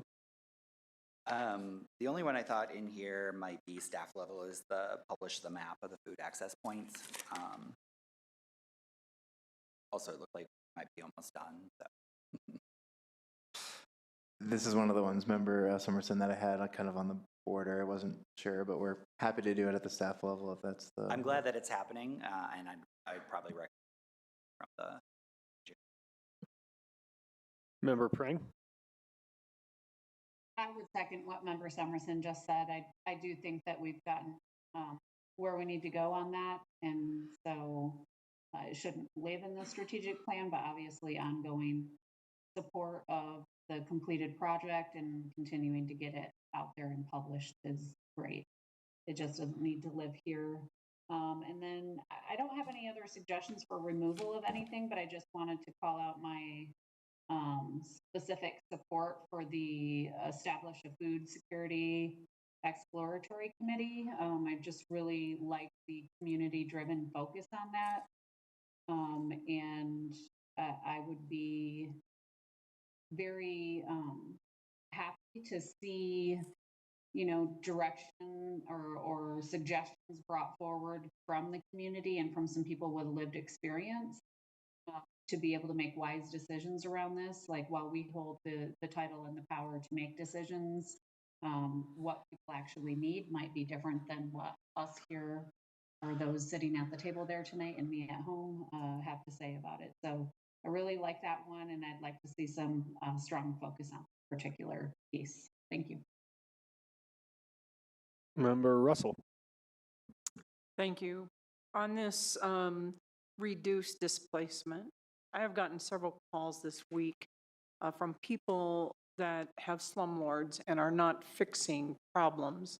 And maybe their places are relatively affordable, but it's just like Councilmember Ward mentioned a few minutes ago. They're really being forced out because the city isn't making sure that the buildings are safe to live in. And I'd like to see us develop some really enforcement of safety rules. And if a slumlord isn't going to address the problems, condemn the building. I mean, I don't know that we need to go that far, but the city needs to start dealing with these situations, because it's disheartening to me to get these phone calls, and they've called the city departments and nobody is doing anything. Member Russell, as you said, that would be a project under the reduced displacement goal. So I think that it probably is, because people are being displaced if they don't have a safe, clean place to live. Okay, are we good on the food security, or is your comment on food security section, or should we? Member Bethel? No, I had some clarifying questions for Member Russell on what that could look like. Oh, gotcha. Okay. Go ahead. That's part of housing, right? Pardon me? Oh. The reduced displacement, is that in affordability? It's it's a number section. It's the coming section after access to childcare. Yeah, access to childcare is the next section after that. I see where we are. Thank you. Would that look like a landlord registration, or like permitting for landlords, like accountability in that way, or beefing up our community development department and inspection process, like code review? I think just figuring it out. I told one of these people they need to come to the Code Compliance Committee and tell their story. Because most of the things that they're complaining about would be covered under code compliance. Yeah, I agree. But I think that in hearing these stories, and I heard another one also, it is very frustrating that they call the city and the city won't, somebody will come out and look at it, there's mold. And, you know, mold is very dangerous, but the city isn't forcing the landlord to do something. I don't know, maybe the people need to complain to a higher level authority. I don't know, but I think there are things that we can do as a city to make that happen. Okay, before we go back to reduced displacement, I think we're good on the food security and access to childcare. Any comments on, that's the one that's up on the screen right now. There's just the 3 projects. Any objections to or questions on that one? Member Ward. Co-location seems sort of dangerous to me. I don't know that that means that we shouldn't explore it, but I'm a little concerned about what that would look like.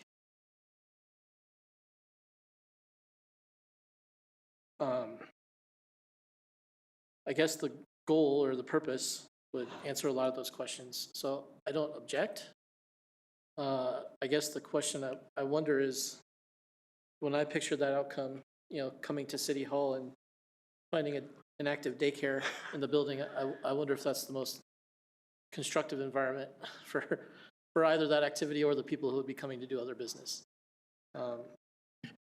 As an exploratory idea, I think it's good. I do think it would depend on where. I mean, I could see it being a benefit. I'm just shooting from the hip here, but maybe Malley Center co-locating with, I think there's some benefits to having elderly and childcare kind of stuff co-located in the same place, so there's some exposure, but maybe that's risky too. I don't know, but I think I like it as an exploratory project. Member Summerson, I think, is next. I had a question on that one as well, just again, in terms of prioritizing a list of 70 items.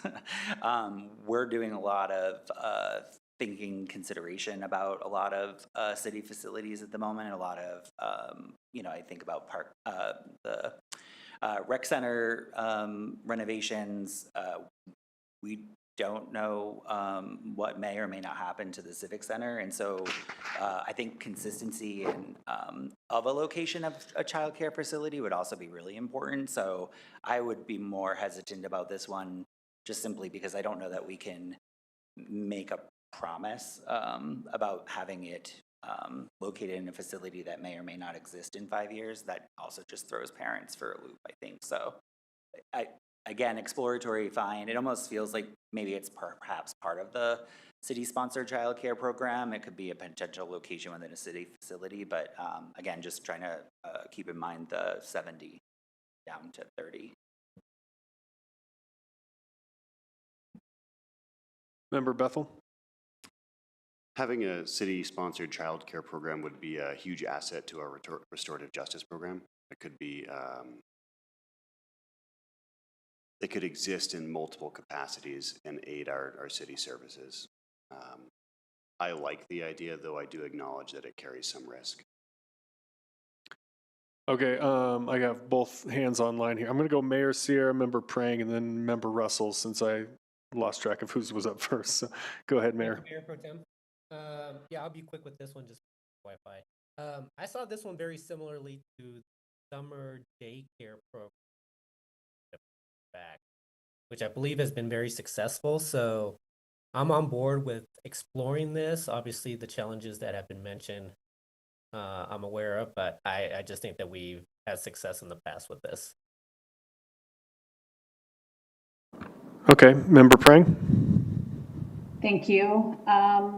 I might have a little bit of a different take here in that I I'm less concerned with co-location, and I feel like if there's an exploration of that idea, that we would obviously do it correctly. That's what the exploration is about. And I really like the idea that Member Bethel just brought forward about a city-sponsored one in the restorative justice piece. And I do wonder, so to Member Summerson's point, if there's a way to combine those last two to kind of cover exploration of both of those pieces. But I have more reservations about the complexities of sponsoring a child care program within the city and doing that well versus, you know, perhaps creating more affordability with the co-location piece of it. So I think that staff could find a way to combine those two and thus reduce the overall goals that we're tracking. Thank you. Do you have a comment? Okay, Member Russell? I agree with Councilmember Prang on that last one. Although I do think that maybe Parks and Rec, this would be something that would fall under that department more than any other departments somehow. One thing I would like to encourage us to consider, I don't want a whole lot of things in this strategic plan that is going to cause us to hire more staff or new staff. We've got financial problems right now. And the one thing I would love to have that I don't think we've had in a long time, staff has never been honest with us. We can't do this. I want staff to have the freedom to say, we can't do this. We need to focus on certain things, because there were a whole lot of things in the last strategic plan that we didn't get done. We would be better off to cut down the number of things that we're doing and do the things well that we are doing. And sometimes I see things in the strategic plan that staff really ought to be doing as normal day-to-day business. And the things that are normal day-to-day business, I don't think they have any place in the strategic plan. They should be being done. So those are just my thoughts. Thank you. Member Ward? It occurred to me after my previous statements that the city does have more than one facility. This isn't the only facility in the city, so the rec center, I'm guessing, is probably the targeted location, but I'll let Director Underhill weigh in on that. You want to address potential locations, Director Underhill? Sure, I'd be happy to. So ultimately, the recreation center would be the most logical location. Malley is very busy on a daily basis and doesn't have as many spaces to put young kids in or have a playground space or anything like that. We do offer summer Camp Connection, the Kids Connection program throughout the summer, and that's been very popular with over, I think, 110 unique registrations this year. So I believe in the past a child care program was offered. It's something we want to look back into, so we're happy to do the research and find out what the costs are.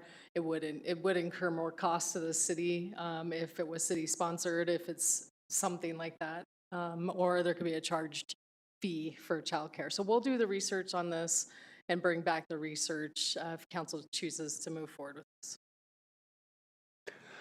It sounds like we want to keep all of these in access to childcare. So we'll look forward to that research. All right, moving on to reduced displacement. I know Member Russell addressed some of this. Was that, Member Russell, an added project you're suggesting? Yes, I think it would be an added type project. So it would be something along the lines of a code enforcement for standards of living, something like that kind of project?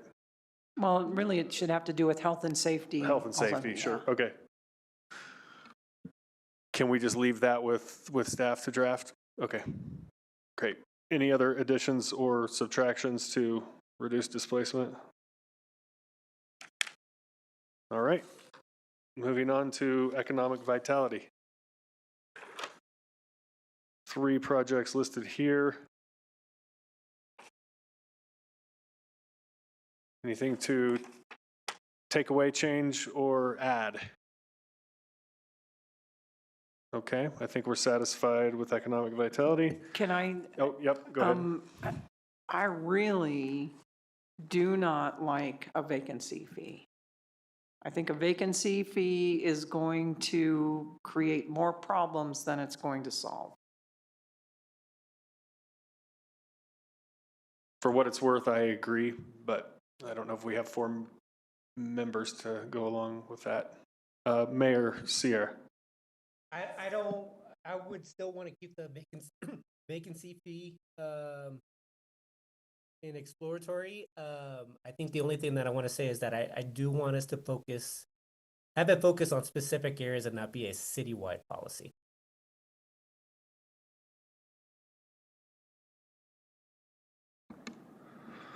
All right, council, are we okay with narrowing it to focus on specific areas but not remove it altogether? Point of information. Yes. So if we do this in certain areas and not in other areas, Is that legal? wouldn't that be problematic or legal or? It raised a concern. I would have to look at it more to give you a definitive answer, but off the top of my head, yeah, that raises a concern for me. Okay, Member Ward.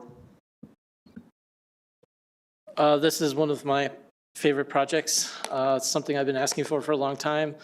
I would start citywide, frankly. I think, vacant buildings, to me, bear little difference between a vacant building and blight. So if we want to waive the blight one instead and start confiscating things, I guess we could offer that solution. But I think this is by far less aggressive. It allows people to park their money in the city if they want to. It just doesn't save them any money by sitting on an investment with a vacant building and wasting space in the city and, abusing our storefronts. Member Summerson. I'm in favor of exploring this idea. Also in favor of exploring this idea, not completely sold on the 180 continuous days. Sometimes it can take longer than that to launch a business. Someone could purchase a property and have grand ambitions for it, but it just takes a little bit more time to get off the ground. I think that what we're trying to target with this are the folks that purchase a property and sit on it for multiple years while it degrades underneath them and impacts the community. So we can take a look at that 180 days, but I'd like to keep this. Okay, so we're keeping it, and the majority wins the day. All right, nothing else under economic vitality. We'll move on to, Member Prang. That's okay, thank you. I actually tend to lean in favor of this, but I am curious, Mayor Pro Tem or Member Russell, if you could articulate why you would be against this, just so I can understand a broader range of thinking. Member Russell, I'll let you go first. Thank you. Thank you for the question. I think part of the problem that we are experiencing with some vacancies are we're not really a business-friendly community. And I think that we could solve a lot of our problems by becoming more business-friendly instead of, you know what my greatest concern is? I think that we are so messing up the South Broadway corridor, it's going to make it very difficult for businesses to succeed down there. And I believe a lot of businesses are going to be leaving down there. And so we're going to have a lot more vacancies. And the more difficulties we put on business owners, the more we're destroying business in our city. That's my personal opinion. So, and those vacant buildings, somebody from the city, I don't know whose job that is, should be visiting with those people to find out what the problem is, what we can do to help them, rather than being punitive. So that's my opinion. Thank you. My response, Member Prang, is I see the problem.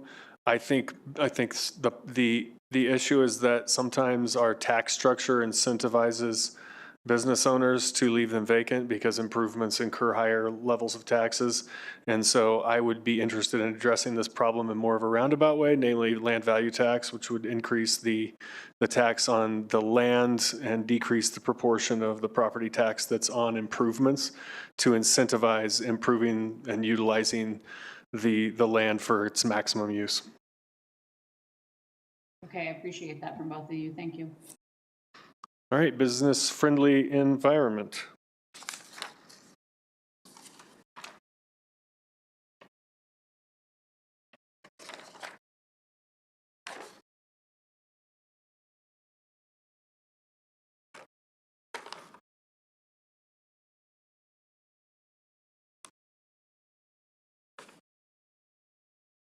Everybody's reading them. Any questions or objections? Member Bethel? It does seem like streamlining special event permitting got us in trouble recently.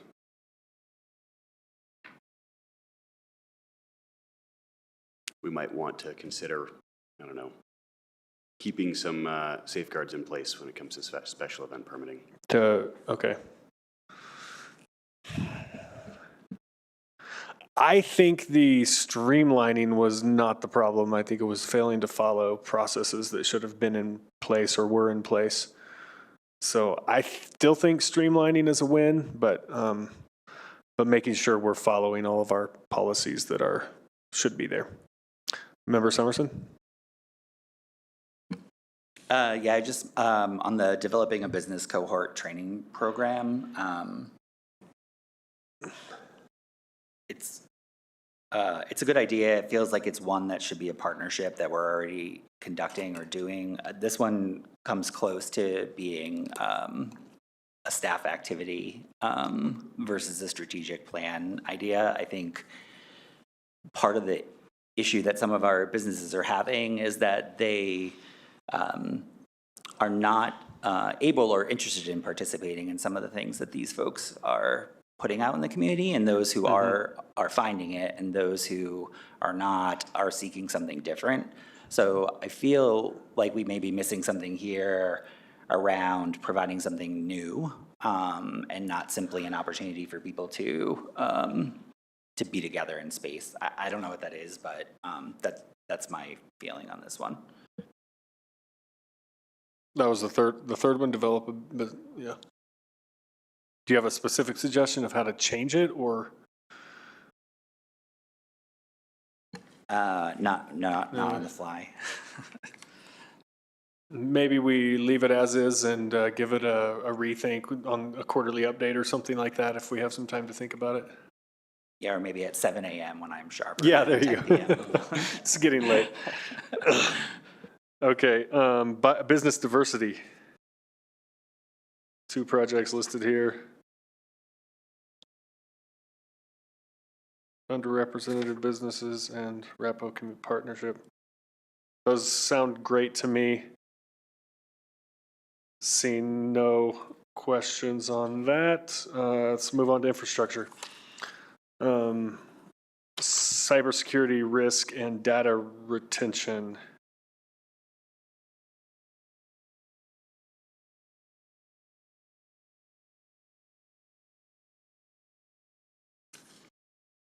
Okay, those 2 projects look good. Water systems.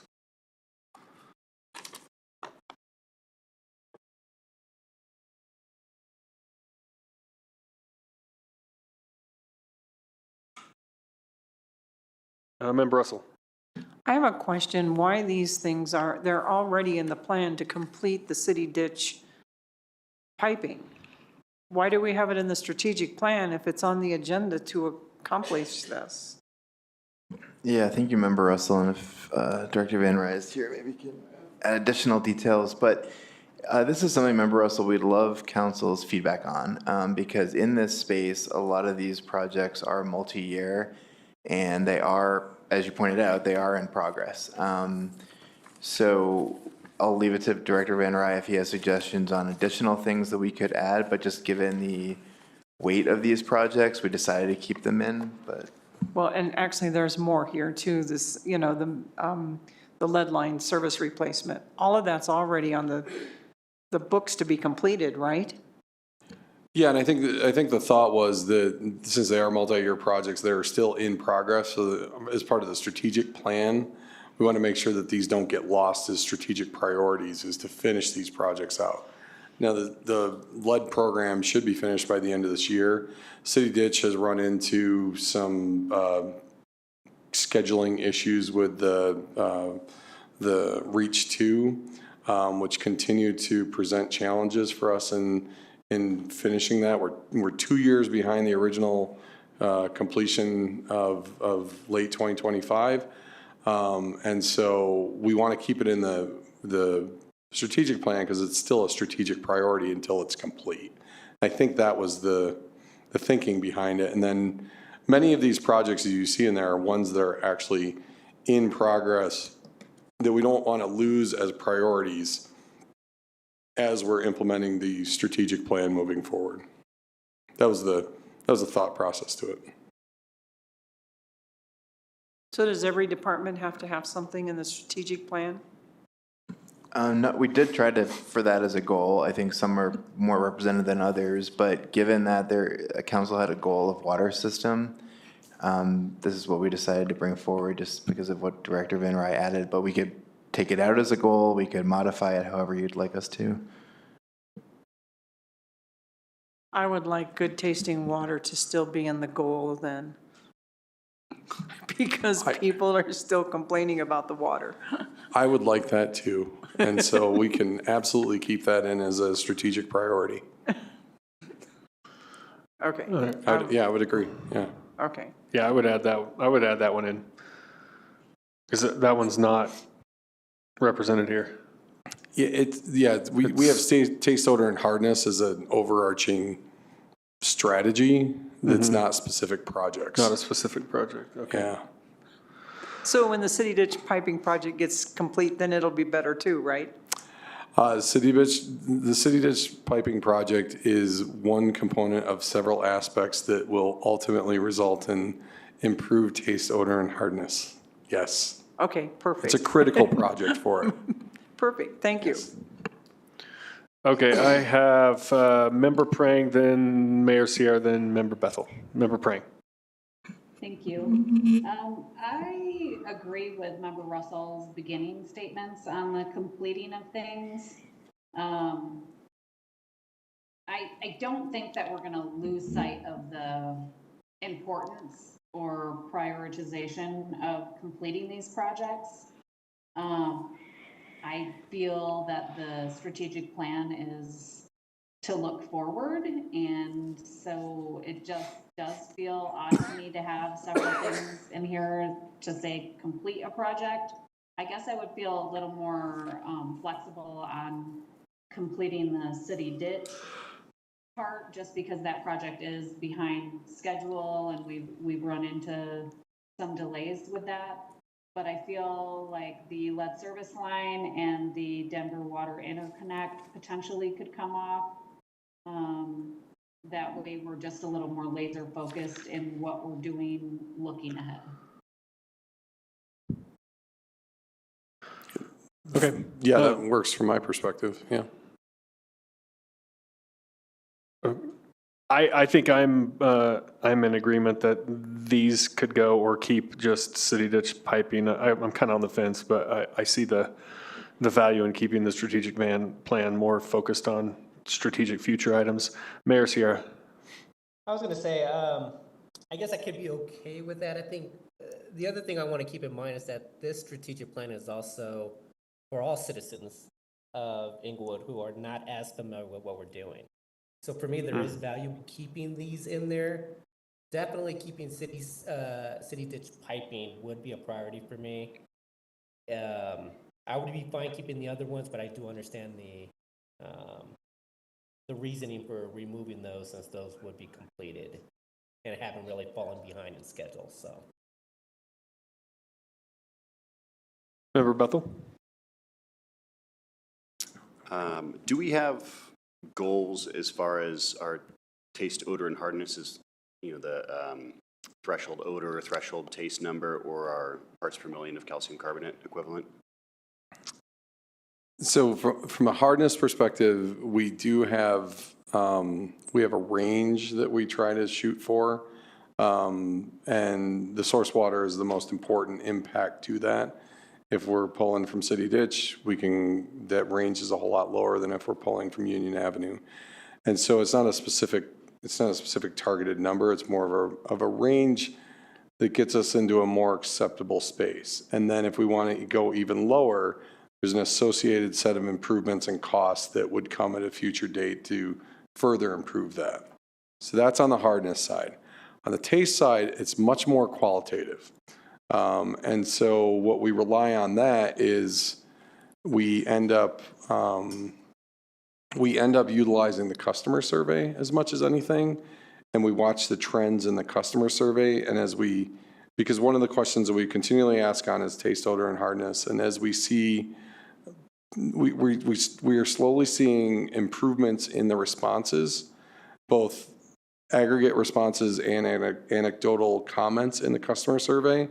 That is an indicator to us that we are trending in the right direction. But it's hard to put an actual goal for taste because it's individual based. So that's been our approach to it. Okay. Yeah, I was just thinking that, we could, if we had, like you said, okay, flavor and taste is subjective. How we experience flavor is subjective. But if we had some kind of goal to say, reduce our, threshold number by 2 points or however it's measured, we could then loop in all of the projects that feed into that goal, right? So the name is improve our taste, odor, and hardness. And within that is the complete city ditch piping, work on the dredging project of the North Reservoir, all of these, projects that feed into this larger goal. Is that something that would make sense for your strategic plan, for our strategic plan to council? So I would like to go back and kind of think about it with staff and see how we could, because it's not just project-based, it's operational-based, it's chemical dosing based, it's time of year based. There's a lot of factors that go into it that it's hard to just put one number on it or one metric on it. But I understand what you're getting at is to try and tie it to something that's a more quantitative value that we can point to say, look, it's getting better.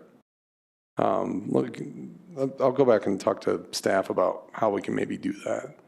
So it's hard to answer right now. I appreciate it. Thank you. Okay, Member Russell, did you have another comment? I actually have a question. I would like to ask permission. This is going pretty late. I have a pretty early appointment tomorrow, and so I really need to be leaving soon. So if you're not all ready to stop and we could talk about this later, then I'm asking if I can have permission to leave. I would be inclined to push through and try to finish and let Member Russell leave if that's agreeable to council, because I know we've been sitting on this a long time. It would be nice to get it done. Okay. Yes, permission granted. Thank you. We'll miss you though. Okay, continuing on to livability.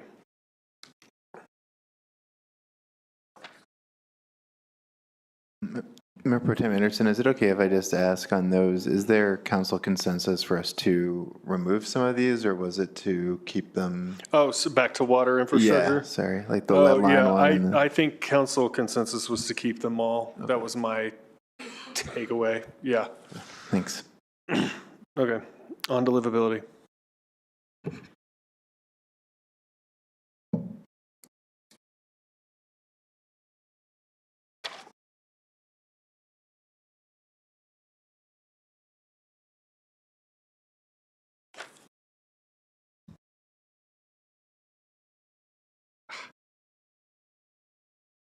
Member Bethel. When we say complete and launch the neighborhood traffic calming program, is that complete the program goals or complete all of the neighborhood traffic calming that we're going to do.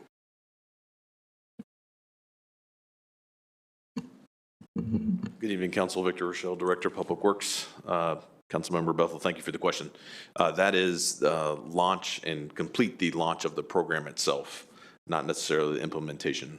We do hope to have things implemented this year, but specifically full implementation and everything out next year. Excellent. I'm very excited for the program. Thank you. Yeah, you're welcome. Maybe just word it fully launch or something like that. It is a little confusing to both complete and launch something. Member Pring. Thank you. I guess just general comments. There's way too much here. I mean, and a lot of really great ideas, but this section goes on and on and on, and I'm not sure that it's feasible to do everything on this list. I think there are some areas that don't need to be here, such as the traffic signal replacement, strategic permanent alley paving. To me, that's ongoing work that needs to be occurring within Public Works and doesn't really belong in a strategic plan as a project.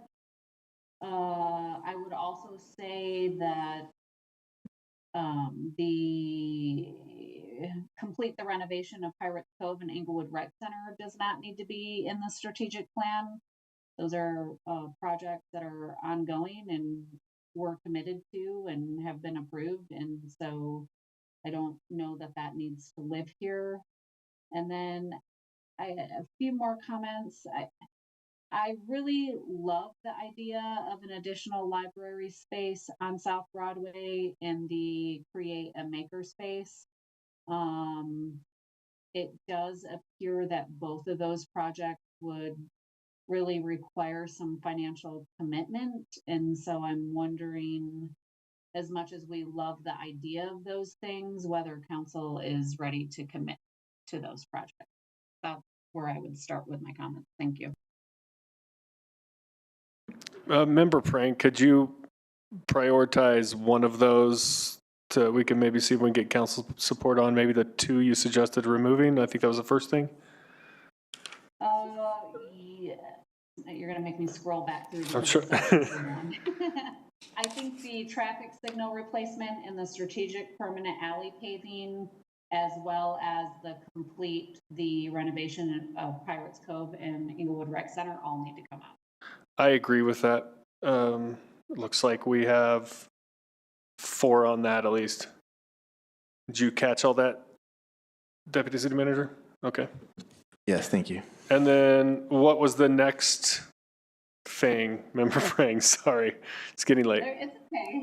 It's getting late. So I just feel like I love the fresh ideas around the additional library space and the creating the maker space.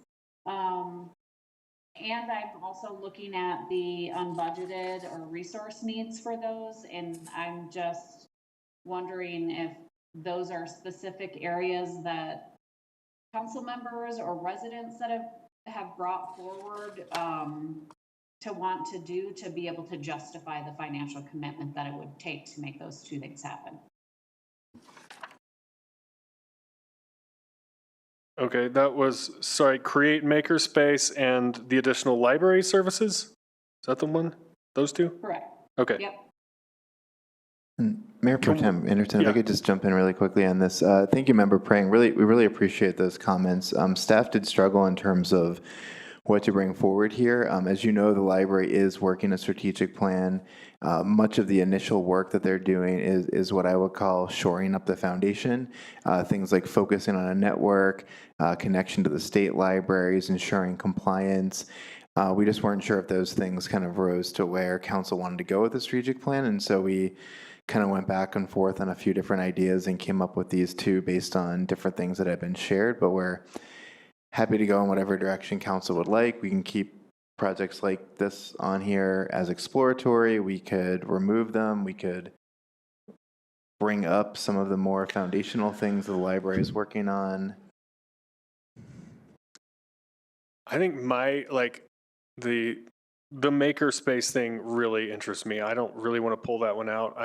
But I'm afraid if we do both of these or potentially others, we're going to stretch staff too thin. Is that a valid concern on this? On library capacity? All good questions. So ultimately, the big piece of this is funding for the makerspace or the additional library space. So it's something we could explore and look at actual costs to implement the makerspace. But we'd want council direction too on what that would include. As far as what does that makerspace do? Right. And how big are we going to go? I know. There's one of the Arapahoe libraries has an incredible makerspace. I don't know if we can go that big, but having a 3D printer and a few things like that available would be awesome for the citizens. I think member board is up. I like the makerspace a lot. I would not see that removed. I think there's also some opportunity there to work with some businesses. We have a huge industrial base here in Inglewood, and I think some of those businesses might be interested in either granting us some funds or giving us some used equipment or providing, volunteer hours for curious people who might like to know more about machining or other types of, trades. I wasn't sure, I didn't quite hear on the livability section, did we take alley paving out or is it still in there? I recommended to take it out because it just seems like core business that should be happening anyways. I don't see that as a strategic plan goal. I think we took it out, thinking take it out as a strategic plan item, but not as something we're doing, just as a regular item of business for Public Works. That represents a massive change to our approach to maintenance of alleys in the city.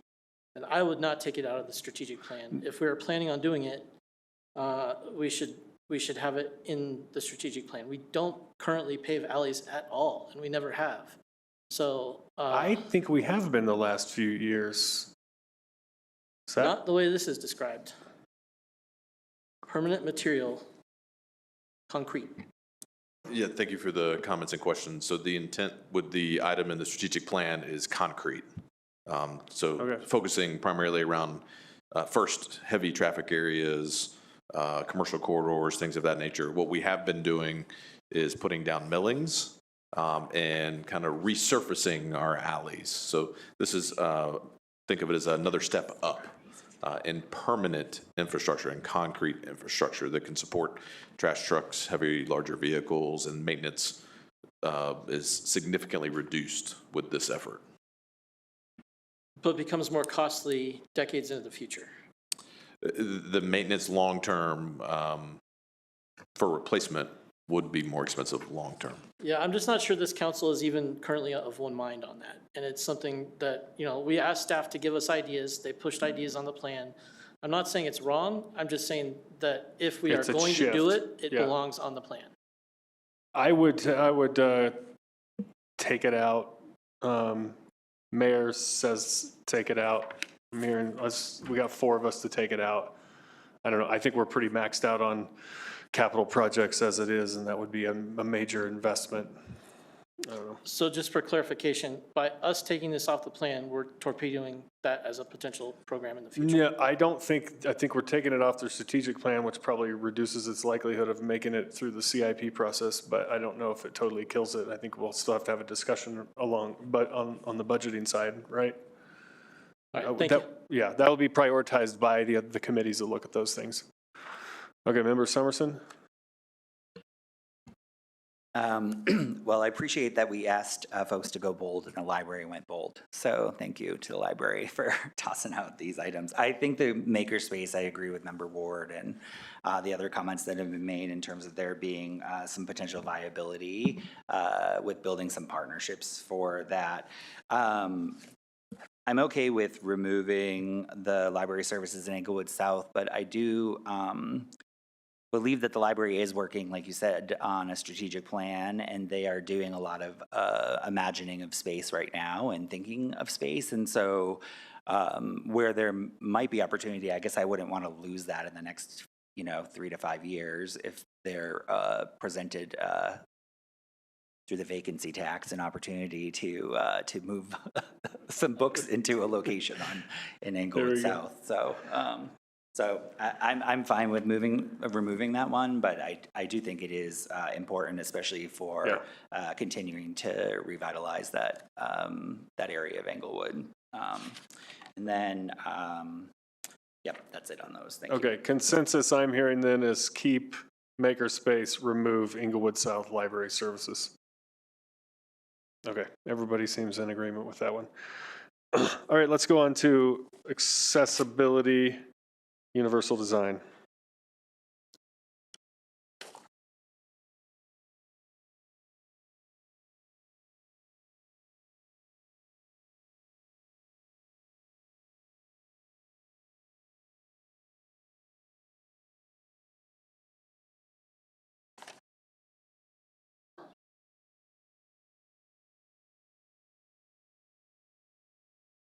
Okay, Member Summerson? The only one on here is moving host first annual transportation solutions workshop into the work product and not on the strategic plan would be my recommendation.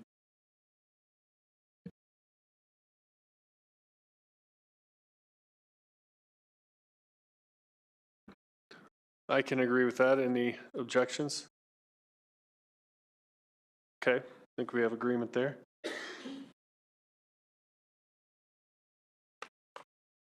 All right. Safety.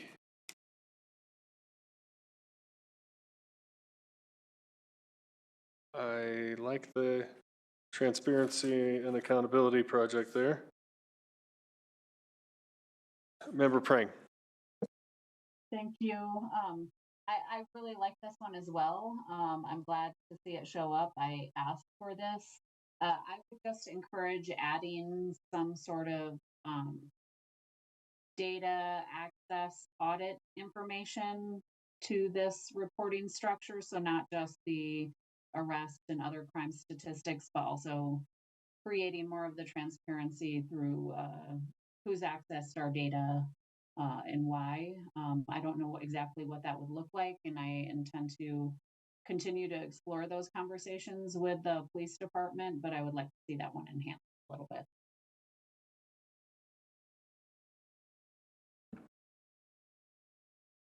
Okay, I can agree with that. Deputy City Manager, is that? Yeah. Okay. Got that. Thank you. All right, innovative policing. Member Bethel? I'm sorry, I'm just a little bit slow to the draw. I was trying to think about something, working through a concept on accessibility. Gotcha. No there problem. isn't much consideration in accessibility of our two major hospital partners with Craig and Swedish. Craig being an international destination for neuro and spine rehabilitation. I would love for some extra consideration there, at least working with Craig and Swedish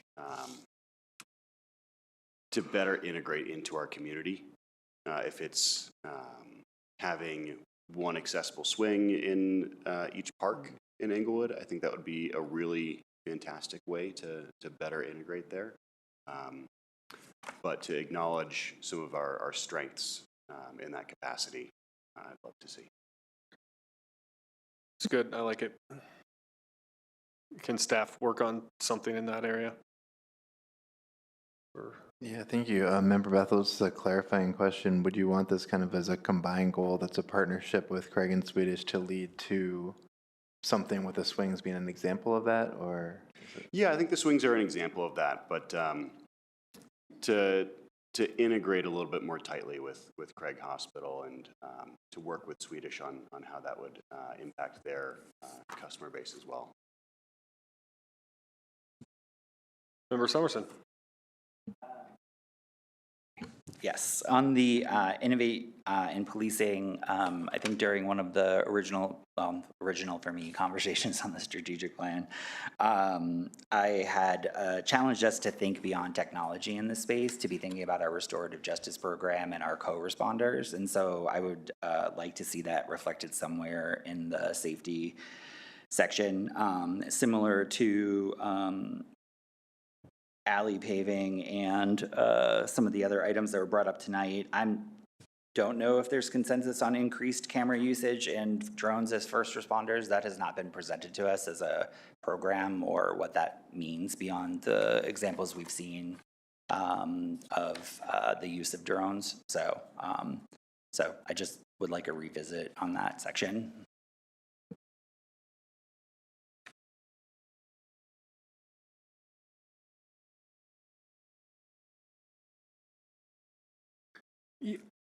I'm curious what this means exactly. Establish a real-time information center that integrates camera. Can we? Is this different from flock cameras? This is something more in-house? And we're talking about the drones as first responders? Yeah. Yes. So police agencies across the country are starting to use drones as first responders because they can respond more quickly. They're launched off the station. They can be operated. They can get there in advance of police arriving. I think we have talked about that in a multi-police officer or police command staff presentation. But is there something specific? What was the other piece? Specifically, just the increase in camera usage. I guess I think we're having conversations about cameras. We'll likely have more conversations about cameras this evening. I have a couple of council requests on cameras, so I just don't know that that's our strategic goal of more surveillance. Just seems interesting. This sounds to me like two different things. And I would split them out, and I like the drones as first responders thing. I don't know if I like the increased camera usage as a project. I would agree to splitting them out and or to removing the one and keeping the drones, but I do want to see something about co-responders and restorative justice within this space. Member Bethel.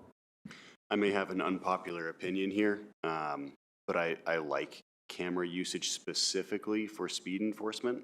I really do want to get rid of our automated license plate readers, but if we're able to use speed enforcement cameras, that reduces the opportunity for a violent encounter with police in a traffic stop, which is where most violent encounters with police start.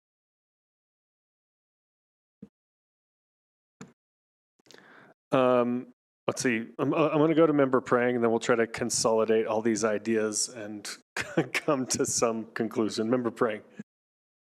Yeah, I'm not sure that I'm going to help with a conclusion on this, but I do think that it would behoove the police department to come forward and maybe in a separate study session to have a conversation on the real-time crime centers and what that is and what it means to the police department and kind of what that comprehensive approach is.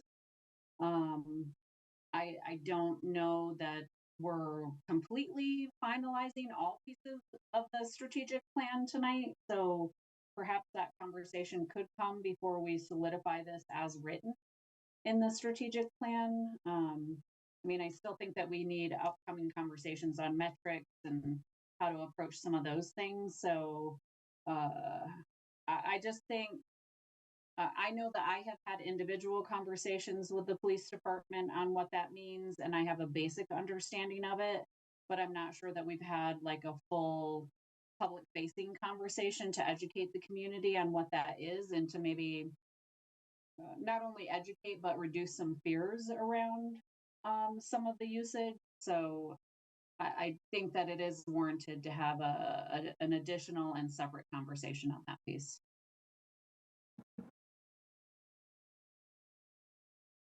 Okay. Is there anything we can do with this section? We have an idea from Member Summerson for adding a line item on restorative justice and co-responders. Though I think my first reaction to that would be, those are established programs that are ongoing and continuing, and maybe doesn't fit the, strategic, a new strategic initiative kind of approach. I don't know. Any reaction to that? I mean, I think that a lot of them are, they're grant funded or I don't know that the city has made the proper financial commitment to both of those programs for long-term sustainable opportunities in either of those spaces. And so, but I could recommend moving it down to resourcing for police and emergency services, maybe broadening that category and taking out of the innovation space. I could support that. I mean, I think it's an important program, whether it's new or not. It's something to keep our eye on. So is there any objection to adding a project around those two things in terms of resources? Okay, let's do that. That's something we can do. Do we have 4 people who want to do speed cameras? I can count me and Member Ward out already, so you're down. Is it unanimous otherwise? Are they in place of the ALPRs? No, I don't know. But no. What about volume cameras, decibel? Car hits a certain decimeter, take a little picture of that, send a ticket. I don't think we're going to get there on the these ideas. And then can we eliminate increased camera usage but keep the drones? Does that sound good? Okay. Does that give you enough to go on, Deputy City Manager? And then we'll return Yes, to thank you. Member Prang suggestion that this is an ongoing conversation, I think is absolutely right. And maybe could be, this section could be refined the next time we revisit the strategic plan. Any objections to moving on from that section? Okay, resourcing, we're adding in the restorative justice and co-responders here. Any other changes to resourcing? These all look good to me. Okay, provide services to the unhoused. If I move too fast and move past something you wanted to say, we can go back to it, but I'm trying to keep it moving here since it's getting late. Safe parking, strengthen navigation programs. Looks good to me. Sustainability.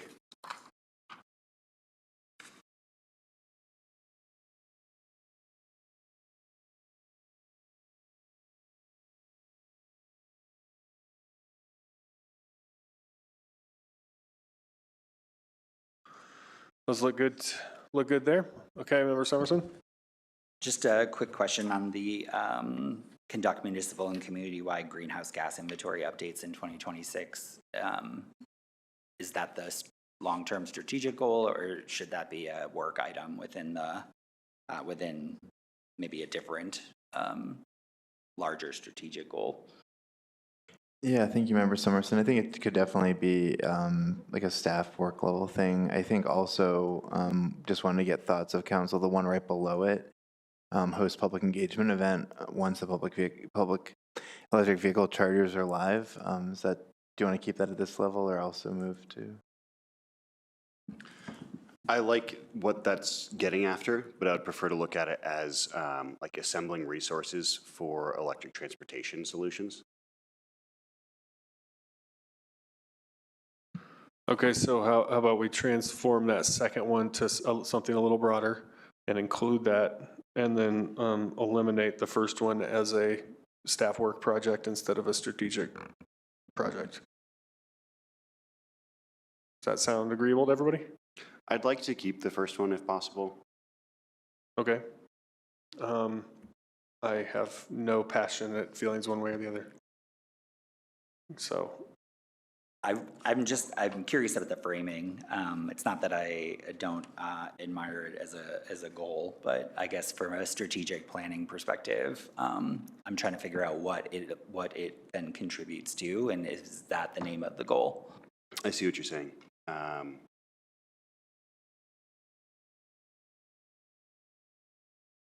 On that argument, it could be removed, or we could challenge staff to have some goals around our greenhouse gas emissions citywide, which is what I would prefer. My thought on greenhouse, measuring it is one thing, trying to control it at a city level seems Like a seems like a strategic goal. stretch. What's that? Seems like a strategic goal. No, it seems like it's impossible. But I'm not hearing anything solid on this. Do you have a way of reframing that first one? I think what Member Bethel was saying is accurate, just in terms of thinking about what a city-wide goal might be in that space. I think we would be remiss to not sort of address climate at all in a sustainability strategic plan item. So I'd like to see what might come back from that challenge. Okay, can you do something with that, Deputy City Manager? Okay. Yep, we can work on it. All right, natural resource stewardship. Tree protection, I would remove that one. Didn't we try that? And we didn't, we had a discussion about that. What was? Yeah, I believe it's come up before, but I don't think there's been the support to move it forward, and so it's been out there, which is why it's on the draft plan. Member Somerson? I think it's important for the city to have a canopy plan, and when there is funding, to be able to have the resource similar to what we're doing on Englewood South, that section of South Broadway. Irrigation is going in that will be able to handle future opportunities for treescapes. I think the hamburger stand has recently come up as an issue. Those aging trees north of Eastman are going to run into some similar issues. So I think we now have a certified arborist back on staff. I think this is important to folks in my district, and it's important to me. So You're talking about having a tree protection ordinance, or more broadly a tree canopy plan? More broadly about a canopy plan. Okay, I would be totally fine if we transform that first one to a more broadly a tree canopy plan. I do think that's important. And the mayor just messaged that he agrees. Okay. Agreed on canopy plan, because I think that'll include encouraging low water trees and addressing invasive species like tree of heaven. Okay, sounds good. Okay, waste diversion. Can I just make a quick comment? Yep, on the sorry. canopy plan? I won't belabor it, but I definitely support an overall plan for the city. And I also would encourage us to consider some meaningful work, maybe within the sustainability group, to be able to implement some of that and be examining that, and anything that we can do where we're putting things in the strategic plan and we can do more meaningful work with our boards and commissions, I'm a huge fan of. So I would suggest exploring that a little bit. Thank you. Okay. Okay, waste diversion.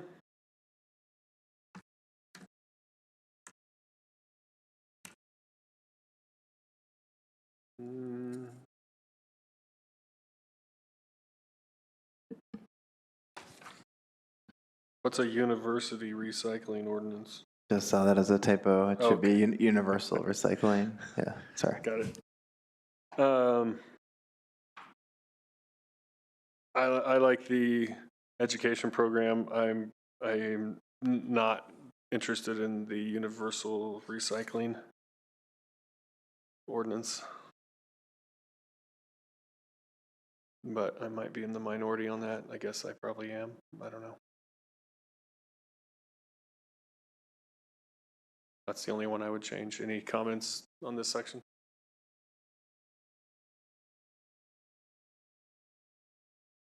Not seeing any. I would say we leave it all in there then. Okay. Green business and workforce.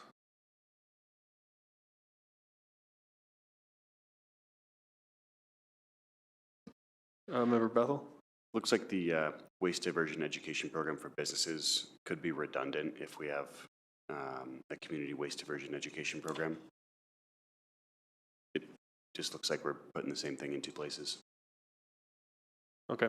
I don't disagree. So maybe we could remove it from the second place and it could be used for both businesses and community.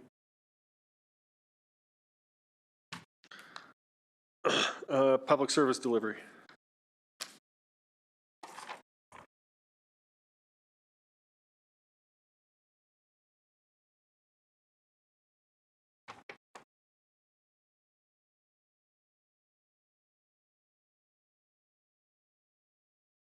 Conduct annual audit, should that be a strategic plan item, or is that just something we do every year anyway? I don't know, that doesn't rise to me as a strategic plan item.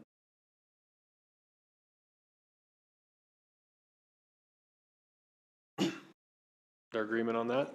Yeah, I think that should be part of our annual operations. Yeah. Okay, I think we can remove that one.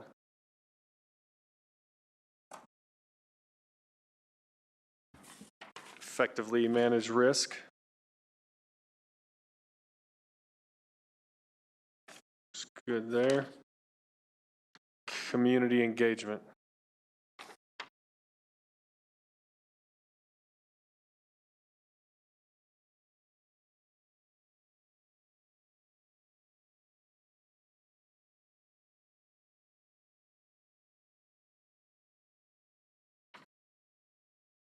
That all looks good to me, and I'm not seeing any lights come on.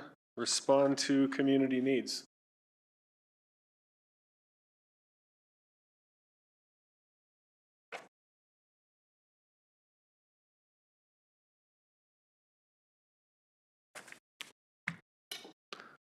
Okay, I think we've gotten through it all. Great work, everybody. Got anything else you need, Deputy City Manager Dodd? No, thank you all, council, for your work tonight. And our plan right now is to come back in 2 weeks on the 24th. So if it's okay with you, our plan will be to take the comments we heard tonight, update this list, and then be ready for a council discussion on some of the metrics possibly and some of the other concepts to finalize it. And I think we also have 1 or 2 placeholders in September as well as we need them. Great. All right, moving on to item 6, reports from board and commission council liaisons.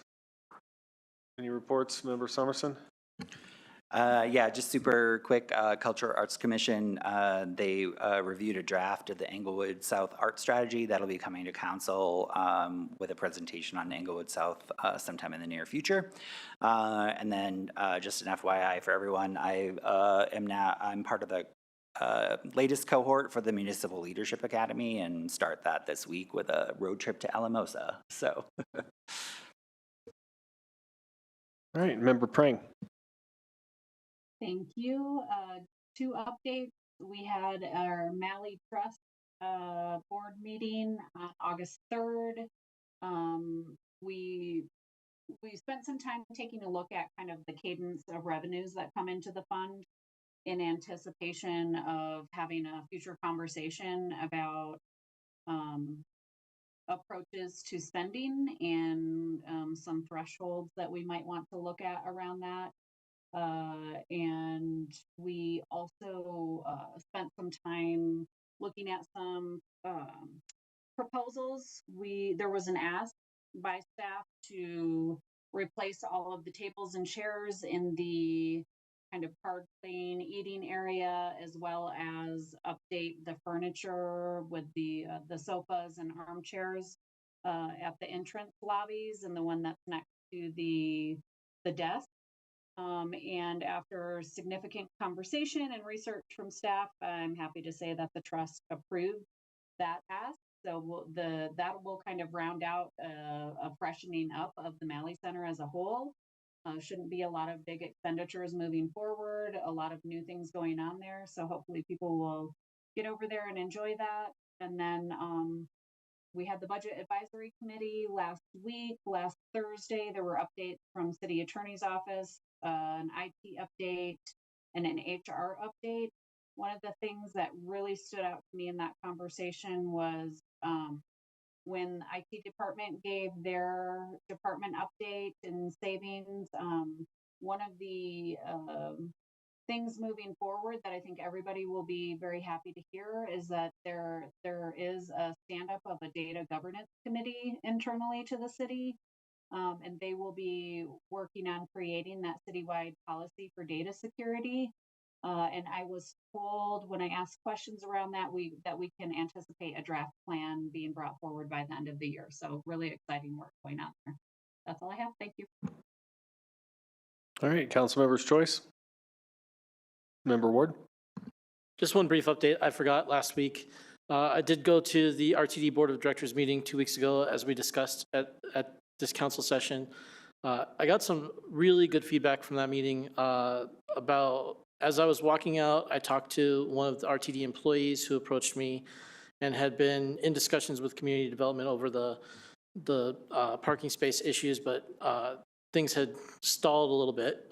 So that person committed to following through with community development subsequent to that meeting. Then as I was headed home, I got an email from one of the directors who was still in the board meeting, not our director, but one of the other directors, who was very concerned about the safety issues related to our parking garage and some of the things that I shared at the meeting, and wants, I should say, to kind of investigate the matter further. So I have yet to arrange this, but I think we're going to take a little tour of the parking garage so he could put his eyes on it and see exactly what's going on. And then about a half an hour after that, I got an email from our director committing to put this on RTD's September agenda. So we did have to skip the month of August because that agenda was already full and completed. But September, the RTD Board of Directors will be discussing vacating the 305 parking spaces that we owe RTD under the contract that was signed in 2000-ish, 2002, something like that. And that will free us up to take a different approach to the parking garage issue, assuming that the board as a whole approves it. Based on what I saw at the meeting, I think we have a very good chance of that occurring. Great. Thank you for doing that, Member Ward. Mayor Sierra. Just real quick, I just want to make everyone aware that tomorrow during the Water and Sewer Board meeting, we will, staff is going to be recommending mandatory water restrictions for the city. There is a PowerPoint within the agenda, so that is occurring tomorrow, 5 p.m. They're in that same room, the community room. So wanted to make the public aware of that. All right, city manager's report. Thank you, Mayor Pro Tem. I just have one item, and I think for the sake of time, I'll just tell you kind of what we're trying to write a standard operating procedure as requested by council with regard to auto-renewing contracts. What I think it might be best is if we send you the types of contracts that we want, that we think you were asking for, things dealing with surveillance, cameras, et cetera, and then have you at the next meeting finalize that direction. Would it be helpful to have like something to look at for council? Yeah, I think so. As opposed to having a discussion tonight? Yeah.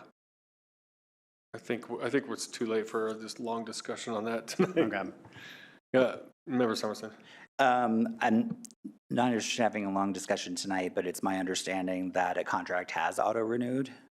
And so I think it's important for folks to know that tonight. And then we can discuss it at the next meeting. But the flock contract has auto-renewed, despite multiple conversations and points of information and conversation that we had at the May 11th study session on this particular topic. I thought we had consensus to not do that. Yes, council had directed staff to let council know when when a contract auto renewed. And so the police chief let myself and another staff member know that, I think procurement, and we did not get that notice to you. It is cancelable at any time. The city attorney's office, I think, did an analysis on this, that it can be canceled at any time. But what we're trying to do is get a standard operating procedure in place so that we make sure that we understand what contracts need to come to council for auto renewal authority. We know that one did. My apologies for that. And we want to get it right moving forward. Thank you. Okay. All right. That brings us to the end of the meeting. This meeting's adjourned.